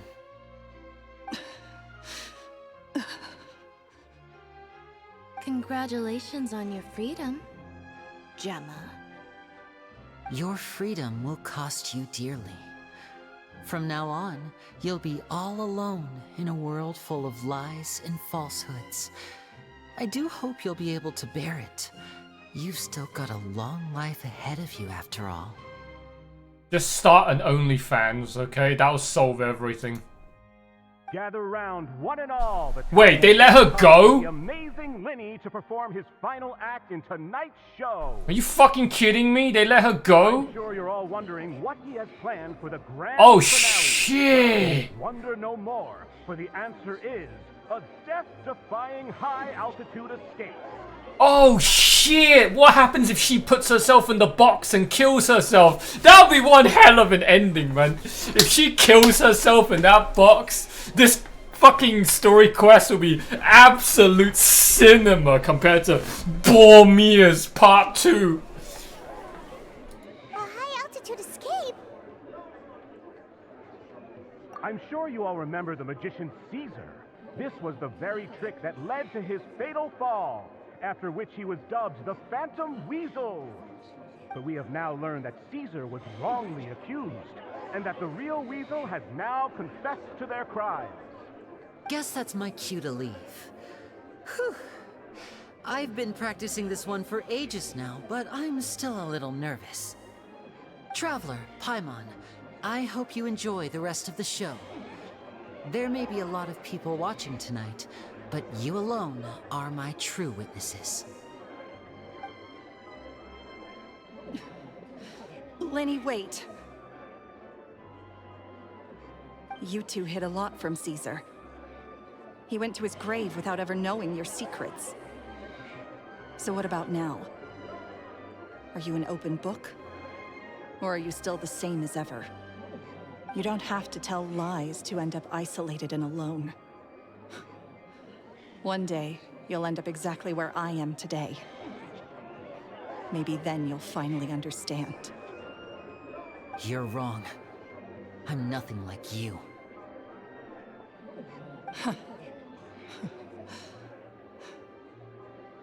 So, what are we, doing now? Like Lyney said, when you're ready, let's head outside and watch the show. But what about Gemma? She'll figure out what's best for her soon enough. Oh, and if you'd like to see Lyney after the show, you know where he'll be. The usual haunt. All right. Well, let's go and watch Lyney's finale then. This trick's a pretty dangerous one, but he should be able to pull it off, right? I mean, if he falls out of the box, he can just plunge damage to the floor, right? If he can't fucking use his plunging bow attack to hit the floor with 0 fall damage, then that means the Lyney that we play with in game is a fake.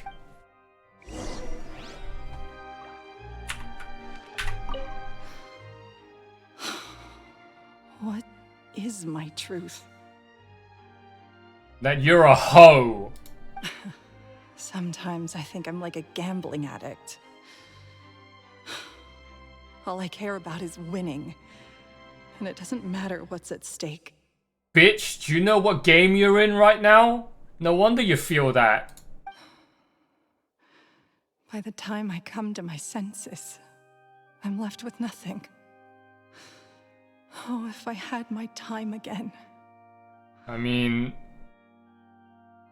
you won't be left with nothing. You'll be left with my dick in your mouth and up your ass. And in that fucking hot, meaty, cheesy pussy pocket.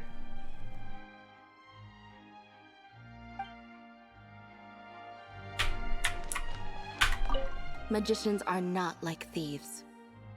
Speak for yourself, bitch. Thieves only tear things apart. But good-hearted magicians, they put things back together. Well, sorry, but I'm the dark magician. Alright? Yeah. Was that card in Yu-Gi-Oh? I'm the dark magician. Not the light magician.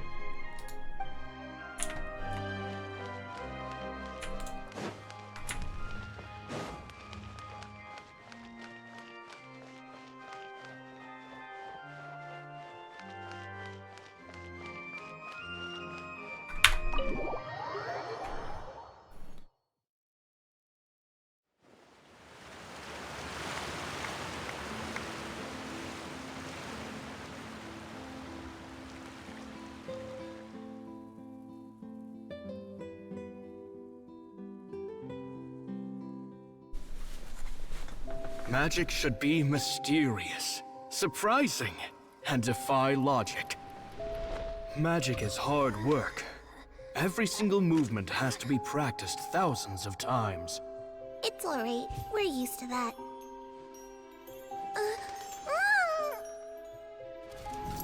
We're sorry.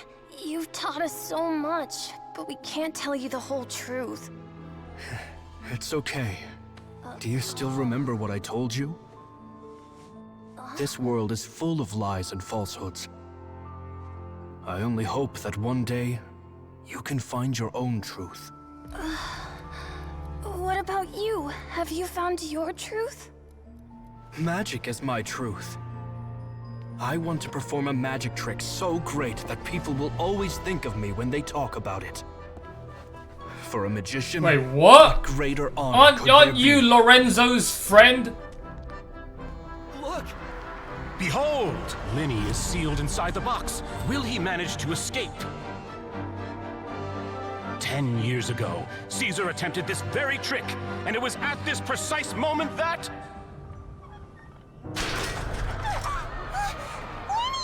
Watch out!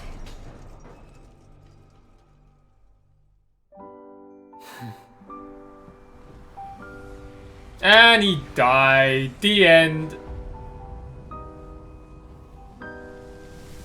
Mysterious. Oh shit! 5-star boom! 5-star pit! And logic defying. Who's the gambling addict? I'm sorry. Who's the gambling addict? This honor belongs to you, Caesar. That's crazy! Sorry, it's a little late. The difference between Bormia's Story Quest Part 2 and this? Holy shit, bro! Did you see that? 1 minute he was falling, and the next, he turned into flowers. That's insane, the quality and writing jump from the end of Sumeru to Fontaine.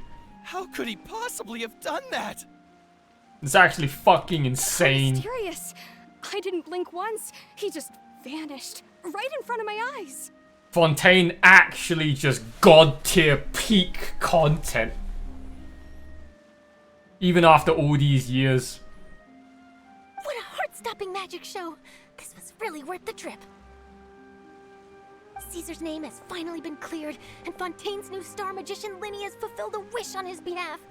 Oh, I couldn't ask for a better grand finale. It will make a great headline for the Steambird tomorrow, even if I do say so myself. Whew. Looks like everyone really loved Lyney's grand finale.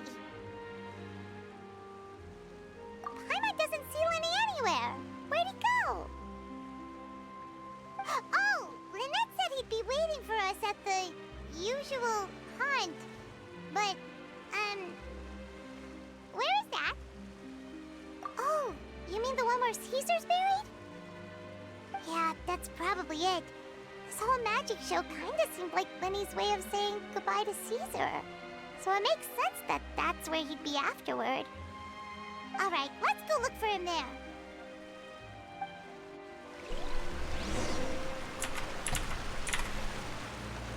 Bro, it's fucking amazing, man, this quest. Dude, this quest is quality.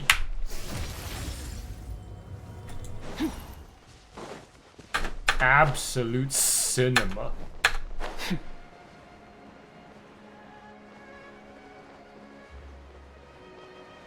You can only imagine what Nouvelette's one, Risley's one, Farina's one, all of those ones coming up are gonna be.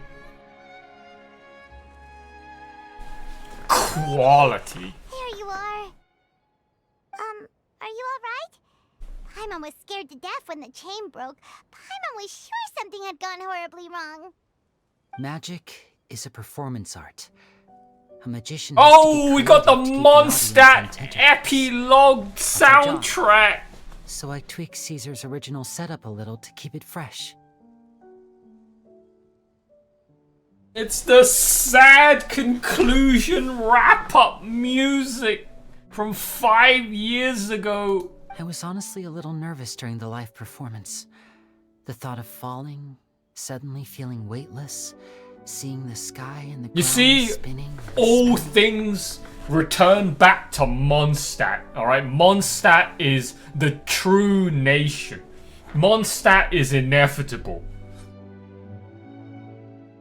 And that's like my home. So like, bro, I'm eating so good in this game compared to all the other people that like to suck on Natlan dick, or suck on Inazuman dick, or suck on Natlanese dick, or Natlantean dick, or Sumerian dick.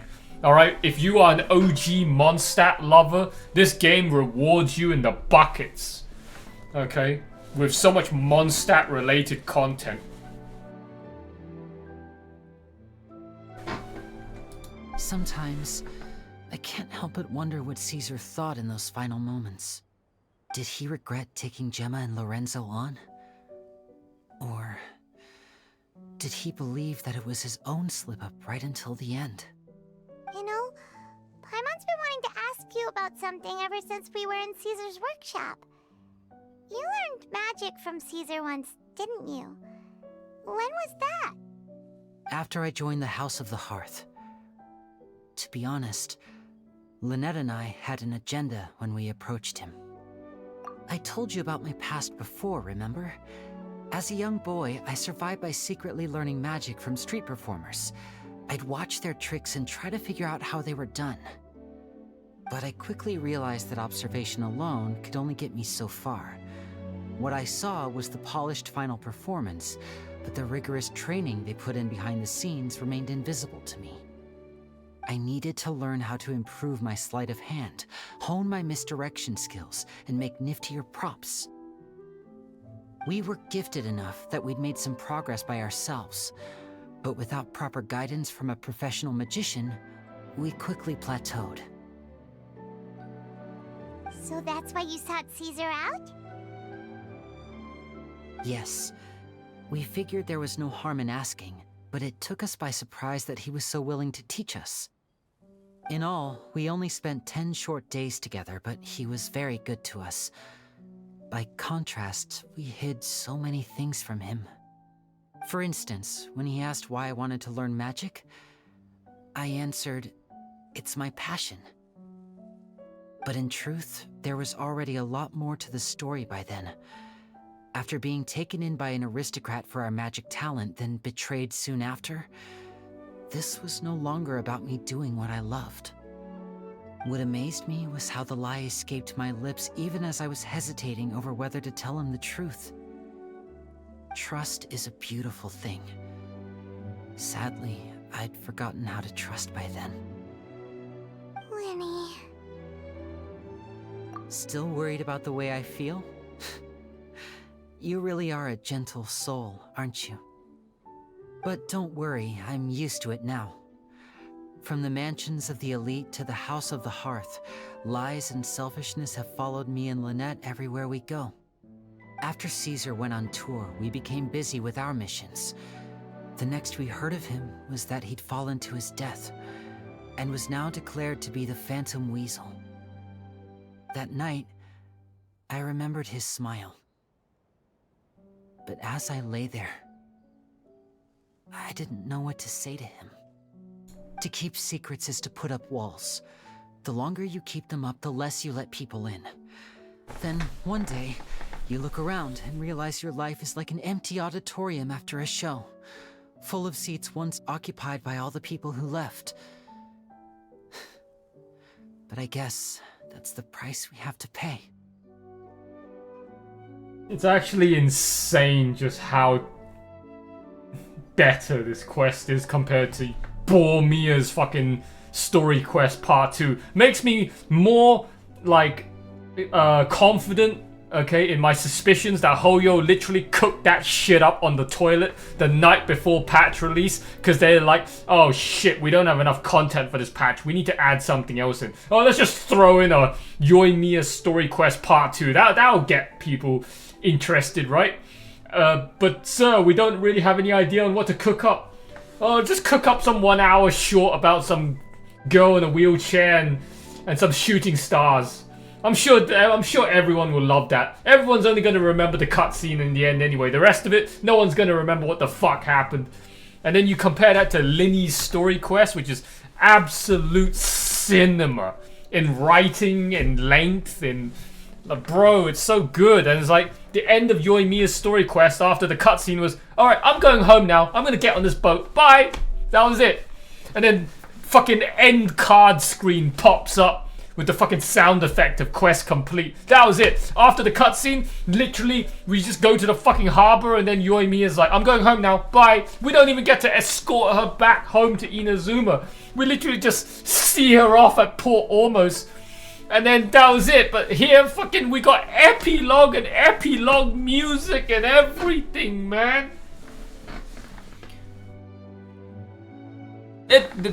Bro, what the fuck is that shift in quality? You only realize how much someone really meant to you when you lose them completely. Hey, look, that's what I said. That's why I was so confident this would hurt Gemma. Because I felt it for myself. Wasn't that literally what I fucking said earlier in the stream? You don't appreciate something until it's gone. Just like Van Gogh and his paintings. Yeah, cheer up, Lyney. We've had to say our fair share of goodbyes during our journey too. But whatever happens, Paimon always believes in what tomorrow brings. Delicious food, fun toys, and the traveler by my side. Paimon just needs to focus on things like this, and all the unhappy stuff goes right out the window. That's insane, man. We traveled back in time. If I had done this back when it was out and when I was actually here in Fontaine, I would be addressed as the legendary D's. Okay, like I have been for 5 years. Okay? D's would be my name that Paimon would call me. But now that we travel back in time and I've delayed and put this off for so long, you now address me as Wall-E. Alright? I am Wall-E, just like the Pixar movie Wall-E. Wall-E. What does that spell to you? If you look very closely, what does that spell to you? Mr. Wall-E. Rocking 12 C6 rank 1s. You know, Traveler, doesn't that kind of make you Paimon's truth? Exactly. It's the same for me and Lynette. We are the truest thing each other has in the world, and nothing can replace that. Up next is C6 rank 1 Sandrone. Life has taken plenty from us, like it did from Gemma. But at least it left us with each other. That's what gave us the strength to get through the darkest days. That's why the darkness never consumed me, and why it never will. Maybe we live in the shadows too, but we remember every precious ray of light that shines through. Alright, time to lighten this conversation up a little. What did you think of the show tonight? Were you happy with it? It was amazing! Paimon just wishes we hadn't been so distracted with the Gemma situation. We spent most of our time in the Opera House just talking and pretty much missed the entire first half of the show. Lyney, could you do just one more trick for us? Whoa, that's a bit of a tall order, I'm afraid. The show's just finished, so my sleeves are decidedly card-free right now. Aw, come on! Surely you can think Lyney Paimon knows can do anything if he puts his mind to it. Oh, all right then. I'll give it a go, but only because it's you. It's funny how these story quests literally are so important to, like, making the player more emotionally attached to a character to increase the likelihood that they're gonna spend money and pull for that character. Like, previously, I didn't really give a fuck about Lyney. Yeah, sure, you know, I kind of liked Lyney in the Fontaine Archon quest, and I also liked, you know, his appearances here and there, but I didn't ultimately really care about Lyney. But after doing this story quest, suddenly it's like, alright, he's pretty cool. Not really, he's still a fucking gay twink, but I respect him more than I used to. But I still don't like his gameplay. Who the fuck plays Ganyu in fucking 2026? Like, that style of gameplay was patch 1.0 era. No one's gonna stand at the back of the room and fire a fucking bow anymore. That's too slow. Watch closely. I have a flower in my hand. You liar! There's nothing in your hand! We ain't going along with this! Huh? My goodness, you're right. But I could have sworn I brought one here with me. Okay, try this. Count down with me. 3, 2, 1. 3, 2, 1. Now, have another look around. Maybe the flowers appeared somewhere else. Really? Let's see.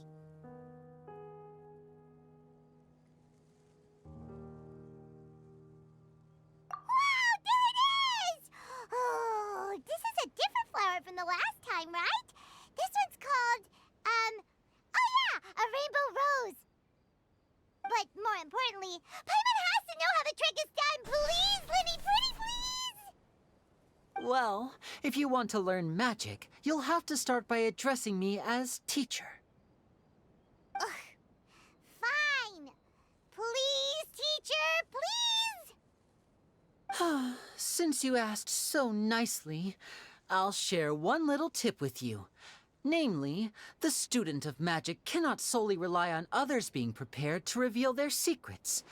You have to observe, think, and find the answers for yourself. Is that it? Ah, look at the time. We shouldn't linger here too long. Thanks again for coming to see my show. I bid you both good night.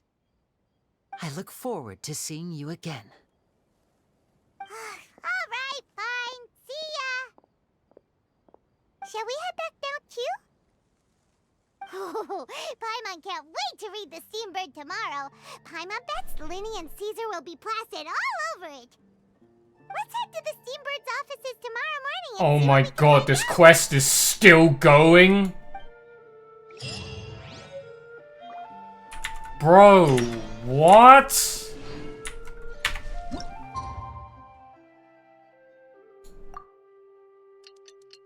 Okay, this... You see what I mean when I said Sino's fucking story... When I said Sino Part 2 was 4 hours long? Well, it seems like this one's no different. Fucking Lyney's story quest is also 4 hours long.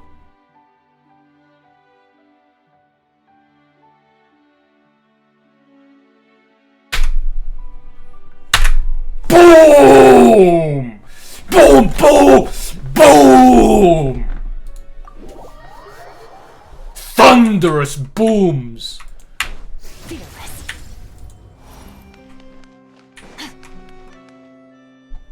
I'm very sorry, Charlotte, but my sister and I are quite busy today. I'm afraid we'll have to decline this interview. Oh, please, Lyney, I'll only take a moment of your time, if you would be so kind. Huh? What's happening here? I spent all night writing my piece about the Phantom Weasel, and it was going to go to print this morning.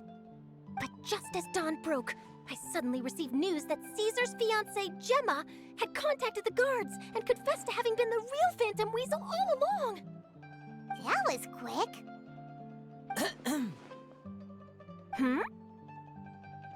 Too late, bro. That was quick, you say? It sounds like I've got some catching up to do. Please, fill me in. Whoops. Aha! My instincts did not lead me astray. You do have something to hide. Gemma turning herself in must have something to do with Lyney's performance last night. Maybe watching my high-altitude escape trick reminded her of a better time with Caesar, and she could no longer ignore the voice of her conscience. Huh. Okay, then. Wait, no, there must be more to it. If that's all it took for her to have a change of heart, how did it take her 10 whole years? Well...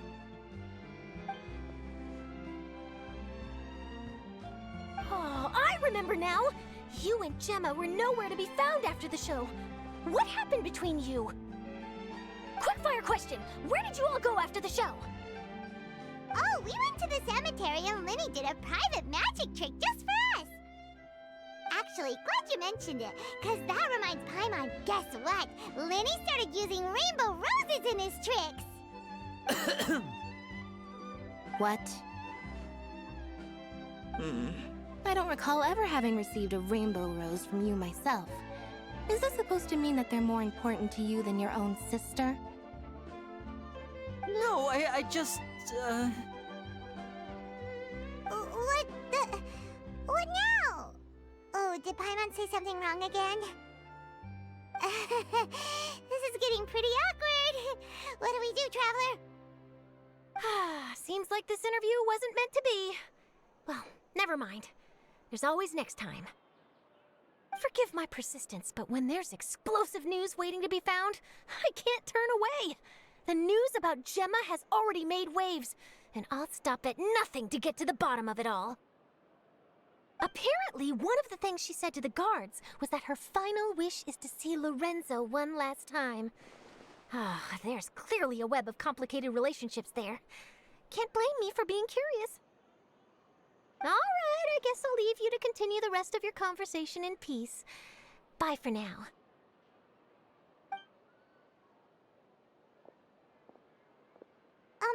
Lynette? Paimon didn't mean to... Don't worry, I wasn't angry. I was just trying to distract her. Oh, really? Oh, thank goodness. You scared Paimon there. Phew. You and me both, Paimon. You and me both. At least it did the job, right? Please, take good care of that rainbow rose. I'd be really upset if you lost it.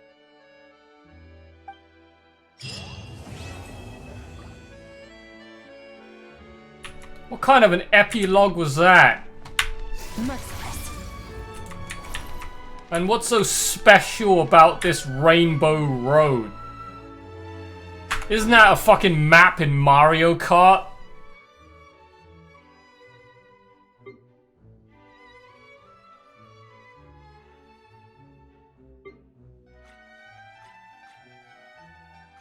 Oh shit! We still haven't even finished getting all of our chunks of meat.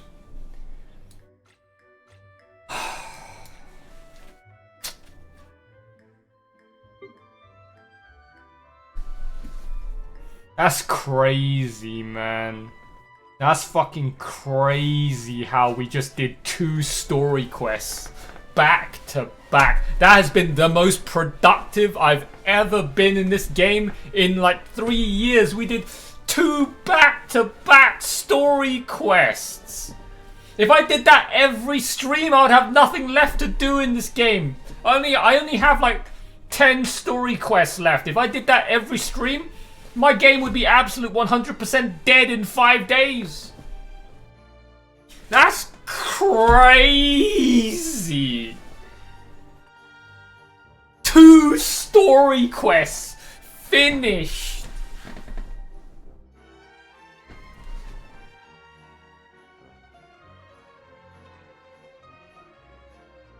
Well, time to spend our epilogue going and getting meat. We need to go get ourselves more raw meat. Because my inventory is not full.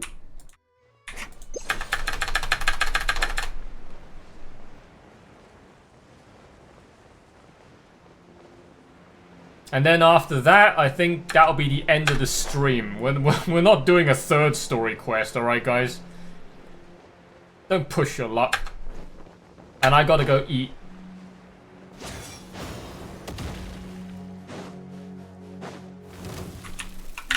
Strike a pose!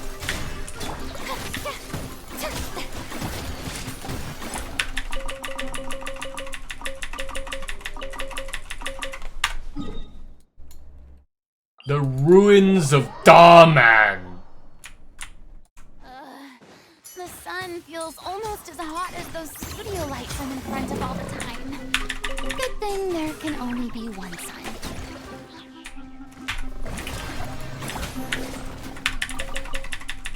Farina just casually fucking complaining about going outside and the fucking sun. Meanwhile, all of her pets are slaughtering the locals.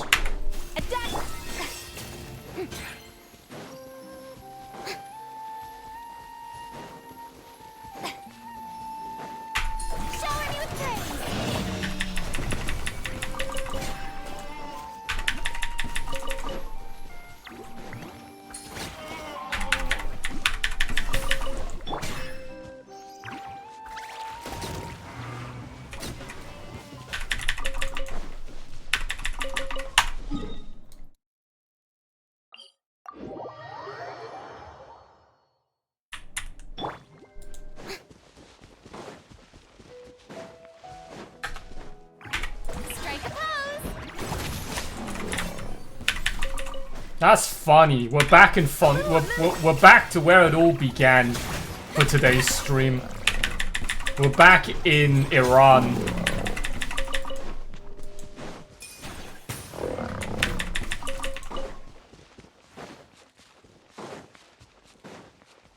Oh hey, look! I also killed those two during the fucking quest.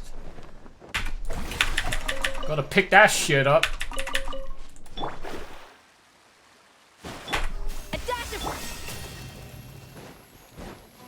What the fuck's it doing over there?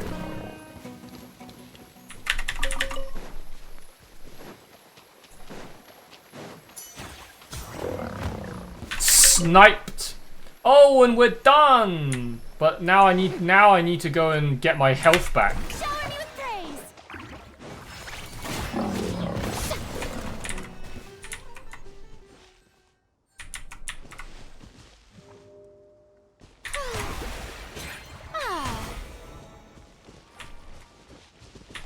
Roblushranani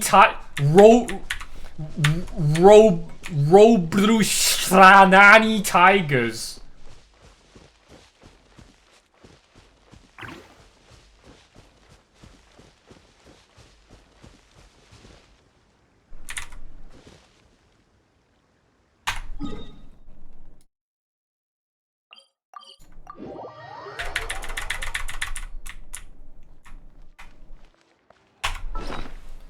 Alright, I think that's it. We're done for the day. Alright guys, so that is it for the stream. Alright, I hope you guys have enjoyed 2 story quests. And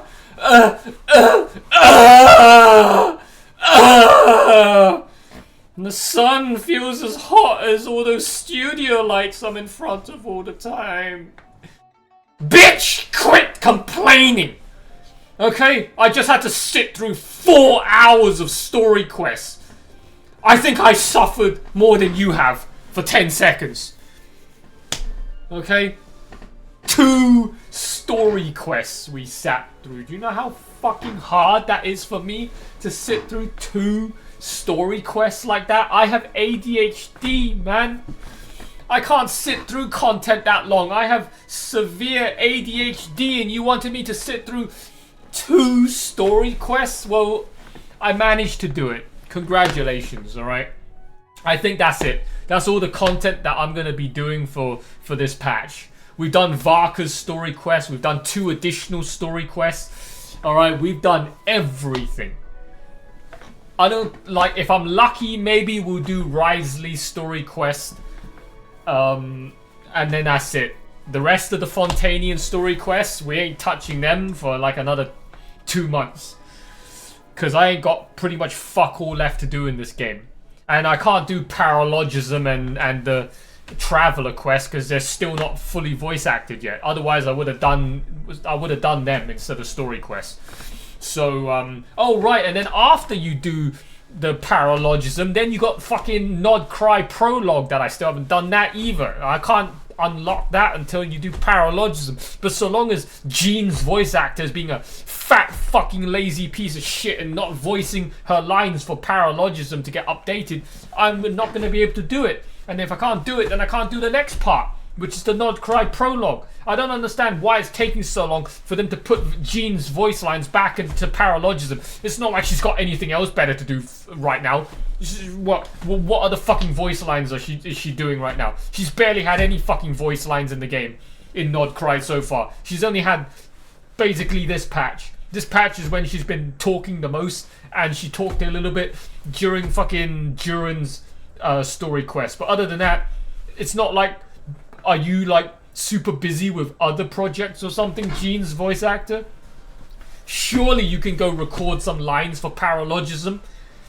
I'm literally waiting on you to be fucking voiced so that I can go do the quest. Okay, but you still decide to not do it.